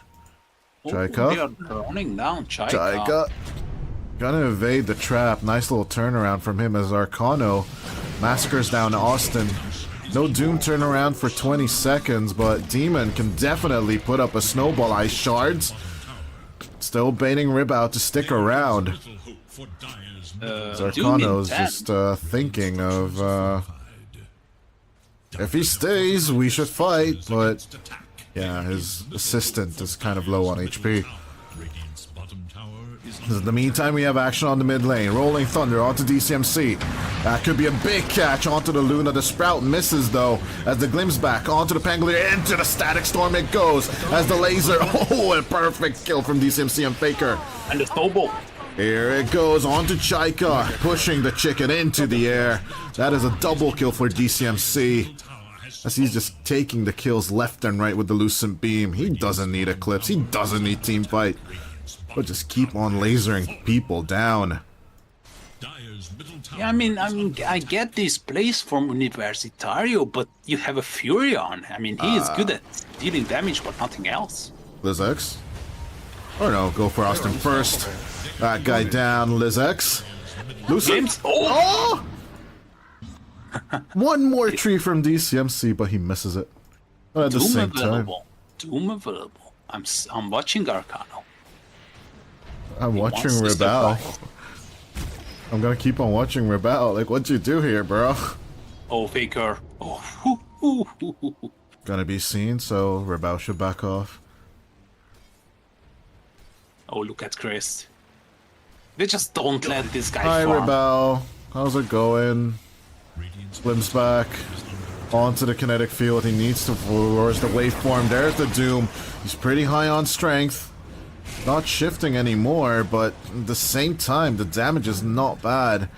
The fire spirits do come out. Christ should back off. As the Doom down Morphling will definitely survive with all that HP. Yeah, 2k HP, pretty much going down. Thanks. Pretty low, but at the same time, it's could be worse. But do they care? Luna is farming, TA is farming, okay, Doom. I mean, it's gone for a while. They're farming the enemy's territory, man. Of course they don't care. The seeds of fortune. And Demon, they are sensing that Lizex is around here, and he's greedy. He's going for the Midas. Oh no. Lizex in the air, reincarnation used once. In comes Austin with the Nature's Wrath, but here's Christ as well. Faker just takes out the Nature's Prophet first, because it's just a pesky nuisance. He needs kind of the range for the D-Lance, but at the same time, Lizex gets pulled back. There's the kill, and Faker finishes off Austin as well. Know the mysteries. They could just turn this into pressure on the bot lane. Is under attack. Definitely. Desolator available. Dire's bottom tower This is tower is gonna be falling down Radiant pretty should look fast. to their middle tower. Dire should look to their bottom tower. And by pretty fast, I mean 6 seconds. And Chaika, Dire's bottom tower Demon, wants to set up. Oh, perfect ice shots though. Nice Icarus dive. Same time, could be a setup for the Nova. But the sun still doesn't want to fall. DCMC not gonna get stuck. Eclipse is available if they want to play it that way. But at the same time, James that's stuck at the edge of the static storm. A lot of people low on both sides, but Demon should die first here. Chris disengaging. It's the Tusk all alone. And down goes Demon. No more casualties on either side. They were a bit greedy, trying to invade the enemy's territory at 14 minutes in, you know, taking the Wisdom Rune and such. That's what they did last game. But this time around, I guess they'll realize that they need to take it just a bit tad slower than last time. Okay, DCMC. He was listening to me. Dragon Lance is gonna be purchased. You just I kind of hope. need this item. It's just a good quality of life, isn't it? But no Dragon Lance and TA? James? That's... I don't think that's a good idea from Faker. Yeah, I think he wants to go for the Blink first. And at the same time, they lose Arcano up top. Pretty fast though. They try to We go go. for the rotation. Christ is on the standby as the damage comes in from Faker. Nice Diffusal Blade play from James. Very burn down the mana of the TA and a beautiful turn. Where was Christ? Where was Demon? It looks like Chaika Trabant was just trying to control them as much as possible. James with the Rolling Thunder, the Diffusal Blade onto the Disruptor. Nice snowball save, onto the creeps they go, but the Swashbuckle onto the Krepos, but at the same time, Static Storm onto the Pango. Demon trying to survive. Will kind of make it as Arcano arrives back onto Chaika. They turn. That could be a kill onto the chicken. And the fight is an absolute chaotic mess as DCMC catches Austin though. It's a 2-for-2, not a clean one. But still, I guess Universitario will take it because they took out Faker for that. Smoke up on top. It's imminent. I guess. Or just take Rush. Yeah, Rush is fine as well.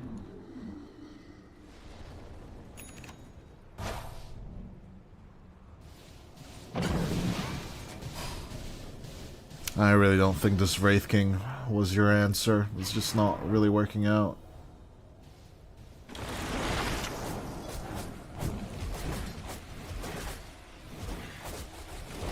The Sims is pretty much can survive on his own, so you're gonna be giving the Aegis to Faker.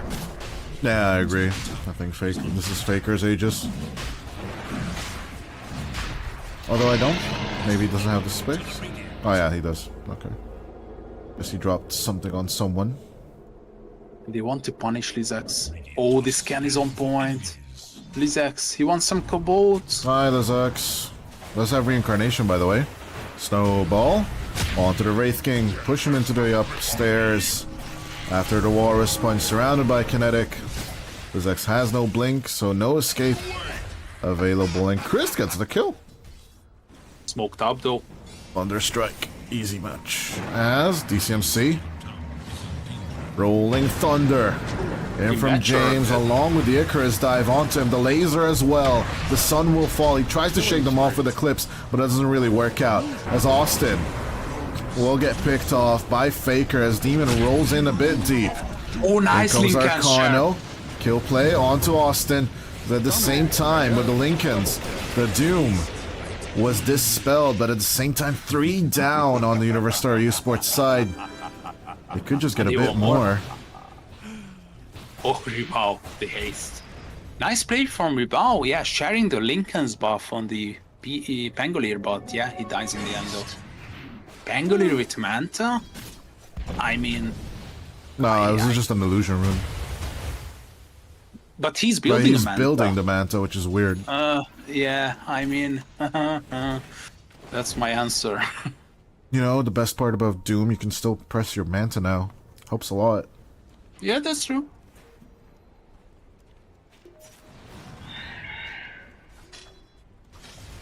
Setting up on Lizax once again. DCMC is on the hunt. The trap is helping for sure. Right clicks are gonna be enough only? Don't Come tell me. on, DCMC, mercy! Luna has no mercy. It's just like the one in the guide, you know?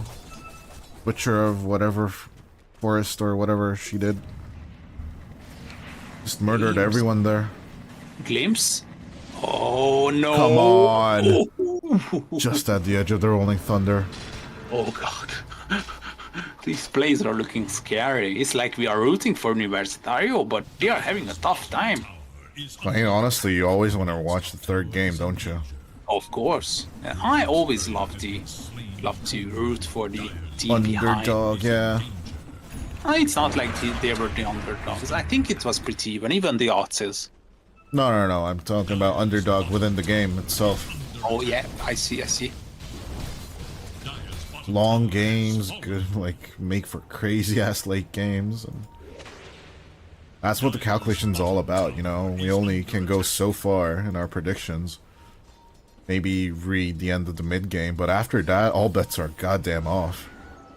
How you push tier 2s, how you get to the high ground, that is absolutely maddening. As also what's maddening is Arcano dying to 3 up top.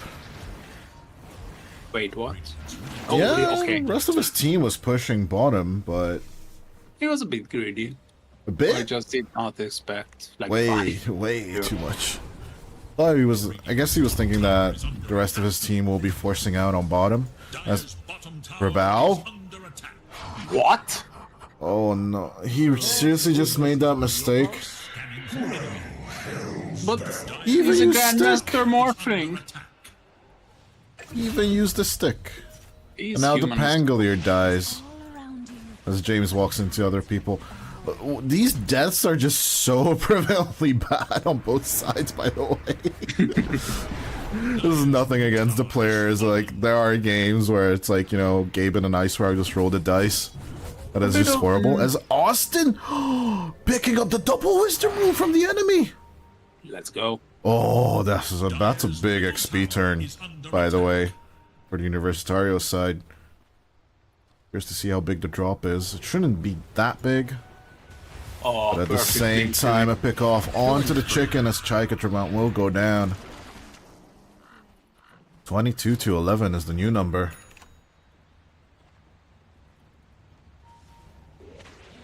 My vigor was never in question.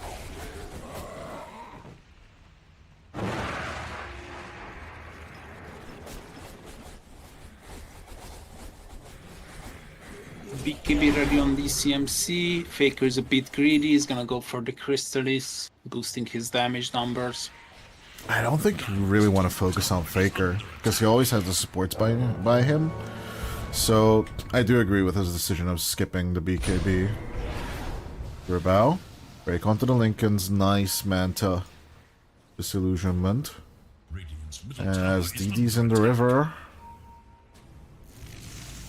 Do believe Universitario see it due to their words, but can't do much about it.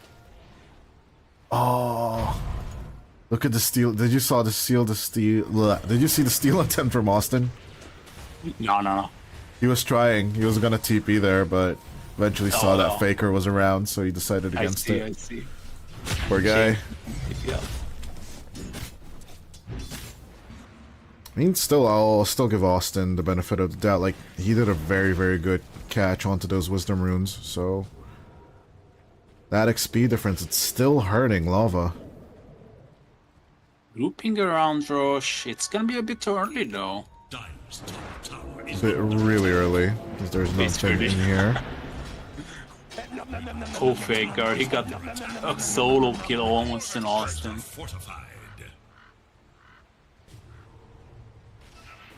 Nice voice lines on Austin, by the way. Shout out to Cap. No. First TI cast of his career. First TI Grand Finals cast of his career. Super proud of the dude. I think it's very well deserved. Although on the other hand, now he has to look for another casting partner. Did you hear? SVG is also looking to go back into pro. Oh, It's insane. As Demon's Death's insane. It's a mega kill streak for the Morph. looking good. Is a big pinata you should pop, as DCMC could be cut off here. The Fusel Blade play as Austin, and here comes the wraparound. Chalk or Tremont could be looking around to try and put out the Supernova. They do lose Christ, as in comes Faker for this play. I'm asking the same question. I would continue if I were Universitario. I guess so. Radiant's ready. Is this gonna be enough for the Radiance? It is the TA counter. For sure. As Faker losing refractions to the Tormentor. They will pick it up as Faker looking for the wraparound along with Demon. Onto the Zex they go. That could be reincarnation down. That is one, but so many skeletons from Lizex will be spewed out. He tries to survive, but the damage is overwhelming from DCMC and Faker. Oh, you have illusions? Yeah, we have those too on the Luna with glaives that bounce. Biatch. And Roche is gonna be a short one. Oh, 10 seconds on the cooldown for Roche number 2. As neither teams are actually setting up for it right now. It's looking more and more likely that Lava are looking to see those objectives down. Will they see Chaika though? I don't think so. I mean, yes they do, but he's not the target. The tier 2 should be. Or Demon. Oh, you animal! Oh, what a bastard play at Arcana with the TP boots level 2 on the Doom with the Recore, man. These guys have no chill.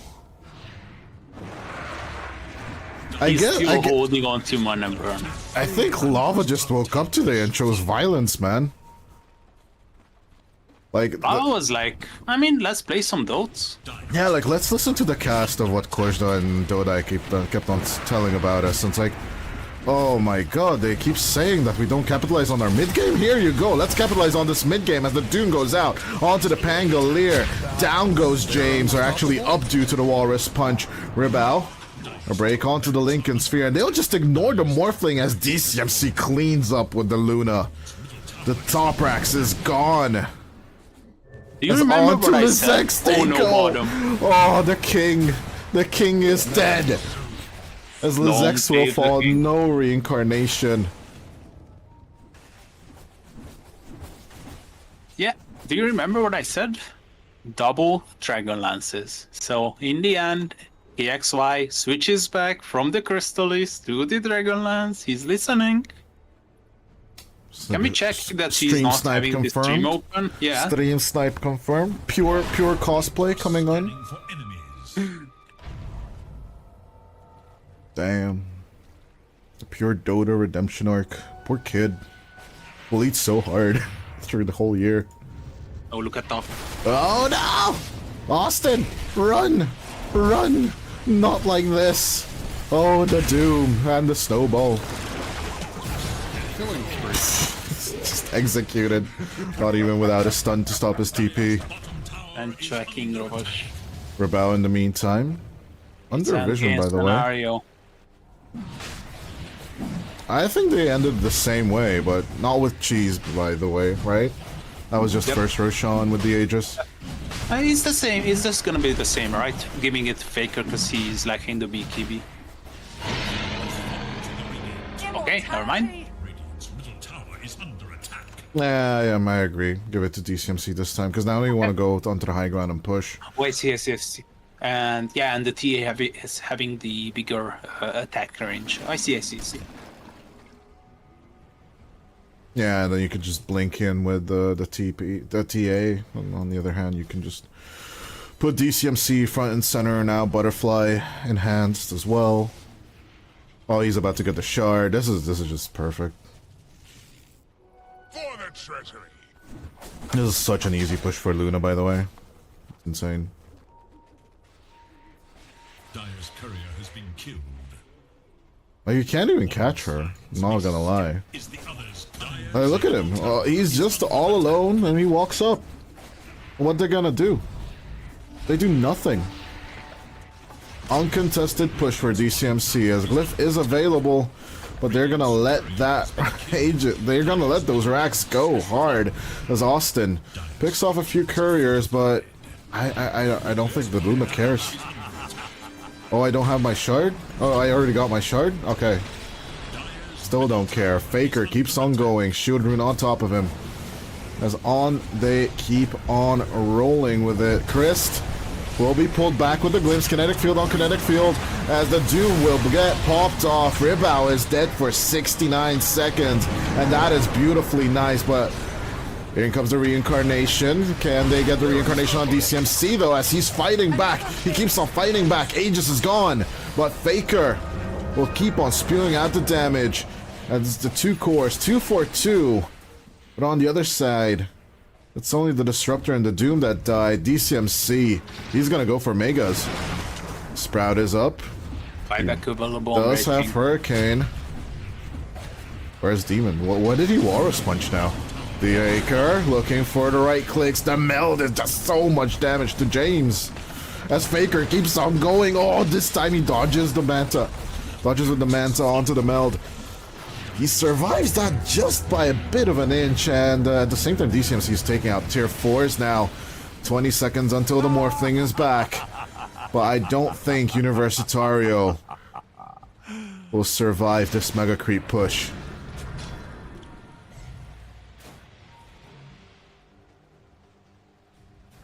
Yeah, another death on Morphling is gonna be spelling the end of the game for sure.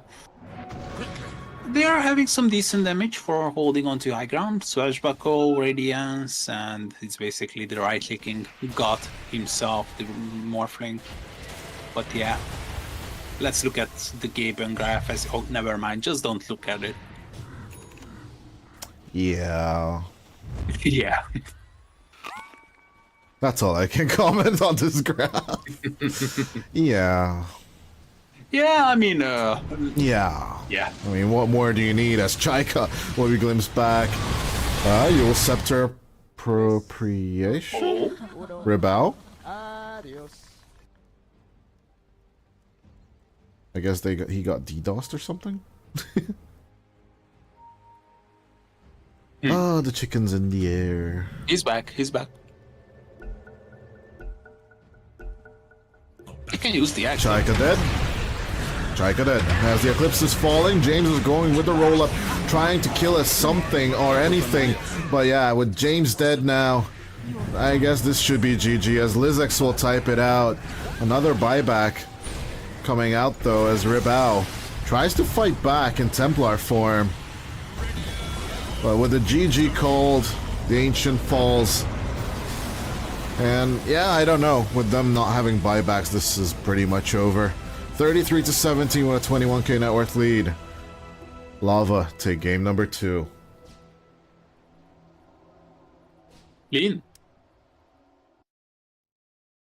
Looking pretty clean. This is what I wanted to see from Lava all damn season. Why can't they keep on playing like this? This is the lava we got used to. This is the lava we got used to, and this is the lava we love. And yeah, this is what I want to see. Like, Lava has always been like this organization that destroys early game.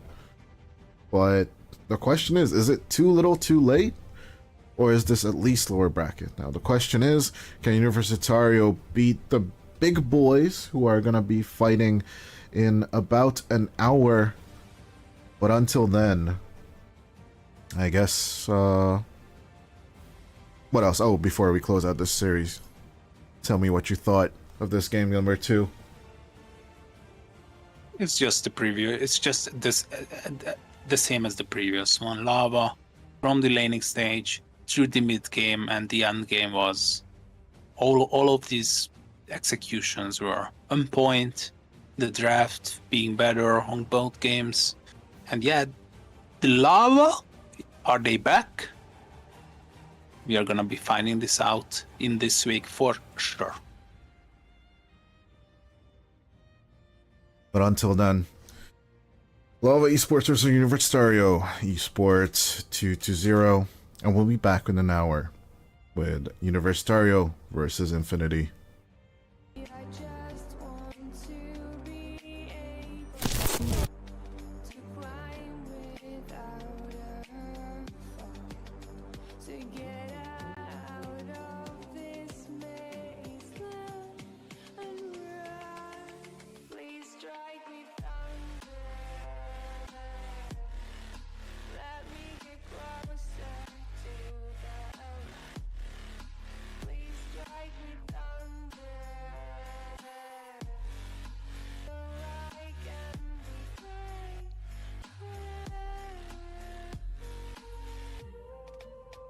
So I've come to that conclusion.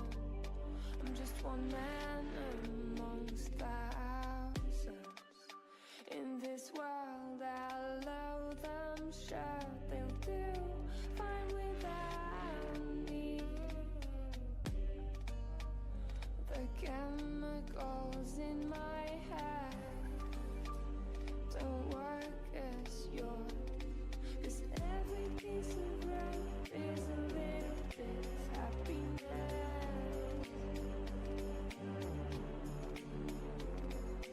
Every kind of love causes a little bit less regret. Please strike me thunder. Let me get closer to that light. Let me go under the water till I can breathe. Let me go up. Let me go up. Let me go up. Let me go up.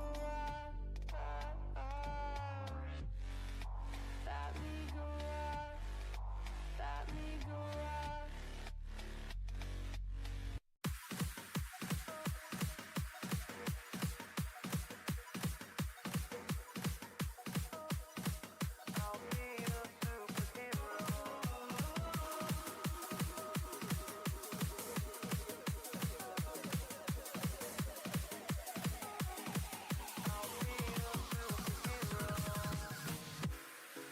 I never wanna hold you back. I wanna give you every chance to make it, to make it. I'm afraid if our love collides, you'll leave me alone tonight. Cause I'm changing and I'm breaking. Is this over? these questions, 'cause I know that you'll reject my love. Moving slow, frozen to these pieces without a shoulder to cry on.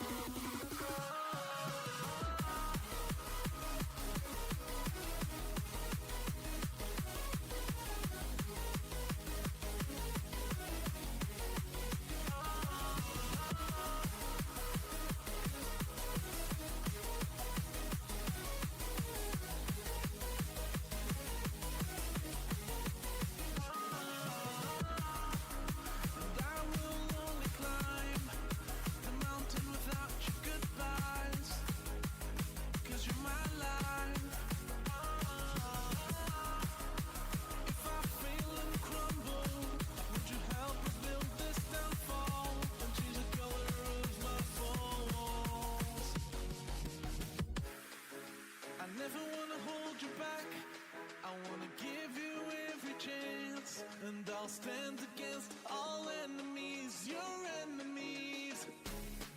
I'm afraid if our love collides, you'll leave me alone tonight. 'Cause I'm changing and I'm breaking, but I'll still be your superhero.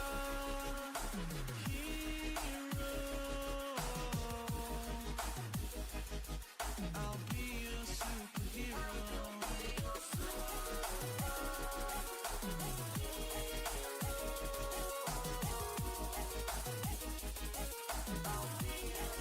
But I'll still be your superhero.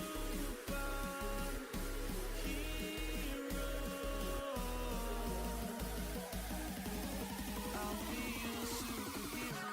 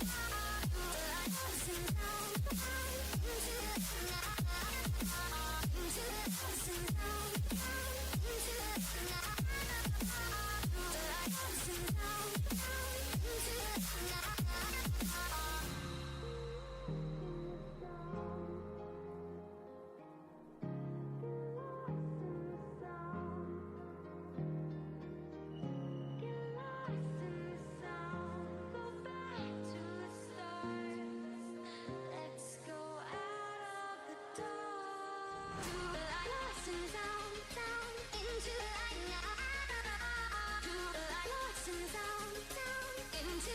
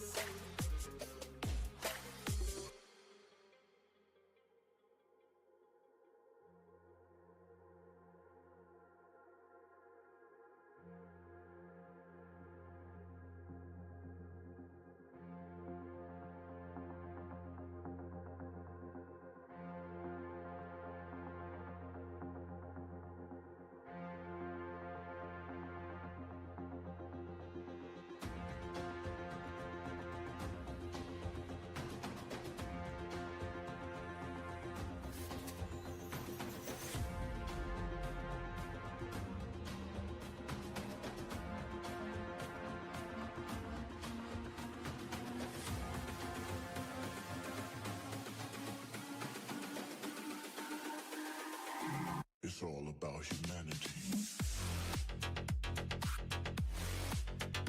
About humanity.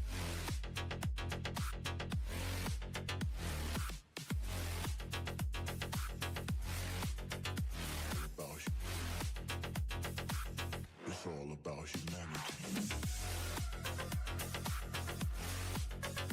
About humanity.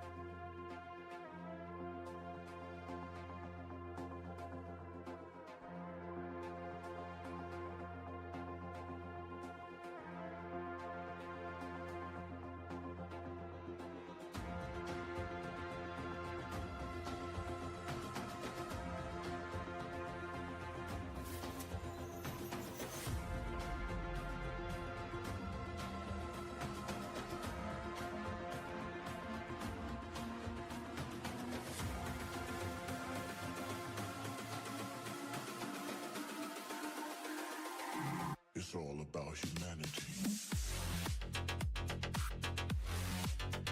About humanity.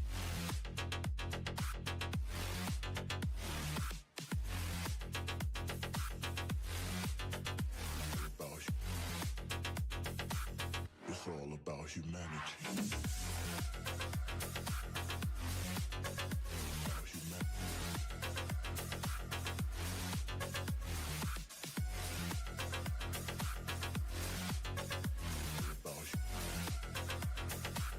It's all about humanity.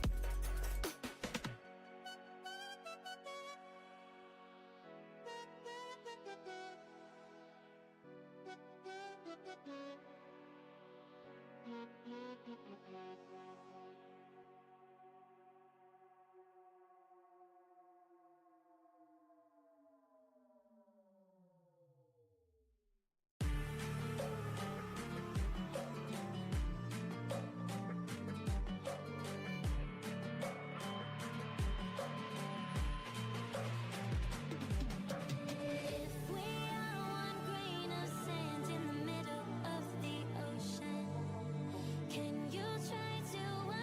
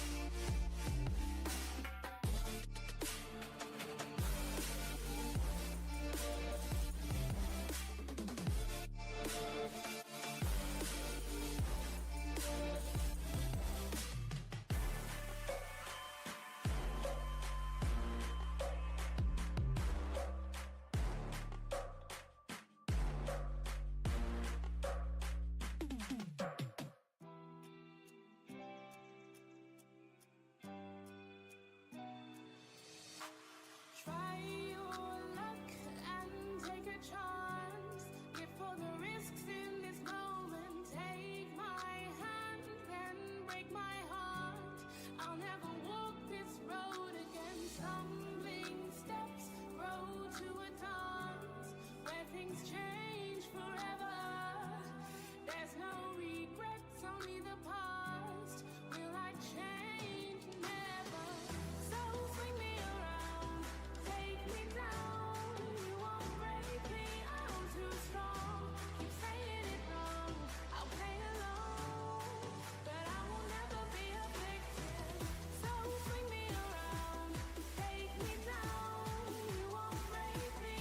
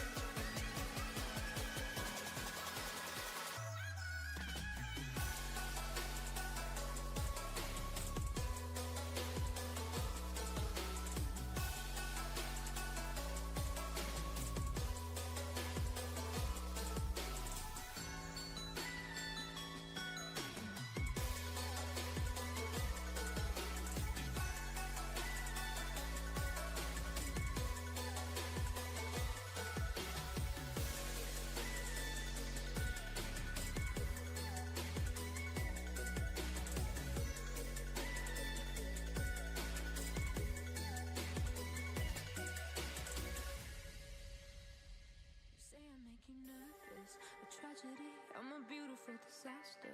A reckoning, you wonder how I got this way.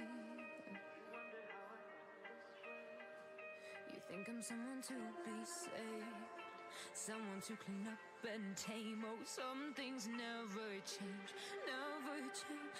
Oh. You think I would look pretty on your arm once you cover up my bruises and battle scars, but it always ends the same. Can't bear the things I've had to face, got you crying on your knees in pain. Oh, some things never change, never change. Oh, you'll break your back to make me feel again, suffocate to make me breathe again, lose your mind from endless pain.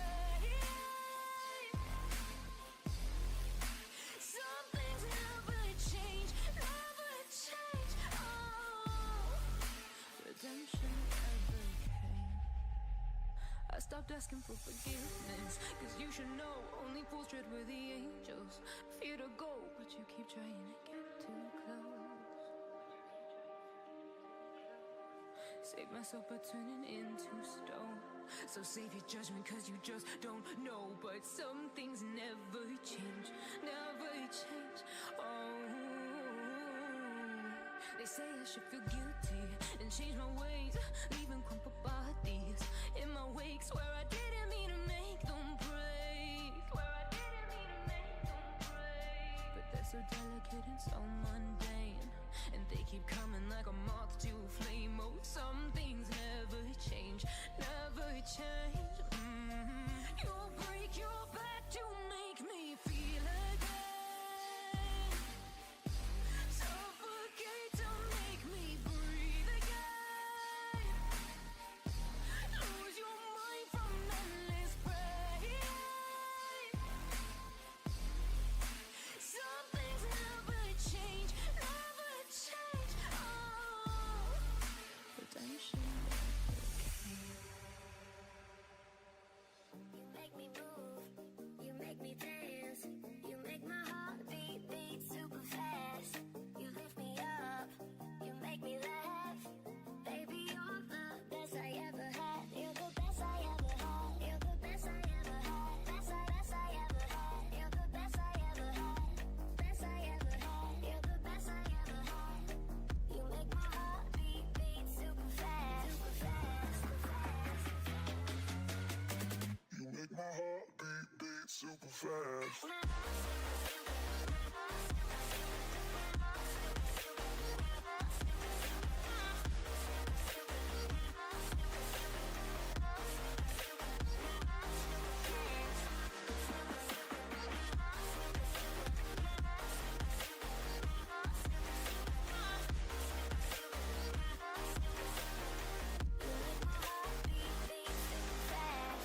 What does love feel like? What does love feel like? You're the best I ever had. You're the best I ever had. Best I ever had. You're the best I ever had. Best I ever had. You're the best I ever had. You make my heart beat super fast. You make my heart beat. You make my heart beat. You make my heart beat super fast. You make my heart beat super fast.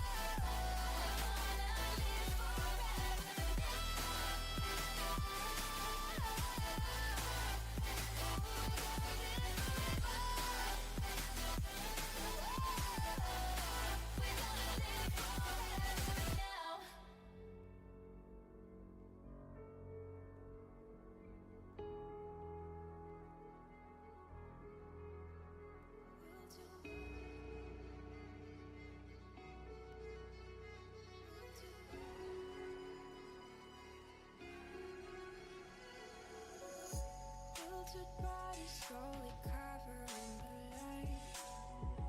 Pull the trigger every night to stay alive. Hope is wishing, but you're running out of time. If I could only read your mind.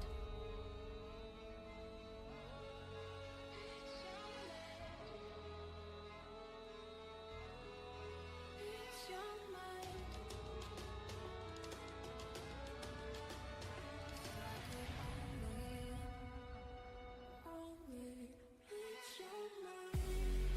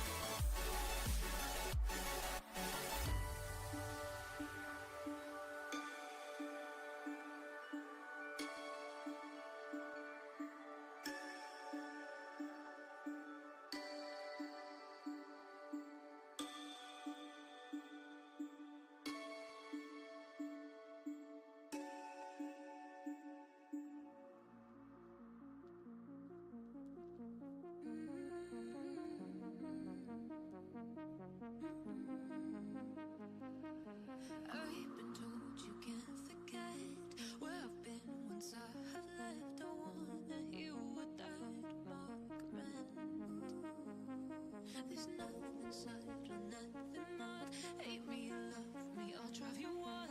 Let it all go, give it to me. I wanna hear you scream, scream out my name. I wanna hear you scream, like I can't be replaced. I need to hear you scream, scream out my name. I need to hear you scream, like I can't be replaced. Can't take for granted where I've been. Went through hell and back again. Scars on my mind, the bruises on skin. I lean on you when times get tough. When they drag me down, you pick me up. So let it all go, give it to me. I wanna hear you scream, scream out my name. I wanna hear you scream, like I can't be replaced.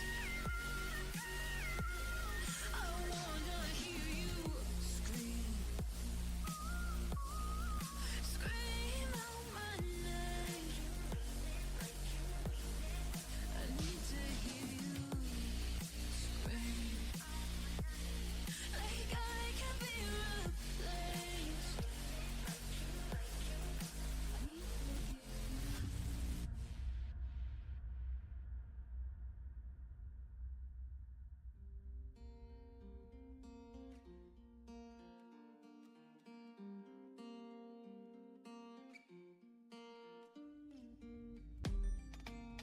So I've come to the conclusion, just a rotten piece of fruit.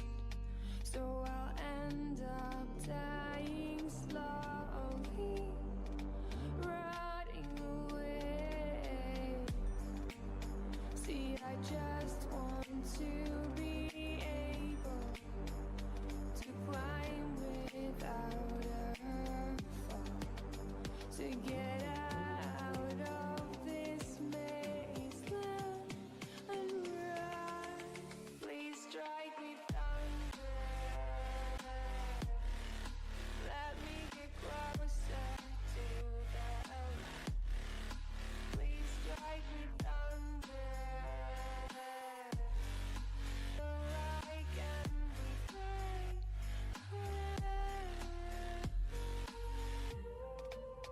So I've come to the conclusion, I'm just one man amongst thousands. In this world I'll leave them shut, they'll do fine without me. The chemicals in my head don't work as yours, 'cause every piece of road is a little bit of happiness.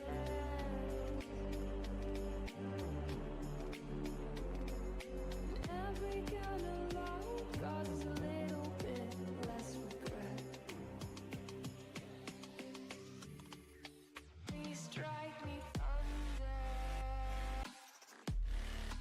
Let me get closer to the light. Let me go under the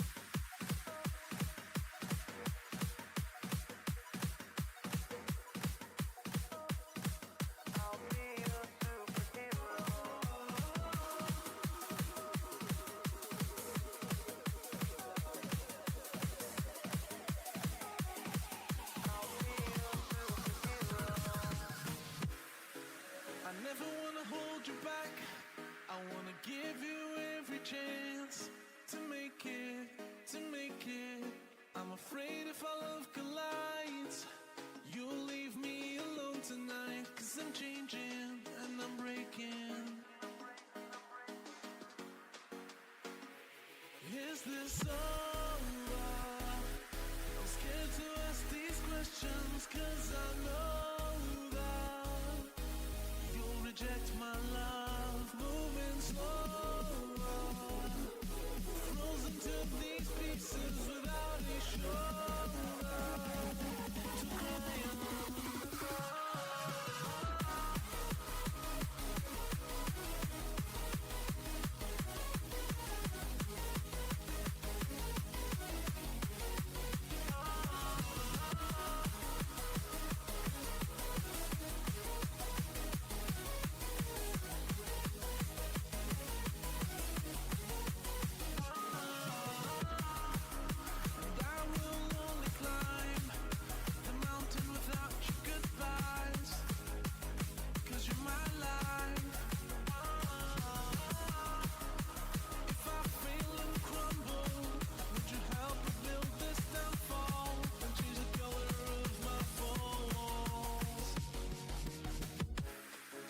I never wanna hold you back. I wanna give you every chance, and I'll stand against all enemies, your enemies.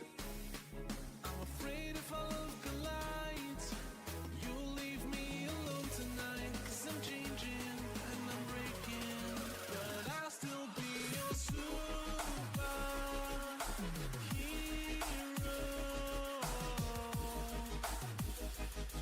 I'll be your superhero. But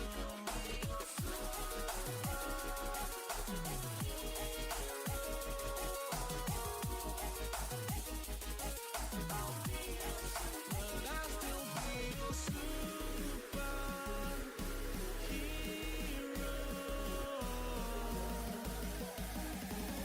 I'll be your superhero.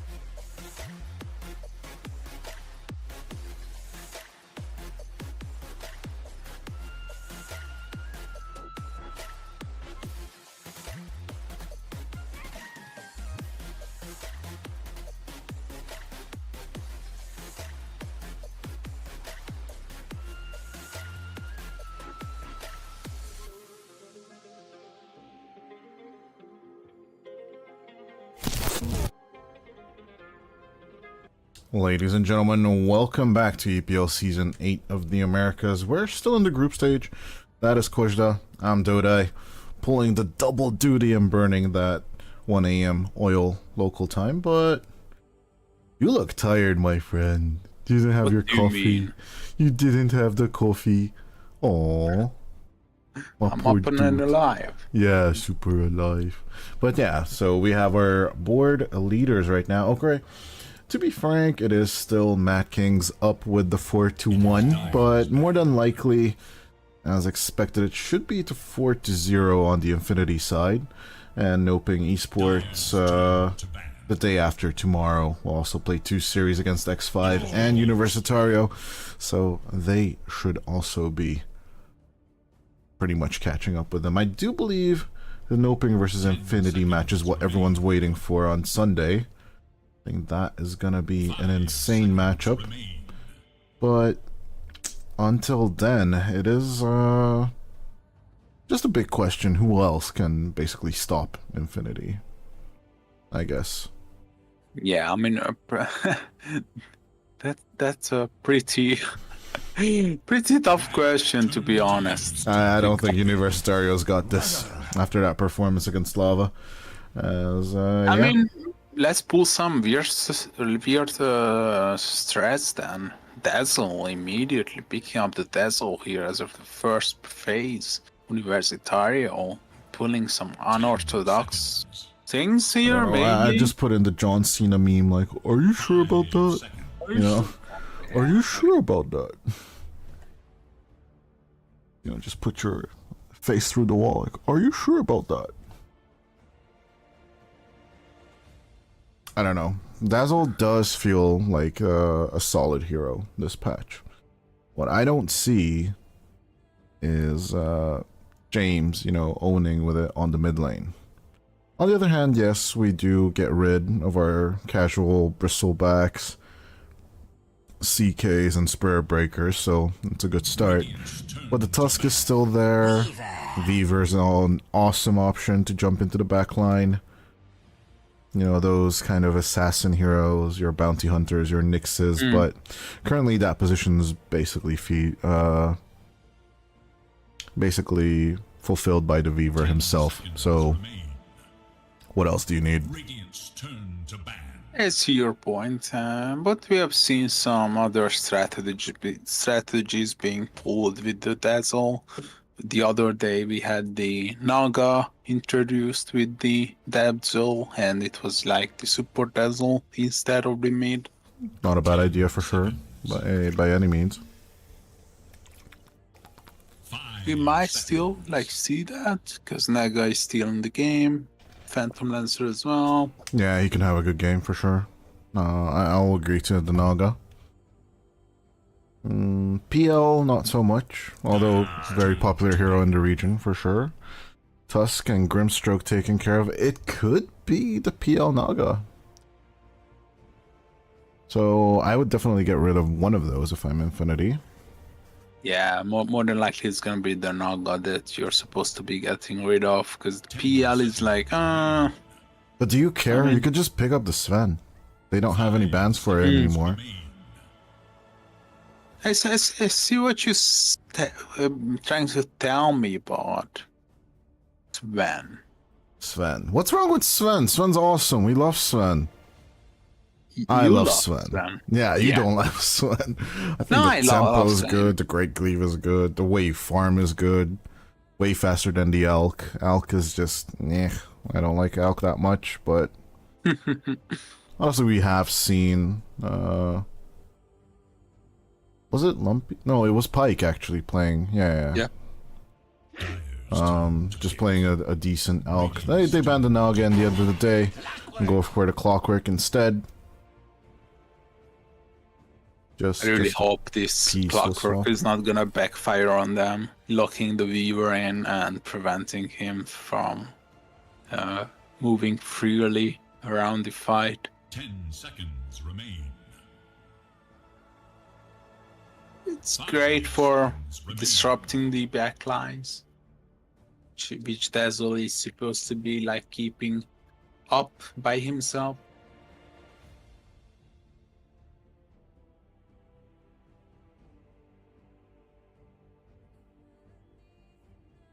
Universitario, though, they gotta answer Furion.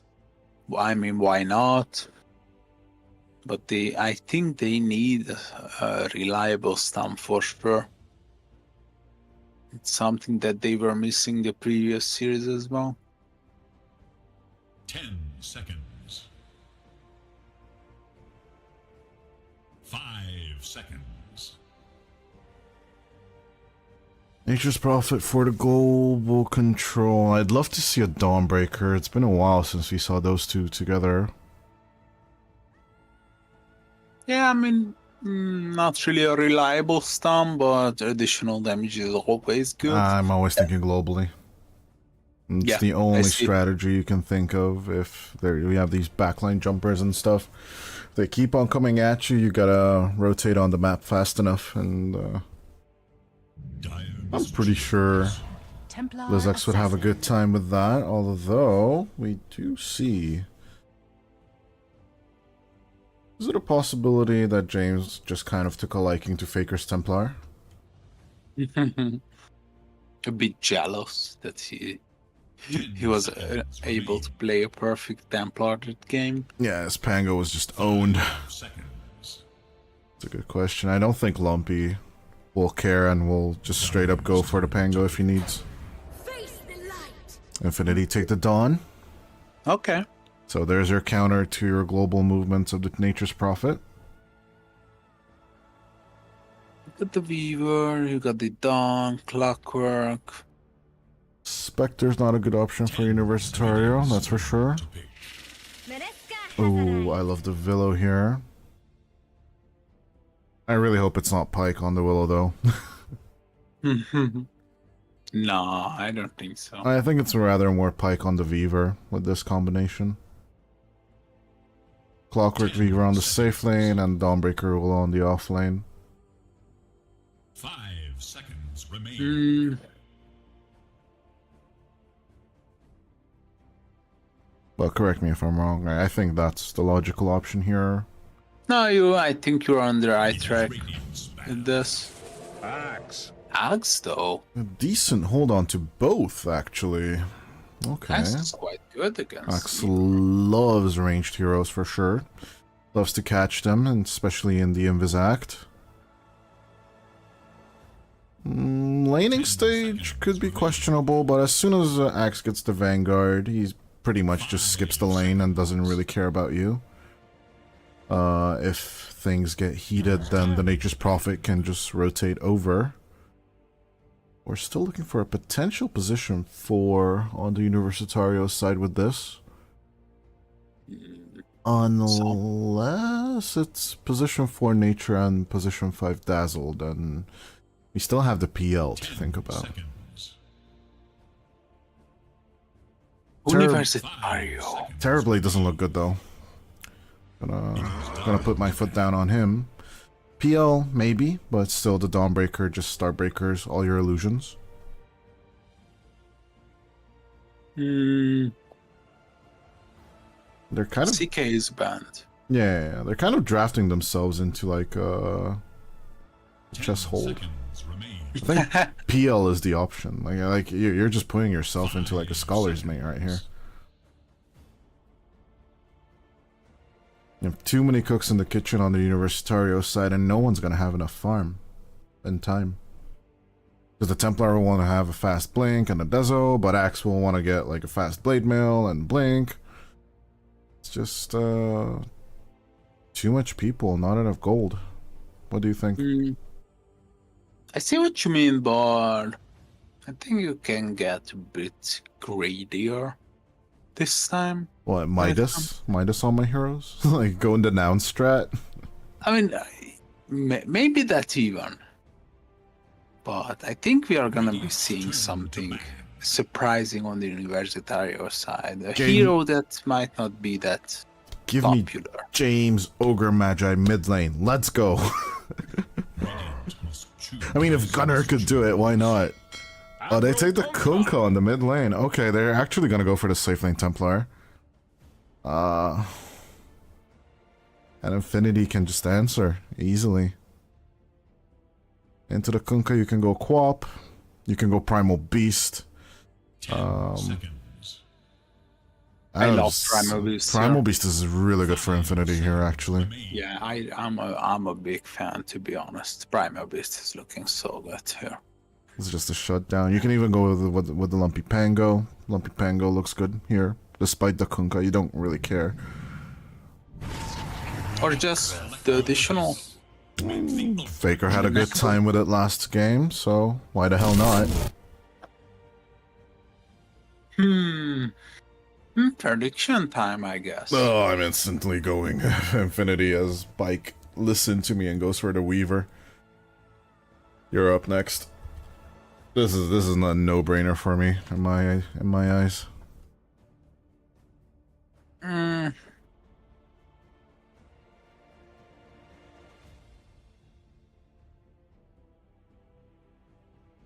Celestial Hammer breaks Refraction. You have Swarm. There's just so many opportunities for Infinity to just take over the laning stage. I think I have to go for Infinity as well.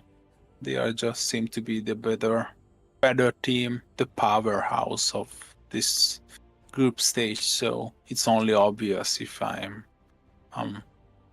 running down the same road as they are, and you are with them as well. Yeah, Caster cursing Infinity. What else is new? The team has played 2-0 against Lava, 2-0 against Infamous, and 2-0 against Invaders. But if you really want to check out the results, check out our sponsor Cyberscore and their page, because there it's compiled very, very, how should I say, in detail. So for that, we shall see what these two teams can show us as we head into game number 1. And it's the smoke coming out from the Infinity side, as this has been pretty much the status quo for most teams. Universitario have been the ones pretty much off note in that regard. A lot of teams going for the insta-smoke. We usually sometimes see Nature's Prophets go for the teleportation level 1 and putting out the early wards, but that is not something we're going to see from Chaka. Chaka Trabant just still makes me happy, that name. It's just so funny. Yeah, good question for Bao this time around. Can hold his own. Because the two previous performances with the PA and the Morph weren't that convincing.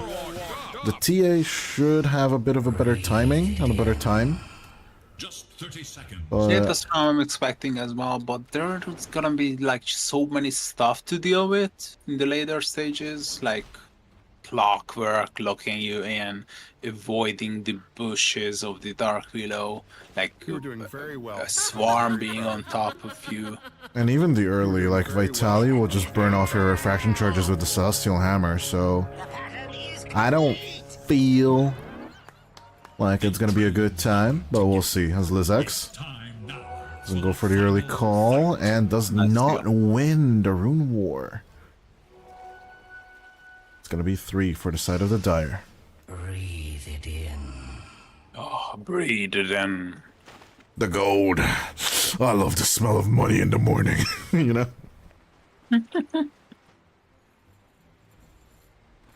Yeah, to be fair, it's kind of afternoon for these guys.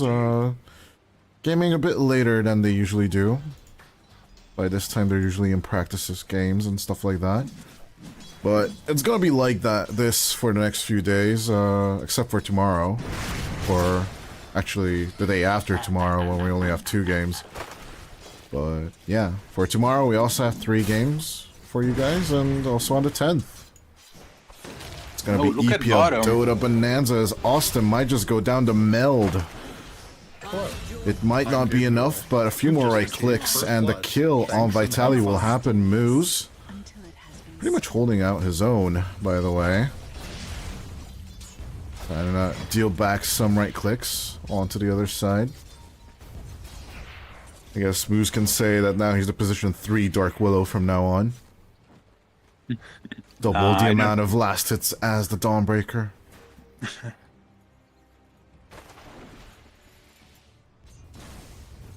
Looking at Pit though, Lumpy is pretty convincing with this Necrophos gameplay, by far. So far so good, but keep in mind it is James on a strength hero again. The battle will break out on the bottom. Can Ribao pick up Vitali once more? He doesn't really want Vitality to get that level 2. Even though level 1 Celestial Hammer breaks off all the refraction, he didn't go refraction level until level 2 so far. They might just want to zone out with the meld as much as possible. But yeah, But he's right. it looks good so far. We so are good. proving to be right about this. Kill Bill. Yeah, you usually are scared of the side blades because it pushes out the wave. But add insult to injury, they can rotate the Nature's Prophet bottom anytime they want. Like a Trabant. Yeah, but I feel like they are still like lacking like a reliable stomp. That is more than true. Because you only have the Kunkka and the Axe who are kind of stuck on their own lanes. As Lumpy is pretty low. Here comes the TPPP. No, it doesn't go through just yet. As James, trying to survive with a Fairy Fire Torrent, will be raised onto the Water Rune. As the Sprout will miss from Chaika Trabant. No kill this time around. Maybe he should have named himself Chaika Skoda instead of Trabant, man. Yeah, in some places that is the more Do you think they have- preferable. Do you think they have Trabant in South America?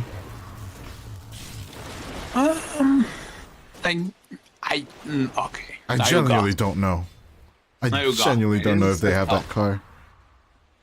But yeah, just for our South American viewers, or actually anyone that doesn't know, Trabant is a car company name back from like the old Soviet Union era. But yeah, I believe it was Polish. Oh no, that was Polski. Trabant was. Oh, Trabant should be Polish as well, right? As No. James might go down. Oh, nice. Oh, Cog. survival. At the same time, Cogs up top. Gardic will die. And also Chaika. Pike cleaning house. Swarm. Actually of gonna course. be a triple kill. James is still surviving Lumpy as much as possible, but the death pulses keep on coming. Torrent for Ribao the is zone dead. out.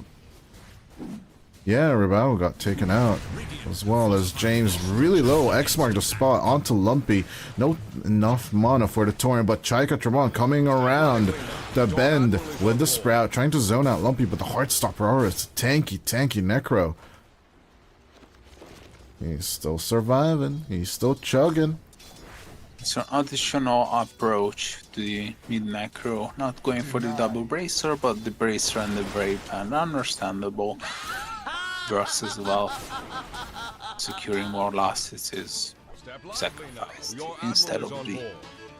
Also the extra agility. The extra agility is nice against the Tidebringer, isn't it? Yeah. Bit of a faster attack speed, just to match the Kunkkas. But also the armor cannot be denied. 4.2 armor for each boost on the agility point. Oh no, that comes with levels, my bad. At the same time, Gardic trying to hug Lizex as much as possible. Doing his job perfectly as the X mark spot pulls back Lumpy. It's gonna be 3-on-1, and this time with a Shadow Wave. Austin will secure the kill with the tower's help. Nice rotations though, just before the 6-minute rune. 6x6 as you usually mention it.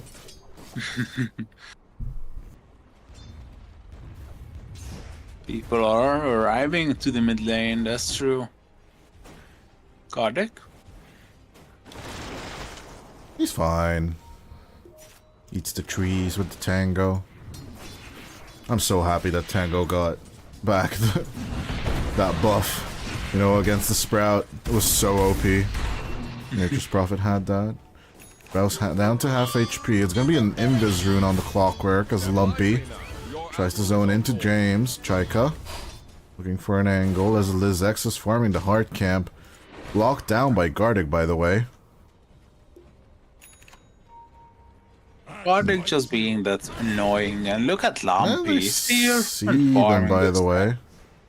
Yeah, Lumpy will take care of the rest of it. As Gardic, no. Yes. He's just sitting there now. Oh, brother. I guess, on the other hand, you can have Chaika just steal the other side. Look at bottom though. They are diving onto Italy. This Reinforcements are gonna be slow. Vitali goes down as moves. Trying to hold out against the two of them. Here comes Chaika. Nice attempt for the steal. Gardic tries to hold. He will get the Wisdom Rune, but they will make him pay for it. As Xmar the spot goes out onto the Clockwork along with the Ghost Ship. James pulls him back and will take the gold. Wisdom Rune secured, but you are playing with the price of your life. But at least he bought out, so it's not like you're losing a lot of unreliable gold. I think it's kind of worth it to die, especially if you're position 5 to steal. I think the steal is really essential, honestly. I agree. As long as you don't let 2 people die for that steal, it's really, really good. Which lane is gonna be pressured mostly in the early stages on both sides? I think Lumpy is becoming tanky, honestly. He now has Scythe, no one will dare to approach him. And this mid push looks inevitable so far. Ghost Ship has been pushed out, so James is not going to be looking to be aggressive. His Bramble Maze will be dropped on top of him. Sprout as a reaction from Chaika. X Mark on moves. Torrent is not available. And Shadow Realm instantly used by moves. Scythe onto the Nature's Prophet. Honestly, Gardic is already on the chase. Trying to zone Austin out as much as possible. Can they get more? I don't think so. Stabilizing on the mid, keeping up the siege. This tower is gonna be falling. Most definitely, for sure. I have no doubt in my mind. X Mark along with Ghost Ship again onto Gardic. Does he mind though? I mean, a lot of things expelled onto him as in come the reinforcement. TP coming over with the Solar Guardian. I think he must die though. Shadow, the Poison Touch is on him at the same time. James. I think he's dead as well. I have no idea why. Good old. Can Infinity turn this around though? I don't think so. Yep, there he goes down. They might get the counter kill onto Chaika Trabant, but I don't think they're gonna turn it into a chase or anything.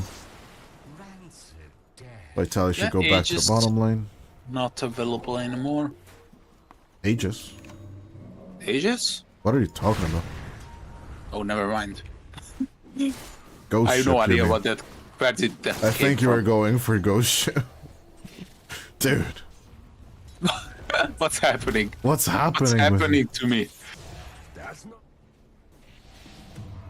Wake up, Kojda. We have got a game to cast. Oh no. Nom nom nom nom nom nom nom, Sasuke. There you go. Eat it. Eat up. Okay, I'm Cookies back made in. with coffee. Let's go. Yule Scepter progressed on to Moose. Back on the topic, Aegis. Which team you... Okay, it's just completely obvious. It's Universitario Esports, obviously, with the TA. Having the TA is always good for taking objectives. And Yeah, the other side doesn't really want to go for the Aegis. And you don't it's a really bit mind longer. killing the Templar twice, so who cares, honestly. you got the Swarm, which is pretty good. Nice right-click damage coming out from a team, but yeah, I think obviously. you need a Solar Crest to do it, although... Yeah. It's not easy to surpass the... Yeah, neither of the supports are kind of building it right now, as Gardic is just poor as a Temple Mouse, and Moose on the other hand is going for the Yules as previously mentioned.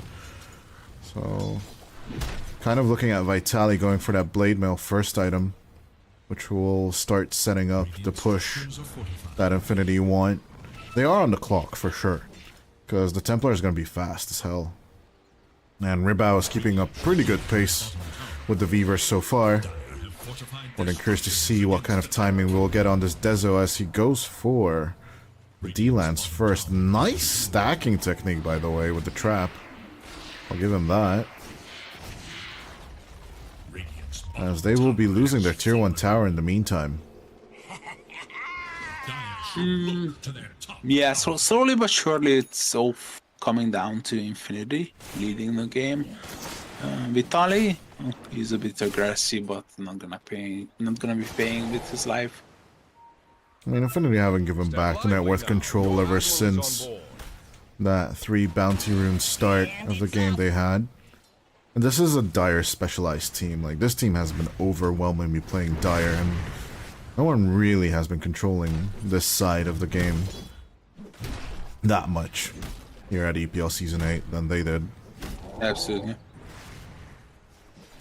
And since everyone's just prioritizing second pick, they usually go for this Dire. Or, yeah, I mean, if you favor first pick, as most coaches do, the stats are against you. Second pick seems to be dominating this meta really hard.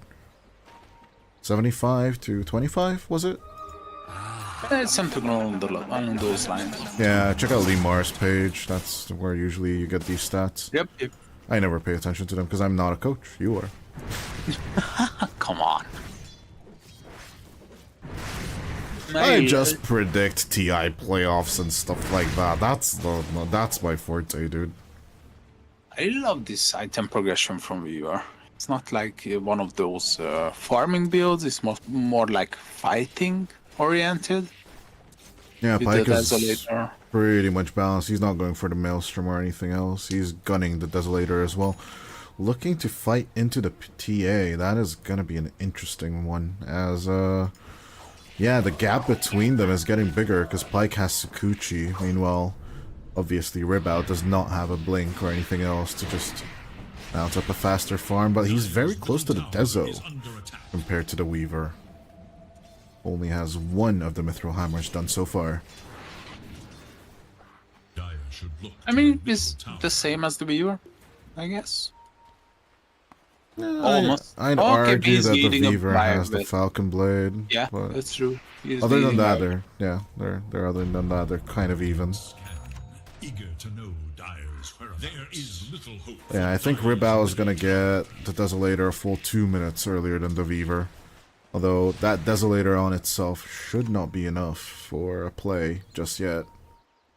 And yeah, Ribao is in full vision of the enemy as of now.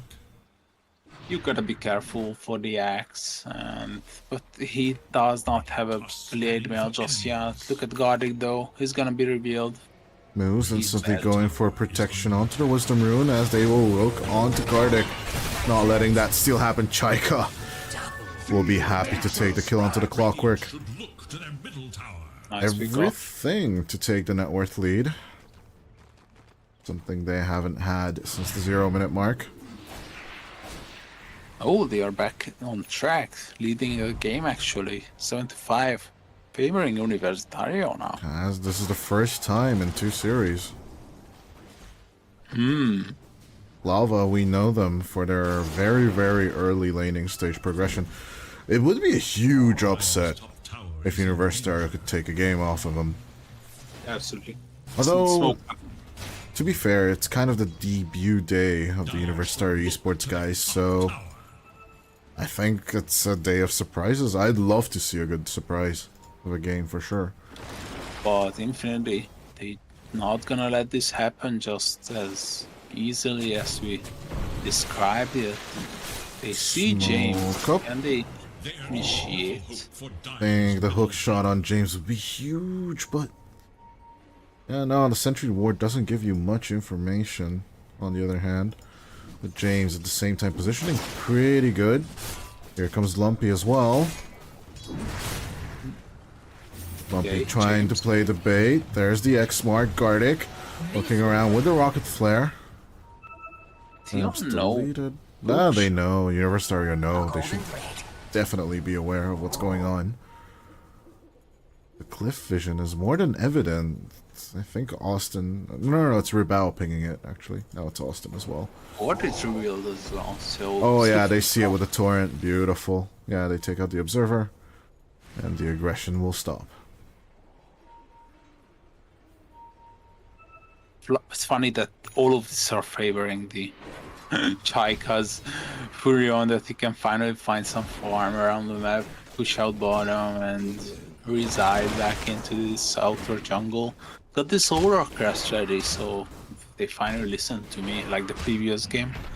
Find it interesting that, especially in Pro Dota, we don't see that pub build of Solar Crest or Vessel into the Aghanim Scepter. Like a lot of position 4 or 5 Nature's Prophets, either they get one of the two, Solar Crest or the Vessel, and then they get another utility item, and then they start progressing into the Ags. It's a bit slower. On the other hand, like, is your team ready to fight by the time you get the Aghanim Scepter, I guess is the question, right? Because James is almost halfway through on the finished side. Actually, more than halfway through. When the Kunkka gets that Ags, that could be a good timing, as Lizex almost ready with the Blade Mail as well. And then I think it's go time for the Universitario boys. I agree. That's going to be a huge milestone once they get their hands on the Blade Mail and the Axe. TA is basically ready. Desolator, Dragonlance, Blink. They just need a Roche and they can start like pushing, shoving down those lanes. They want to go for the mid tier 1 first. As hookshot onto the Templar. In comes the Solar Guardian. Nice ghost ship onto 2. But Ribao is in trouble. Nice forward staff backwards, but it's with a Curse Crown on Ribao. Shallow Grave might just save the Templar Assassin, as another wave will save him there. Lizex trying to look around. Finds Pike first, but he's a tanky axe. Might just survive this. Ribao with a very low HP pool. 3 HP remaining. Will turn back just a bit. Farm some cheeky ancients. That is some cojones on this Templar Assassin. Ribao not messing about as they go in for the catch onto Pike. No more time lapse, as this guy will be caught out with the Sprout. Swarm for the turnaround. Ribao is pretty low due to the Swarm, but the Kachan, they take out Pike easily. That is life from the Universitario side. Hell yeah. Not having the Quelling Blade already, just putting it into the backpack is not the name of the game. Universitario looking good in the early stages, but let's see how they can adapt into coming into the mid stage. 90 minutes into the game, they have a solid 3k net worth lead. Can they turn it into the Roshan, as you mentioned? Eventually, I guess. I mean, Ribao, still on the farm path, gets the shard as well, so silence with the psionic traps. Would make sense to just move your Volt team to bottom, take Roche, then push out the tier 1 tower, take Tormentor, then tier 2 tower, and suddenly you're up for like 6 to 7k. Well, let's see if they can get that rotation, as Lizex is still farming up top. Would be a bit ill-advised as Gardic is looking around. They're looking for the Templar, but don't find him home, as Ribao is already farming the other ancient camp. Setting up for the Tormentor, which should be up in 10 seconds. Wow, okay. They're gonna play the safe play as they go through the Twin Gate. Lizex is already on the other side. Due to the trap, they can tell that the enemy's coming through. As Gardic might just be hit by the Roshan in a second. Okay, no, he comes off the stairs. Starts taking the tax that Lizex has built just for him and him alone. I love the Observer Ward placed by the Clockwork, by the way. I do as well. This is so aggressive, cheeky, and it tells you everything. On top though, they want to hunt down with Vitali, silence down. Can Lizex make the jump in time? Yes, he can with the call. As Ribao looking for the damage. The silence, it stops the Solar Guardian. Ka-ching, and another kill from Lizex. That is 2 Cold Blade stacks. And so far that means 3+ armor on Lizex. It means the Dawnbreaker is gonna be sitting for a while in the fountain. Got the Hobbit though. What is going on? Oh, Roche. It's Roche time. And they will go for it. Decatrabons will come around. Yes, they will be found. But at the same time, can Infinity make it over here in time? Lumpy and Pike hurrying over as fast as possible. But, oh, despite all their utilities, it's not a fast Roshan, so they will be backing off with a smoke. But it is seen by that cheeky ward mentioned earlier. Oh, Infinity, no. And they're gonna be patient. I mean, they gotta be 43 seconds until Solar Guardian is up. Gardic. Waiting in position for the hook gonna shot. be huge. Definitely a deciding factor of who is gonna be taking the lead and the ages for the next 10 minutes. Baika looking to reverse push and deflect just a bit. As Lumpy shows himself. Lizek's nice with the jump. Can they keep it up? As a Shadow Wave, Torrent Storm, everything is coming in. Yule Scepter into the Necrophos, running it there perfectly, and also the Water Park. As Lumpy goes down, Lizex has control as he will move on to Vitali. Where's the Weaver going? It will be pulled back. Pike not caught out, but Vitali's in trouble. Down goes the Dawnbreaker, and Lizex still on the search. Blades and my mind are as one. 3 dead. On the side of Infinity, Universitario. It's time for Roche. What a play from the underdogs. Color me absolutely surprised. This is gonna be quite fast with the addition of the Desolator and the Axe Blade now as well. Yeah, but Lizex doesn't have call for a few more seconds. I don't think he wants to commit it again. He wants to go hunting. As Ravel picks up the Aegis. Can Universitario keep up this lead that they just accumulated? That's my question is. What a beautiful Torrent Storm in that previous fight from the Kunkka. A bit lucky though, but luck is part of the game. Oh, I wish I would have the replay functionality on OBS, man. Beautiful. I definitely want to have that, like, you know, just set up, ready to go. Holy mana. That was... Gaben would be proud of that play right there from Universitario, I'm not gonna lie. Can Infinity hold out? I think they can. I think they can buy enough time. Interestingly, Chaika going for the road of Atos. 3 utility items, and then he's queuing up the Aghanim Scepter. Still, that utility could be good for the fight as he uses the rod on to the Clockwork instantly. Lizex hesitating just a bit with the call as the Yule Scepter raises him in the air. He calls on to the Willow as Moose tries to play it with the Terrorize. We'll get that, but the Torrent will race him into the air as the X-Mark pulls him back. And Moose just goes down as Ribao takes care of Gardic in the meantime. Oh, Infinity, you're slowly but surely falling apart here. The favorites, maybe of the whole tournament, is crumbling. Could it be their first time? They have a 6-win streak right now. Yep. We've seen them turn around worse games, but 7k in 25 minutes, that's a lot. And even the Gabriel graph is giving 82% probability for the Universitario lineup. Based. This is looking bad.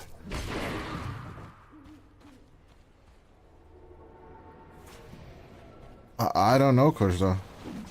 Tell me, what are the opportunities for the Infinity lineup? Is it going to be the high ground hold?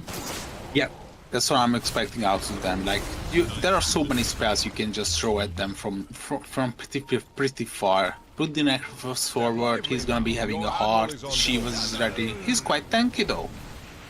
And yeah, just throw Raised one. in the air, X-Mark pulled back, nice Yule Scepter utilization. He will survive. A lot of Yule Scepters on the Infinity side, by the way. Yeah, the X marks the spot is something you want to avoid, and as well as the X. Oh no, they caught Lumpy though. Easy catch onto the Necrophos. They keep up the contact. Another Yule's lost. And there is the call and the ka-ching again. The Culling Blade. It's working so well for Lizex. So much armor in such a short time. Doesn't seem like much, but still 4 extra armor at this stage of the game? It might sound like a tiny number in the world of Dota, but it means so much. Tidal Wave pulling back Pyke for as long as possible. It is going to be a rooted axe for now. Time lapse, so we committed 10 seconds on the jump from the axe, but the damage from Rebao is just there. The Yules does nothing from moves as they control down the Dark Willow as well. It's a massacre. And they can, I think they can just go high ground here. Just push out the advantages that you are having to the limit. I think this is a lane at least. Up to the high ground they go with a minute on the Aegis left. Onto the mid lane. One of the toughest lanes to push in Dota. I mean, all 3 of them are not as easy as they used to be. But mid lane, with its gank ability, they will give up on the siege instead. I don't know what forced them to just return. Maybe it was a call to just chill out and relax. Aegis time is just not as long as they wanted it to be. And they're bound. Go for the safer play, as you just said. Oh, they are losing scan. They find Vitali, but not really moving heroes onto him. Dire's bottom tower is Bottom. under Smoke. I love it. Just reeling the TA. Vitali almost done with the Aghanim Scepter, by the way. As Lizex on with the surge, Gardic will turn to the unexpected side as he will jump on instead from Lizex. It's not long enough for the call. It will not catch Pyke on this time around as Moose standing in the trees. Chaika. Interesting enough that they don't see him as Lizex again with another jump. Just comes out of nowhere, but no catches whatsoever as Moose will be seen, but they will turn on to Gardic instead. The break is just awesome as Gardic will fall in with the Shadow Realm. Lizex will make the turn and a perfect kill. Lizex is dominating now with the axe. What's happening? Infinity. They are not really finding the solution for this PA. TA, I'm sorry. And James onto the high ground, they are threatening this lane. And I think this is one lane for sure. Tata or Papa, it's not the same as Lumpy, but a Gem of True Sight on top of everything. We'll be looking to steal the Wisdom Rune of the enemy. Yeah, Chaka Trabant's not coming in time. We'll make it out of there. But yeah, Aghanim Scepter, if it would be finished, that Necro might have died. As Lizex turns onto Vitali, dodges the Starbreaker, he keeps up the contact, makes the call, in with the Blade Mail, and here's Chaika to just help the hell out of here. As the X-Mark gets to pull back this huge Dawnbreaker, and they just destroyed the tank of Infinity. I think Universitario learned a lot from the previous clash between them and Lava. They're just here to destroy the favorites, man. Yeah, and they're just pretty. It's just so convincing. Let's be honest. Color me absolutely dumbfounded and surprised. This is something that we did not expect, to be honest. And they are smoking up once again. It wasn't that big of a net worth lead. Remember that 3k net worth lead that they got with the mid fight? And ever since then, this is just absolute domination from Rebao as he jumps in, destroys Gardic, and then turns onto Lumpy of all people. Zone out with the Sprout. Terrorize coming through onto 2. But the Rod of Atos, it turns out to work, and it holds onto the Necro as in comes the Solar Guardian. Such a big heal for Lumpy, and he needed it bad. Oh, through that growth trap, he survives as Pyke comes in with the BKB. He might just survive that X-Mark, but James, after the Torrent Storm and after the big play of James clears, they just get Vitali again. Bibao, godlike streak. This guy's unstoppable. The pop star performing at the highest stages here, and another lane secured, I guess. Where was this guy last match or last series? Is it the same guy playing? Like, someone check his computer. I'm not even joking. Like, the way this guy is playing, making the exact aggressive moves we expect of him on this carry TA. And he's like, chill guys, yeah, we lost to Fakers, TA, now it's my turn to show what I can do. It's a beautiful play as Roshan will take the longest snap ever. 2.5 minutes. Salvageable. Not gonna lie. You can just keep extending their lead, controlling huge territories around the map. And last ditch effort, and never mind. I thought they were gonna smoke, but yeah, deciding against it. Infinity. How can you get back into this game? I have no idea.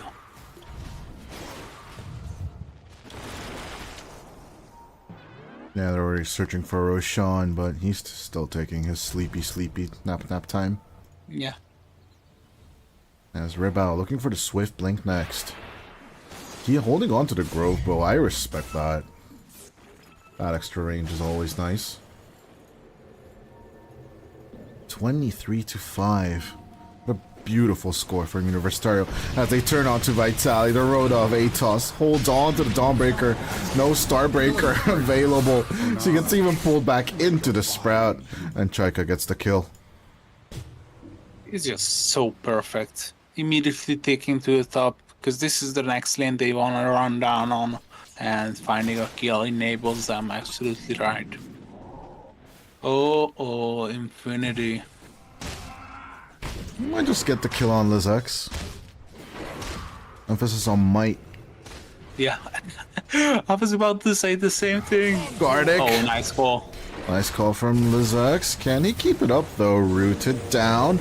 Nice 4-staff play. He tries to hold on, but eventually James. Oh, misses the tidal wave though. But another call from Lizex, and especially with the dunk. Dunk. He just destroys. The Clockwork easily. No escape. As Chaika has more farm than Vitali right now. It's not something you like to see if you're an Infinity fan.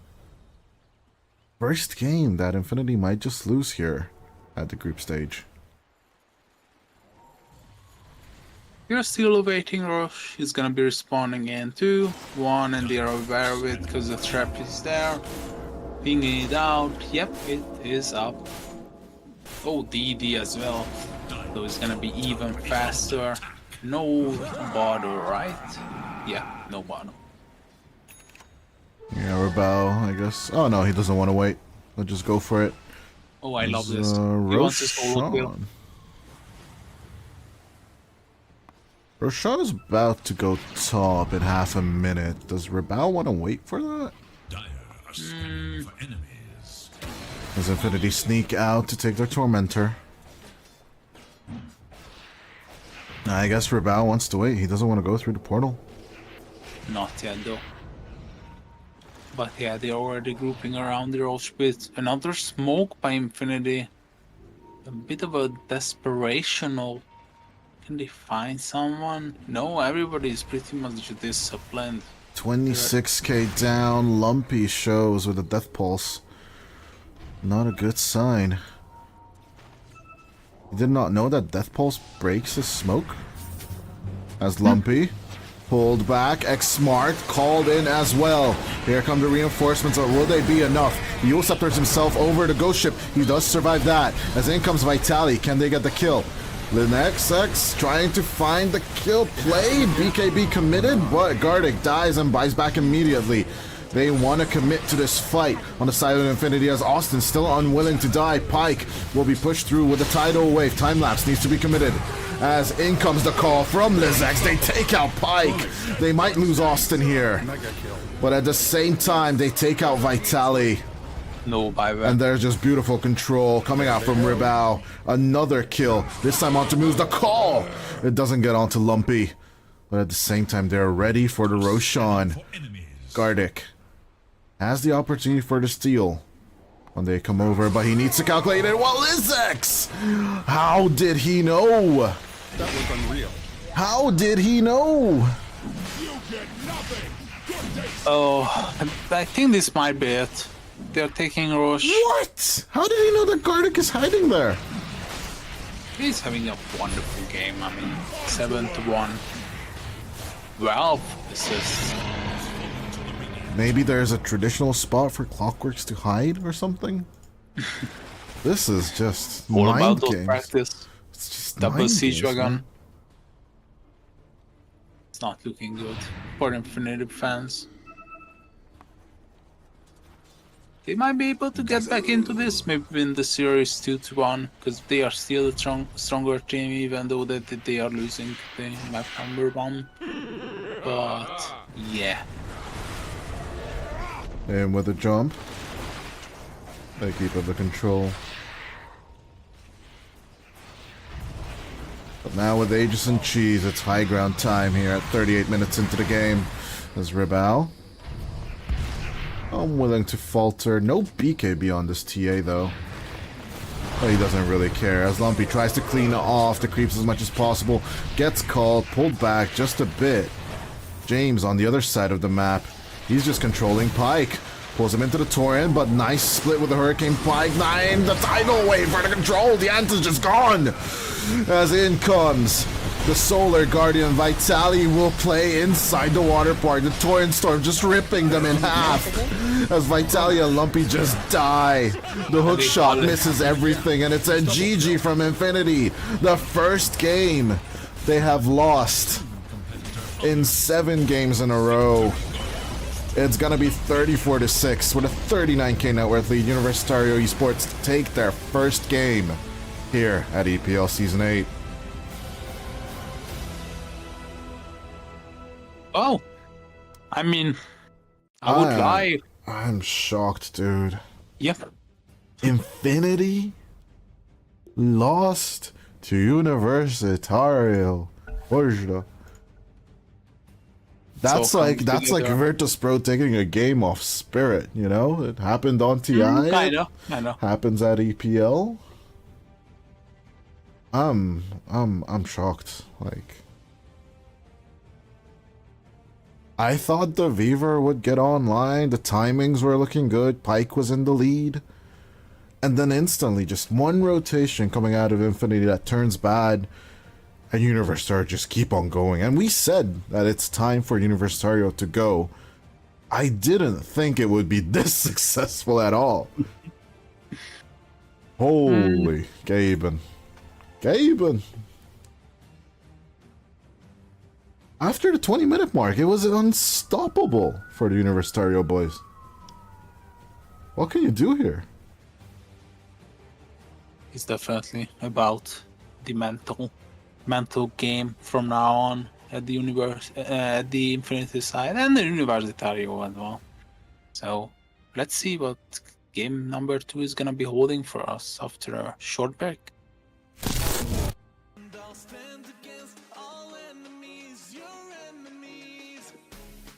I'm afraid if I look alight, you'll leave me alone tonight. 'Cause I'm changing and I'm breaking, but I'll still be your superhero.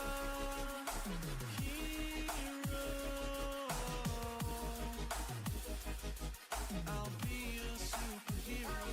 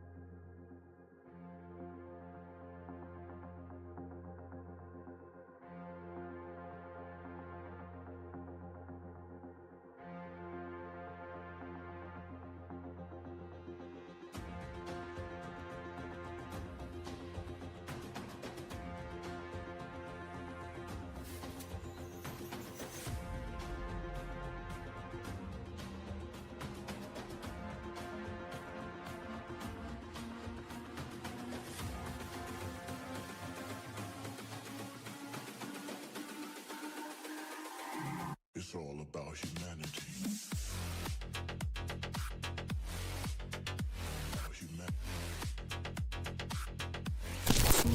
Seconds. Dyer's Okay, ladies and gentlemen, match point for Infinity as Universitario take game number 1 here at EPL Season 8. The group stages. But can they turn the series over, or what's it gonna be?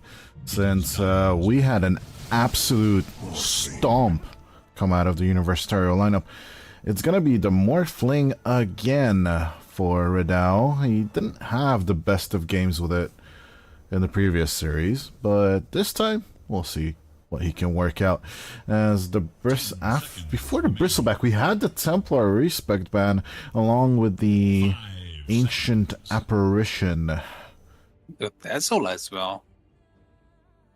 Pretty good bans from the Infinity side, as they will be picking up their Morphling first, letting through the Bristleback after the Kunkka and the CK ban instead of taking care of the Bristle. I don't think they wanted the enemy to open up with the Kunks on Lumpy, so I do agree with that choice. Are we talking about the Vitali Bristleback here? I guess more than likely. Because I don't think Pike plays it, maybe. What did the stats say? Does Pike play it? Let me check though. As on the other side, I will be looking in onto our sponsor side. Of course, check out our sponsor Cyberscore, because more than definitely you will be able to find the stats of Bristle, who has been banned a lot, but he only had 4 performances here at EPL Season 8 and only won once so far. Yeah, so when it comes to Vitali, I mean, both of these two players are not like a big Bristleback fans. I think it's mostly because that Bristleback is not really, it wasn't really like a big meta hero ever since like never. It's only been popular ever since the new eggs. I mean, yeah, the passive push has been a bit buffed with the Aghanim Scepter active, for sure. But I don't know, it's interesting that he became like this first phase ban hero from then on out. But yeah, Undying for the extra control. Although we don't see Christ this time around, it's just an extra precaution on the Bristleback side, as Universitario are thinking of their second phase ban. Huerta, okay, understandably.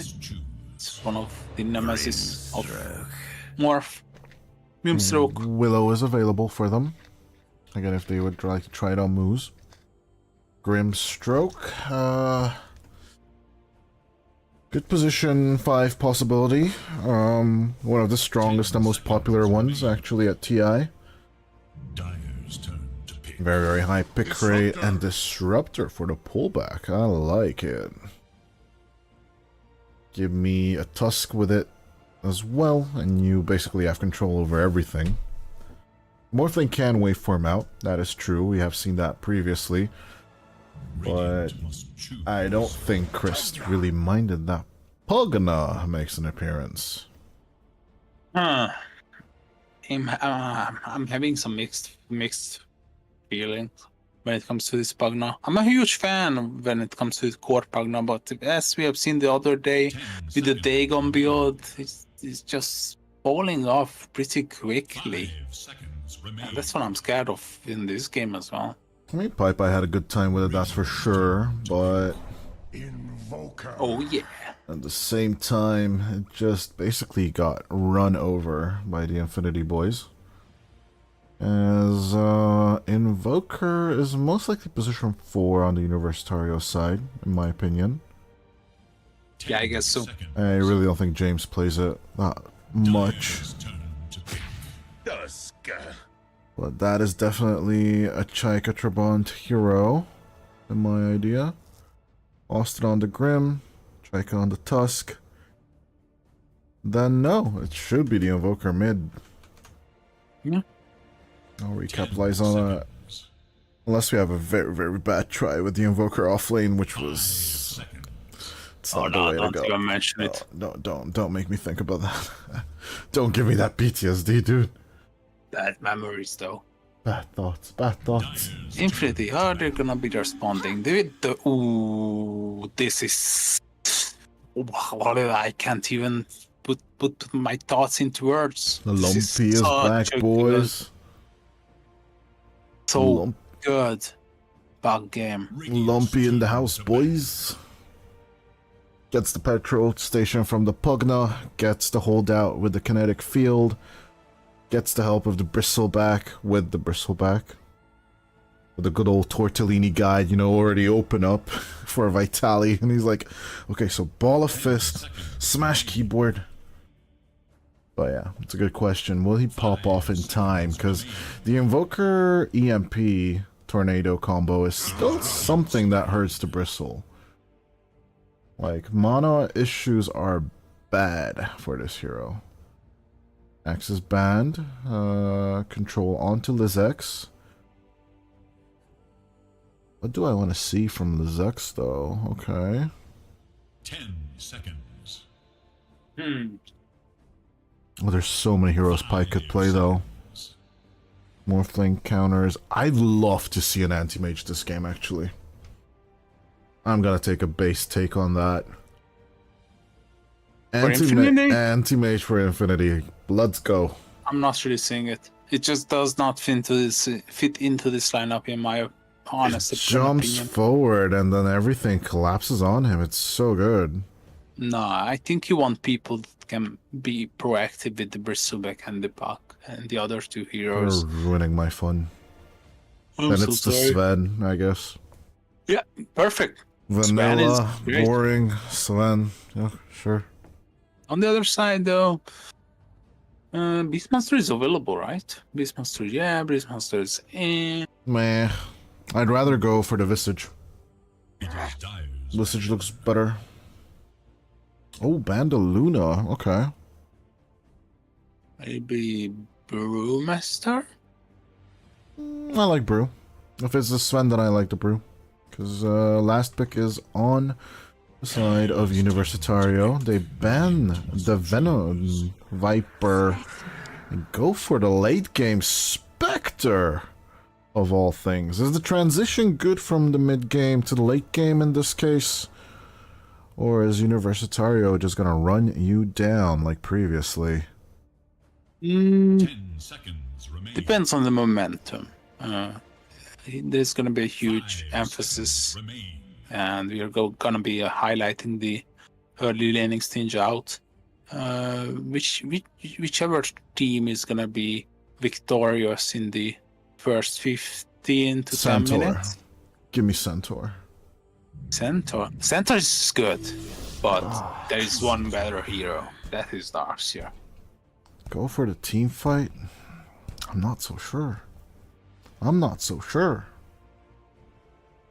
Ha, you get to predict first. Sucker. Oh no, I just realized. Sucker. Huh.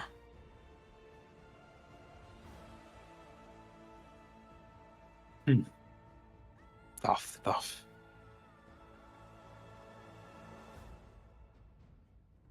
After game number 1, I'm still shocked, but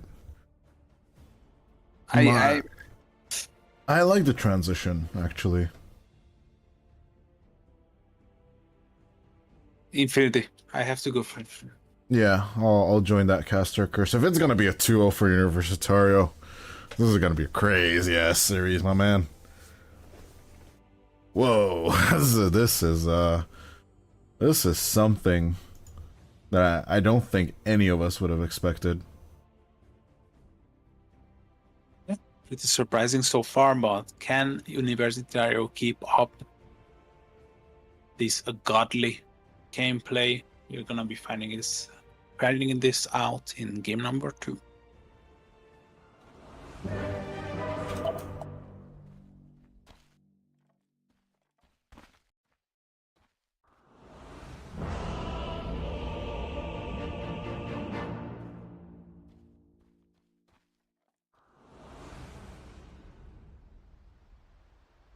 Bright and breezy. Go crazy. Bright and brazy. Well, yeah. Get your cockney out. Bristleback is on the playing field, ladies and gentlemen. And as we know, Tortellini says that this is the only hero that can win every offlane combination right now. Check out his vids. He's a cool guy, by the way. Are you sure about that? That's what he said. You just get that bloodstone and then you're unkillable. Along with the axe. Vanguard, though. I mean, that's the start, and then you break it up into the bloodstone after you get the ags. That's the build order. If your lane is super bad, you go for the bloodstone first. I believe that's what the guide said. And you shut down. 30 seconds and counting. It's tough. Tough because you either shut down the Spectre or you shut down the Bristle. I think you go for the bristle first. That's how I would do it. But can you shut down the bristle back with a Morphling and the Grimstroke? Now that's the question I'm looking for. Because Moose is going to be annoying as hell.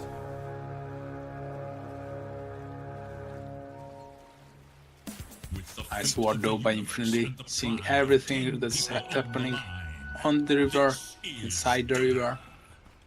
Inside the river? On the river. In the river. In the river. Oh, thank you. In the body of a water. Yeah. But it's kind of weird because then you say you're on sea, you're on a voyage. Yeah, You're on the ocean, so on the river. But then no, you say in the river. I don't know. Grammar's hard. English is weird. Whatever. That's not our job. We should just switch to Spanish or Hungarian. Honestly, I think our audience would be way happier. As Rib, ow! The damage! It's coming!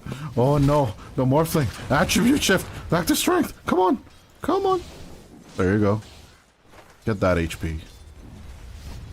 He just doesn't know if he really needs that agility though for the last hitting. Oh, Morphling, you tricky beast. It's a hard hero. As Moose goes in for the block camps. Working out for him well as Vitali Ribao. I think it's time for another round. Oh, with all that damage. Another blast will be evaded by Ribao. Oh, the tension on the bottom. I love it. Gotta remind you, last time Ribao was playing around his morph. Oh yeah, he died once to the neutral creep. Oh, the blood grenade! Oh my god. Every bit of damage coming out from Musa and Vitali, it scares the living crap out of me, especially when Ribao is like fully into agility. And he's messing with them now, Nether Blast. Will miss him this time once more. Gonna stick to the bottom lane, I'm gonna keep track of the other two. Okay. My eyes are just stuck on these four heroes. As Ribao dodges another one. Yeah. Austin, not gonna miss that stroke of fate. And that does keep Vitali away. Another adaptive strike hits through him. He needs that ring of health just to keep up the survival.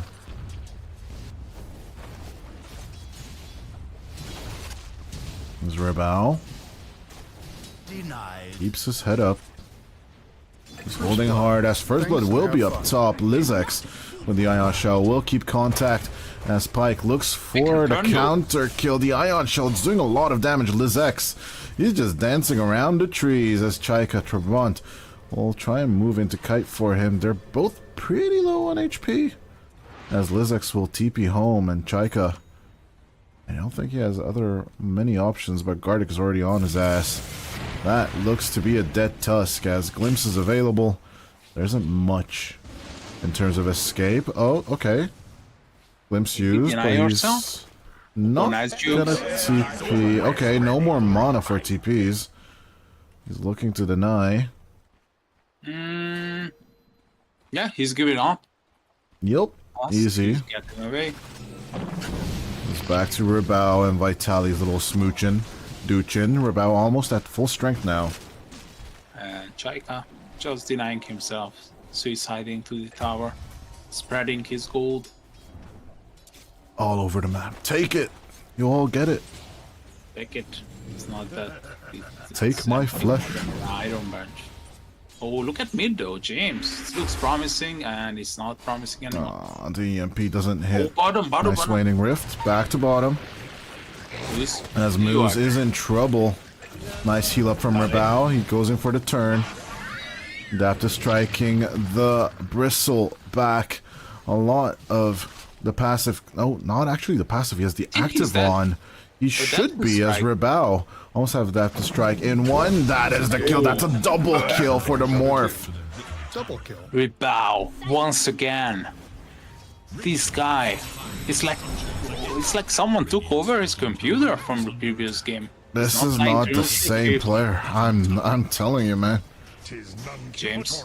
Yeah, He James drank his coffee, he woke up as Moose is coming in to help out Lumpy to get the kill onto James. In swell play onto the puck! They get him! It's gonna be a mid-player exchange, and Universitario are gonna be absolutely over the moon with that. They are winning every lane. Let's be honest. This is insane. The Grandmaster Morphling this time around. It's proving to be worthy. It's a level 25 plus Invoker. James. He's just owning the Bronze Puck. Bronze Puck. I mean, Dota Plus tells you everything. But what if he's like not paying for it? It doesn't matter. Only Dota Plus enjoyers can get it to this level. Oh no. Yep. You gotta pay. You gotta pay. Just joking. Wants to like skip waves, pulling it. For himself to the smoke camp. Oh, easy tornado EMP combo onto Lumpy, and all his mana is just gone. Yeah, he does have bottle and stick charges, so he should be fine. As bottom, we do have a Ripple wrapper roundy onto Vitali and Ribao. They will take care of the Bristle, as Muzi should be next. The Nether Ward is down, so no real spell should be expelled. The Ice Shard just to block him off, and they even get the Courier of Vitali. Come on. Oh my god. Universitario, just have some mercy. Whoa. I'm a bit like shocked, like what's happening here? I think they studied the crap out of this team. Like, there is just no way they're this good against them. It's like I'm just watching, you know, Spirit reading GG and then just, you know, doing everything according to plan. It feels exactly like that. There's like the same thing when you were watching Secret versus Tundra back in last year's TI, isn't it? Yeah. But they just have no chance. Like, every move they make. It's insane. Okay, but on the bright side, they still have the strong meta hero Bristleback. Nice courier catch. And Vanguard is ready. Vanguard is ready on Lisex as well. As it's gonna be a peaceful exchange of Wisdom Runes right now, both sides. No real force of conflict right now on the map, except for Ribao giving a back massage to the Bristleback. Doesn't seem like a life insurance act of the Morphling, but Ribao just doesn't seem to care. As here comes the dive onto Pike, along with the wall of replica. The Ice Sharded Spectre will get out with the Spectral Dagger. Kinetic Field onto both, as Gardic looking for the setup. Chair Tango onto Pike. He should be fine.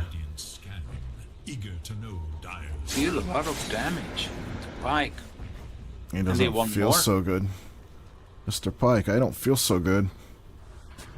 As he will go in for the Shadow Step, they turn.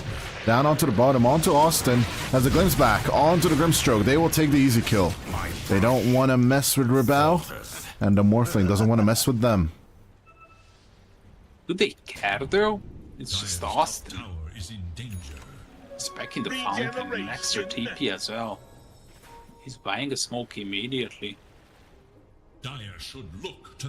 Ribao? Oh, don't tell me Ribao. If you're not gonna get the solo kill once again. Oh, come on. 7 seconds though until the adaptive strike. Can he just right click it? Yes, he can. As he might just get caught out by Moose.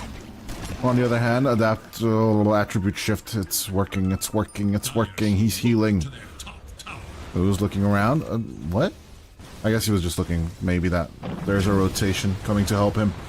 But with the Morbid Mask, Rebel should be fine. As actually, it's on the mid lane. We have some action. Snowball. Back to the wave. The Tusk is still stuck. Chaika Trabant is gonna get saved by the tornado, but here comes the Shadow Step. Pike is into it, and with the glimpse back, Lumpy gets the kill. Oh, it's so good to see this build coming back. Pike with the urn on the Spectre. It reminds me of the Batman days from 2016. He was the first one that introduced the urn to the Spectre. Yeah, with the Haunt, it was kind of a roulette, you know, who dies.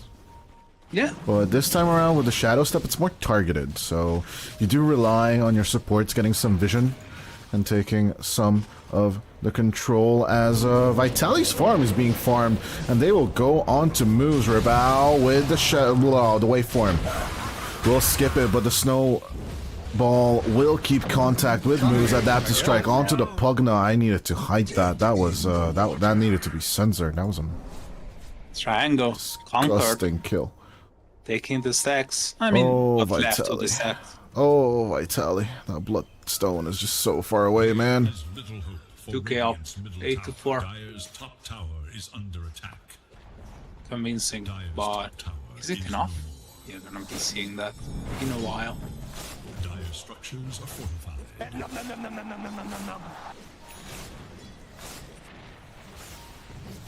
Oh god, Well. Riddle. You wanted your level 6, instead you are falling.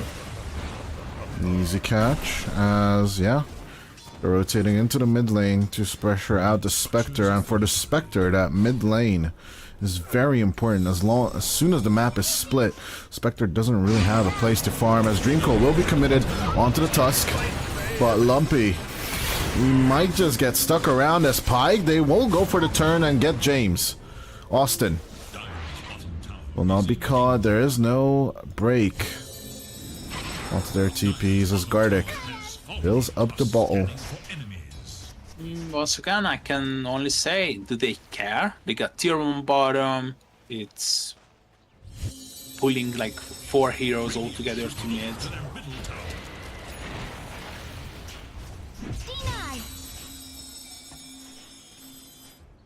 Smart pick up with the Radiance, I'm so sorry. The Dragonlance once again on the Rage Hero. It's like mandatory this game as well. Oh, a bit of a lag. There's the 3k net worth lead, by the way. It does give them that 60% win probability. Although we usually do mention that Dota Plus is super biased on the Spectre life drain from Rebel, but very, very good attribute shift from the Morphling player. Insane reaction from Rebel. He is expecting it, because the triangle has all the vision and control they need. Chaika. Snowball with no catch, but nice Dreamcoil onto 2. At the Shadow Step again onto James. Here comes Rebel for the backup, but cannot get the catch kill, as that would be the clutch one on to the Blade Mailing Pike Spectre. But Lumpy, he could find the burst. Illusory Orb, nice life drain, but Rebel, he's just healing. The tornado comes through, but does not lift Lumpy. But Rebel is just surviving. He's just not caring. And Liza's enjoying this free time. I mean, it might be a good pug game, but it's a very good. It's a very, very good Darkseer game, as we mentioned. Yep.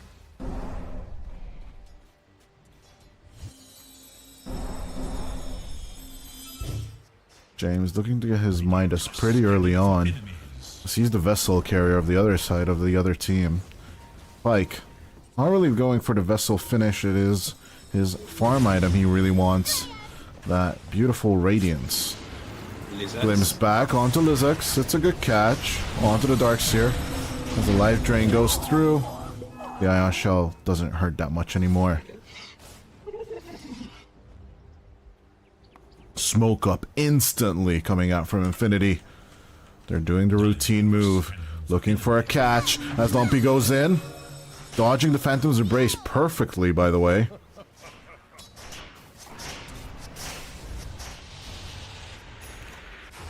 But yeah. I don't know what that EMP was for from James, by the way. Maybe to just get the mana from the pines. Yeah, I guess. Additional damage, some farm, Easy just to pine get cone some kills. spells. Ghost Walk. Committed onto the rune. Shield rune, not denied. Nice bottle coming out from Lumpy. But at the same time, Static Storm on to the Morphling, but it pushes out. The Morphling is just surviving.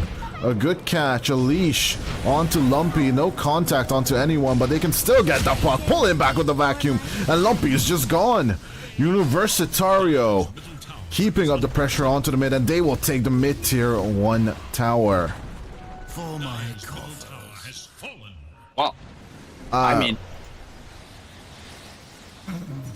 it's a bit tough to find the correct words of how well Universitario is playing here. This is Or flawless.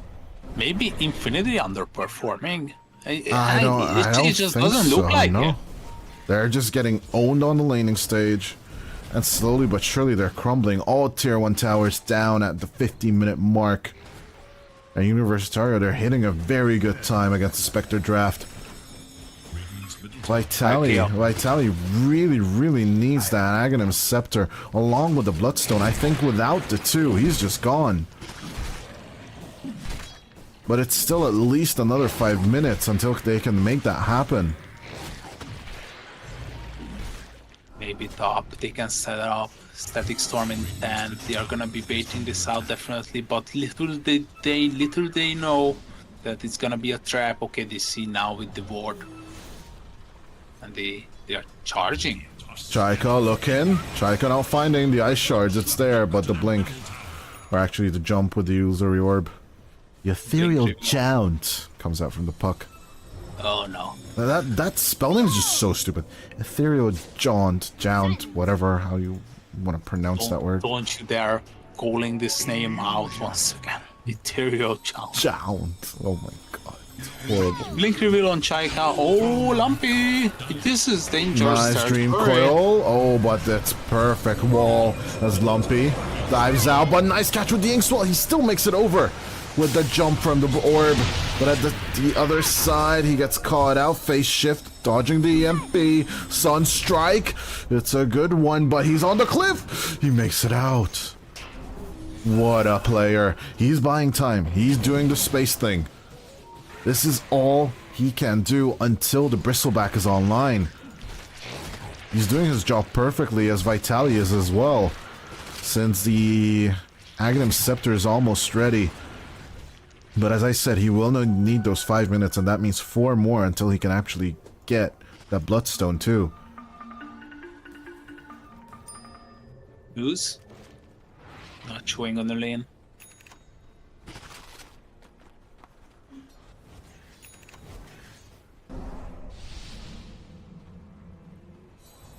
It's gonna be 10k. And yeah, 10k rebound, 17 minutes. Respectable. And Moves. Raised up in the air. The Pugno Petrol Station tries to hold on with another ward, but the snowball turn as Vitali comes around, tries to use the Ags. A nice shadow step on the Chaka. Rip out. Is he in trouble? As here comes James as well, and immediately after feeling the Ghost Walk, Vitali needs to back off. He still needs that damn Bloodstone as he gets pulled back into the kinetic field. Down goes the Bristleback. Lumpy looking for the turnaround onto the back line, but Austin with the surge. Here comes the Grimstroke. No catch this time around. I'm surprised that he put more into the Stroke of Fate and did not max out on, or at least just put like level 3 onto the Phantom's Embrace to have more attacks to destroy it, which is quite good against the puck. Spectre's now Courier with the hiding on the dagger. cliff. Will survive.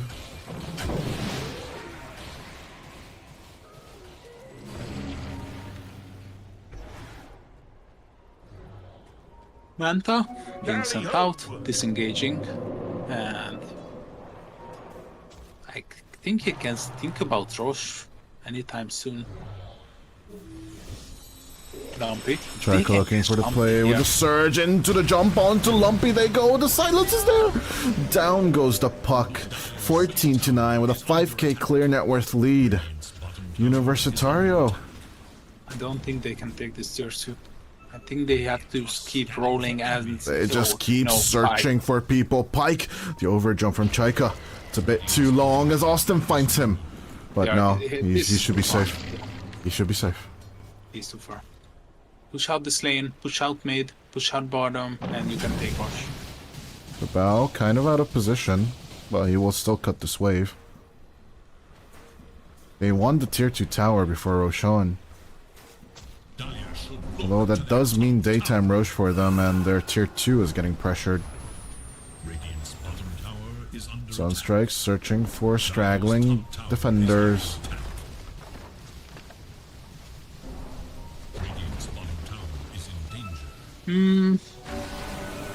Maybe start defending the bottom, and slowly but surely you can move into Roche, because it's gonna be daylight, so if Roche is gonna be moving to bottom, the lane is gonna be pushed out, and yeah, so Roche is going to be secured. So Sunstrike not hitting anyone, but nice scouting potential. With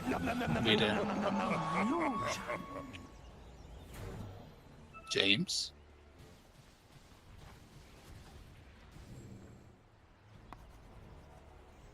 And Lumpy. Yeah. Silence down is James, but the cold snap, it's just ready. At the same time, he sees the ghost walk. Dust of appearance comes out from Lumpy as he makes the jump over. He tries to make a catch out. Nice walrus punch, stunned up as well, and a nice embrace as well. The tornado sets it up. The ink swell for the deletion of the puck. And look at the other side of the As map. Lizex goes in for the catch with Gardic, they just take care of the disruptor as a mounted dodge onto the glimpse. Ribau's just styling now. 6k up. Guy is unstoppable. It's tough, but let's see. Pike, not even with the Radiance just yet. And Vitali gunning for the Lotus Orb before the Bloodstone. As Rebel will take care of his courier. I don't think Lotus is your answer. It needs to be the Bloodstone. You need to tank up in these fights, Vitali. By the time he finishes his Bloodstone, it's gonna be Silver Edge time for Rebel, and that's not gonna be good for you. Finally, they are walking into Roche, which is what I like. Oh yeah, smoke up. Okay, this is gonna be huge. This is gonna be the deciding factor. I mean, they see them coming because the wave is getting destroyed. But can they get there in time? I don't think so. They're already getting pinged out by James as Chaika goes in to break the smokes. He's positioning perfectly. That is on Gardic and moves. That is broken as the Fort Spirit looks around. Could actually find them if they position right. Ribao, they take out moves first. And they keep going. James looking. They find Vitali. Raised with the tornado. Push down. Pulled back on Rebel as Lumpy with the backline Dreamcoat tries to slow their push and their jump, but the Static Storm comes out on to Chaka. They get Vitali, but they control James. Can they get the big one? That is going to be Spectre. And Pike goes down. That is 50 seconds without him. Oh, godlike streak from Rebel.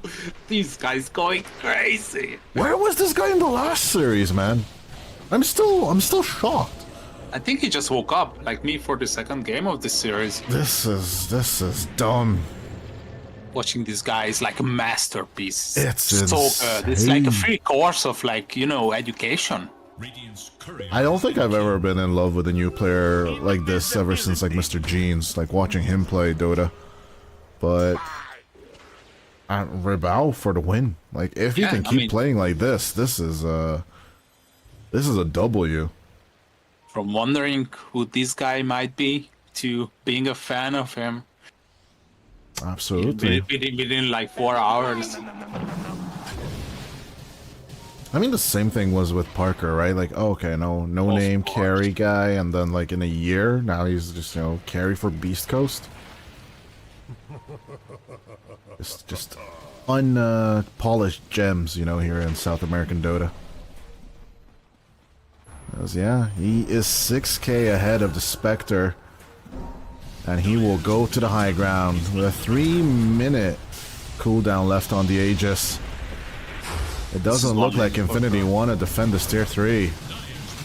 Vitali starting to put up the charges. He dives inside under the tier 4s. At least kill him once. Thank you very much. But the buyback comes out from Gardic. They will on the lookout. They need to catch Rebel, but a beautiful vacuum from Lizex. The wall is just beautiful onto all of them. The catch, it's not possible as Vitali will clean off Lizex. Now this is the high ground defense we have been expecting from Infinity. As a snowball, they will try and bait in the Tusk, but the blink out is there as Chaika will make his way out of it. Well, I tried. And yeah, he was successful. Blinking out. It's only the Darkseid that they are losing, and it's a buyback from Gardic. And a tier 3 on top of that.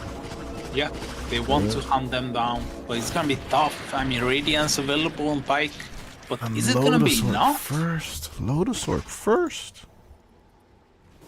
I still think it should be the Bloodstone, but I might be mistaken. Not gonna lie, as they do find Pike with the Sunstrike. You can't, dude. Oh, Pike with the casual walk off from the Spectral Dagger. As they will be looking for the wraparound in with the Shadow Step onto Rebel. They find the Morphling, and Pike tries to keep up. Can anyone help? The Glimpse back onto Rebel. This could be trouble. The Morphling. Can he make it out? Nice Dream Coil play from Lumpy. They need to keep up the contact. He's a big beefy boy, but the water will evaporate eventually.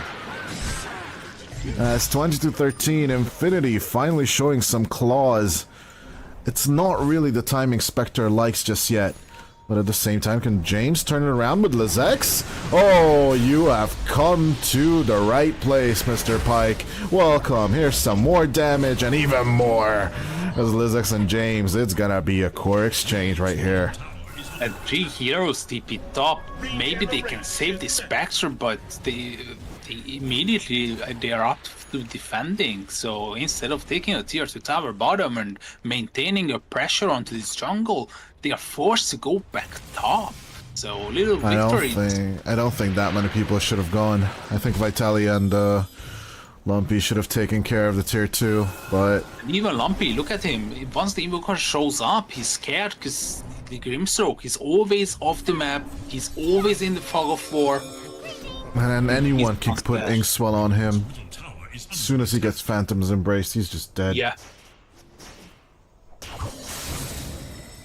They are always lining them up perfectly with the Snowball, with the Warrior Sponge. Oh, no talent yet. Look at the Tusk. I haven't picked the talent yet for the Warrior Sponge. Interesting. Oh wow. It's a surprise. Chaika Trabant with nothing but skills. Nothing but skills. I mean, Maybe no stats? attributes, no nothing, no stats. Okay, no stats. Just for the jokes. No, it's legit. I mean, to be fair, the cooldown reductions on both Tag Team and Snowball are quite high priority. Walrus Punch leveled up is definitely a plus. For my coffers. And I think it's mostly the Tag Team that you're looking for, right? And the Snowball, obviously. So those cooldown reductions are quite important for your fights and your jumps and your smoke times. But yeah, talents ignored is something quite rare that we don't always see on cores on pro players. Yeah, especially for something like Tusk, when you're up against a puck, so every milliseconds of stuns or lockdowns are supposed to be counted.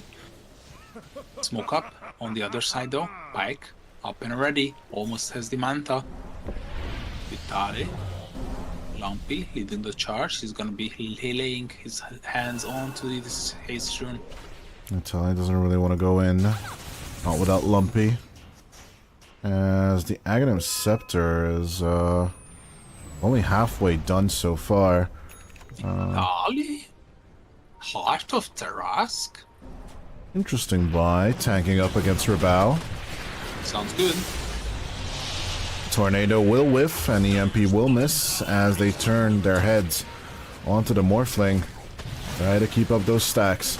But the Satanic gives him a lot of strength that Morphling always desires. I kind of like the build-up he's making here.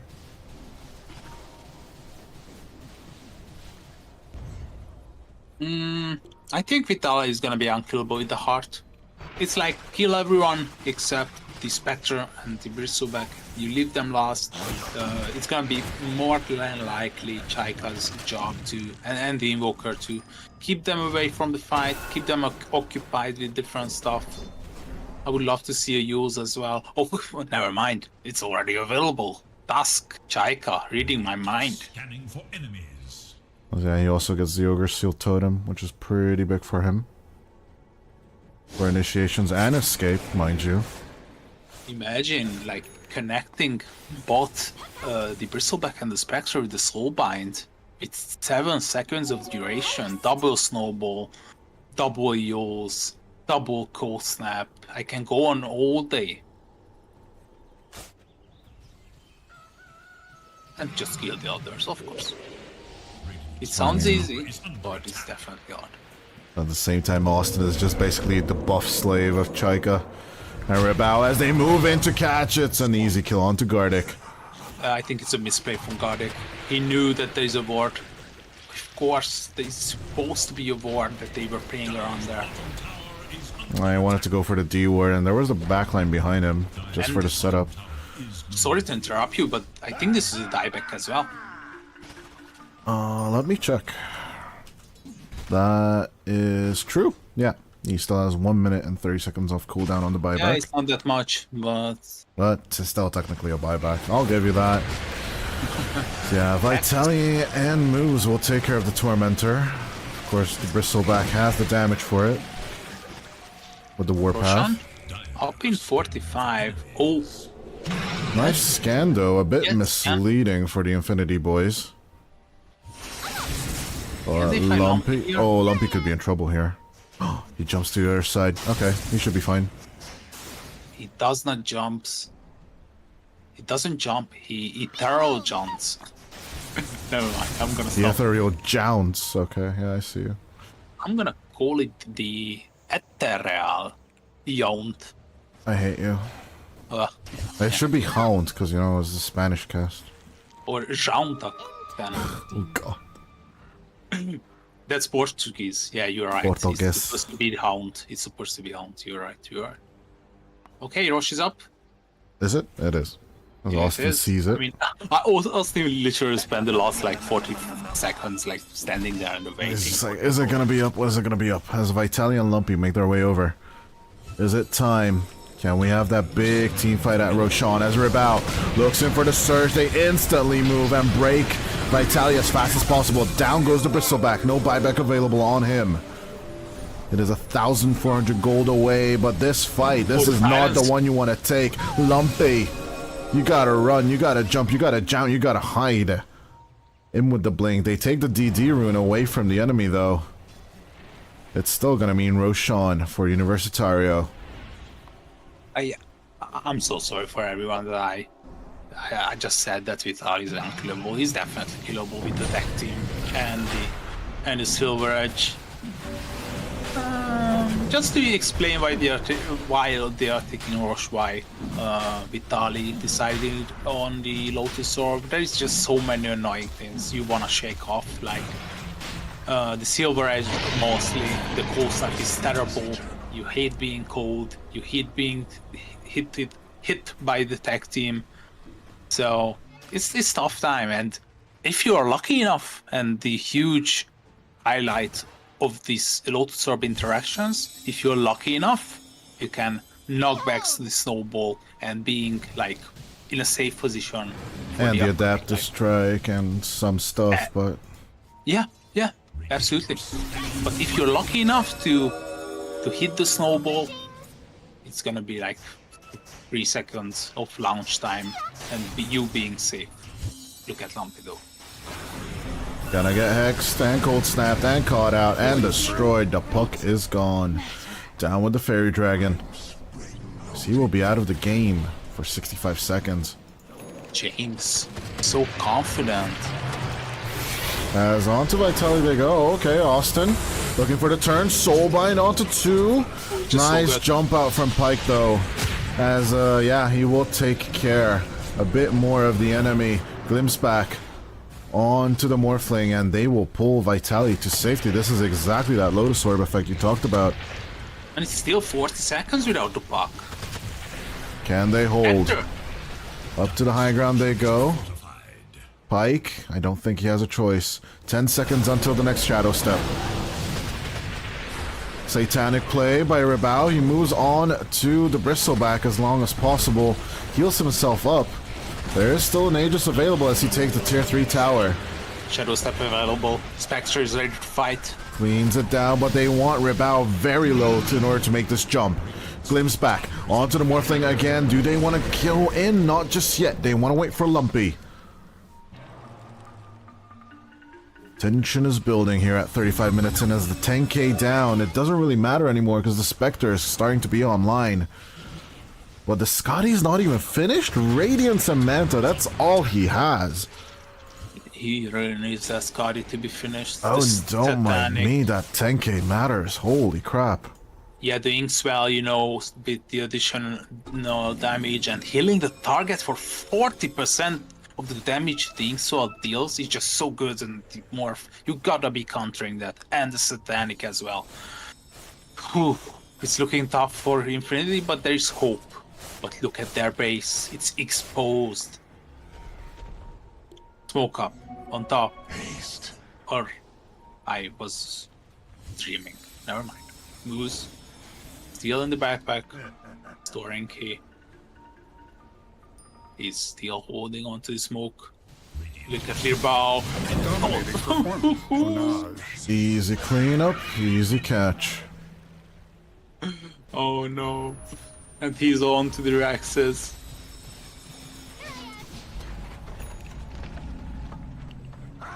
Holding on to them. Just another Decrepify. Still Aegis for a minute and a half. Minute and 45 to be exact. FPS? Okay. Yeah, I'm losing FPS over all these effects as well. Oh, you do as well? No, I'm just joking. Okay. I was a bit worried, like. Potato pezze. Is Vitaly gonna be ready? I mean, he's 20k net worth right now on the board. He's very close to that Bloodstone. But, I mean, Dodai, it's still physical damage against the Morph, and you're just not damaging the others. There's a Snowball for save, there's the use you can use, a Glimmer Cape, Darkseid just runs away using You don't Pipe. care. You don't care. As long as you survive. As long as you're damaging anything. Even if it's just a Morph.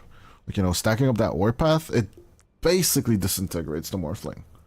But, okay, I see what you mean, but how you're gonna be anytime hitting anyone in this fight if you're Vitaly? I don't know. Don't ask me that question. You just need to press that stupid Bloodstone active and then press the Bristleback active and then magic, you know? Profit. Tortellini promised me that. Tortellini promised me that as Rebao goes for the last tier 3 tower. Somebody stop this man. He's unstoppable. As the Spectral Dagger connects, here comes Vitaly. Let there be magic. As he doesn't even press the ultimate, the active. Hello? Rebao? Can anyone stop this guy? Hello? He's Satanics up. 1 more minute on the edges as the tornado is perfect. A beautiful meatball throw from James as they're stuck inside the static storm. But can they get the Morphling one more time? That is one. Pike separated. Pulled back. Pike is in trouble. Here comes Vitaly to help him out. Here's the sucking petrol station, but the Pugna cannot save Vitaly. Buyback is available on the Spectre as Rebao cleans up the racks. He is looking to be unstoppable. Vitaly tries to push in the damage, but the BKB At the same time, he will just wait for him out of there. Running away. He's still being kited. Vitaly, you should not chase. Gets broken. And now he's held. Decrepified to save him. No more right clicks coming from the Morph as Gardic in trouble. Will Glimmer cape out. But at the same time, the vacuum onto Vitaly. It's the battle of the bristles and the water. But bristles are not doing much to the water as Vitaly dodging a tornado. Buyback on the Spectre and stop this somehow, anything, as the mega creeps are inevitable. Looking like it as Pike will buy back, goes onto the back line, and now turns onto someone, anyone, as Rebel. They cannot choose a perfect target as James gets pulled back. They want to fight as Rebel just waveforms out of there. Where the hell did Pike go? They are smoking. He just went back with the Shadow Step after not being able to catch anything. Then they can turn onto them. Vitaly, if he's gonna show a middle. Oh, and James knows. No mercy. James. Oh, they catch Vitaly. This could be the death of the Bristle. As no buyback is available, 700 gold away from it.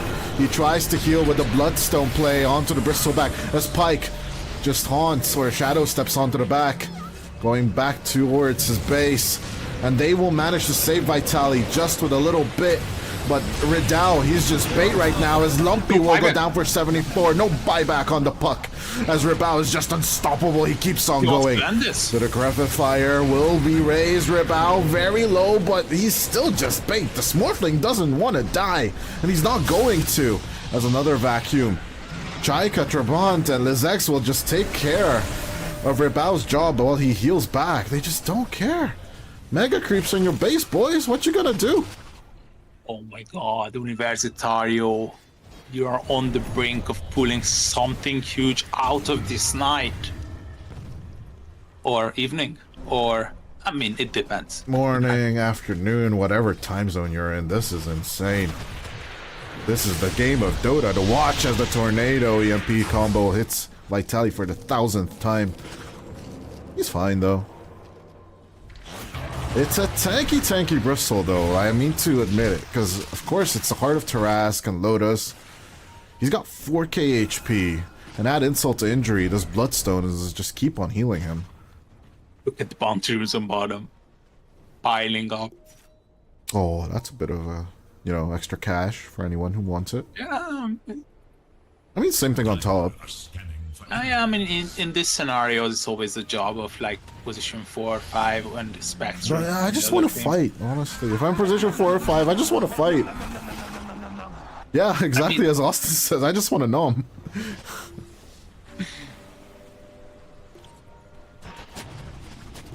That's all I want to do. All day, all night, as Rebel. Oh, the Sunstrike. Who's playing with some fire here? Although Rebel's made of water mostly. Look at the courier at the Dire Secret Shop. Okay, they pick up the bounty runes on both sides, but the courier gonna be including the Skadi, the elements that you need to assemble to have the Skadi. I don't know if it's enough, Koishna. This seems so tight. I mean, if Infinity can turn this around, they can turn anything. But it's 99% according to Lord Gaben himself, and who can deny? If Gaben says something, it's so.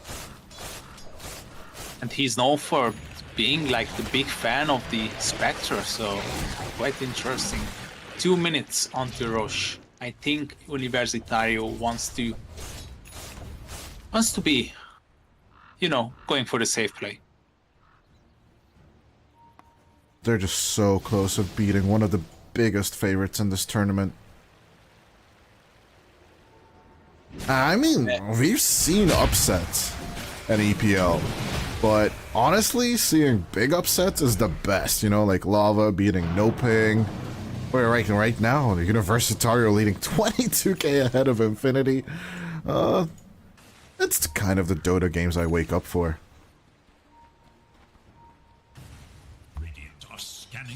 Yeah, I'm running 2 certain like scenarios with different conditions through my mind, but there is none where the morphing dies. He's just leave the morphing for last, but how are you supposed to be kiting him? How are you I supposed to be have killing no idea. everyone else is the question. Okay, Didi, this might be a dream case scenario for, I almost said Hakori, but Infinity. Well, they're still playing with the Corey ID, so, I mean... Okay, and with the catch, Gardic is gone. Rebel. Easy catch, but they need to go towards the river to find that DD. Vitality is in trouble! As he doesn't use the Lotus Orb just yet. The Hex is down. There is a death of the Bristle as they get soul binded together with the puck. Down goes Lumpy. No buyback for 80. They jumped out at the wrong time. And they're just gone. It's time to walk up to the high ground as Gardic tries to hold on to them with the static storm. But yeah, it's GG. Lumpy's out. Lumpy is gone. That is going to be a GG as Universitario. You'll be looking up for the grass. That is it. I mean, Goodness. They just lost all of them. And Pike disconnected. Universitario pull off the upset with a 2-0, 32-15, with a 25k net worth lead. 43 minutes into the game. I'm speechless.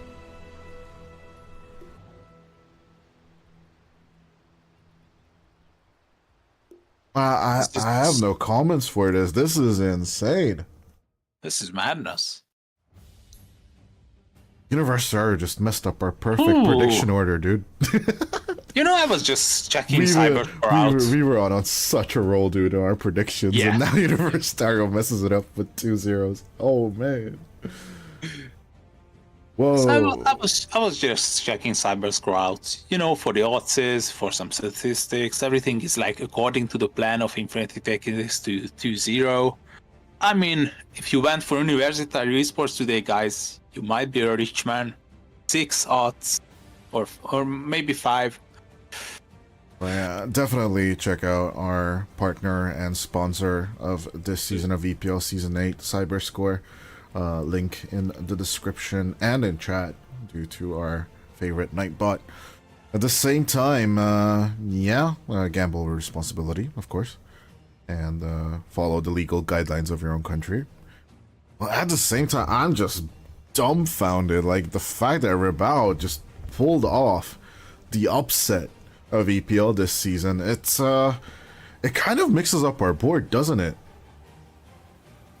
Yeah, absolutely. It's like I'm so confused right now. I just need an additional date to find out what just happened, and I have to I think you should. We can check the board. We can check the board now. It's Mad Kings with 4-1, Infinity with 3-1, and Noping with 3-0. It is more than possible that Noping will take the board this way.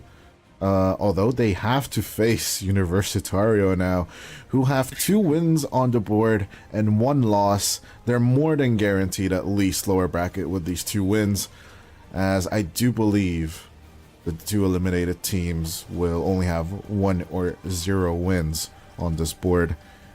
And honestly, Coach, though, I can't wait what tomorrow brings. Because tomorrow, oh my man, we have a triple threat. It's going to be Invaders versus Noping. So they do have the opportunity to take the 4-0 tomorrow. Infinity can make up for this loss today against X5, and then Lava versus Infamous.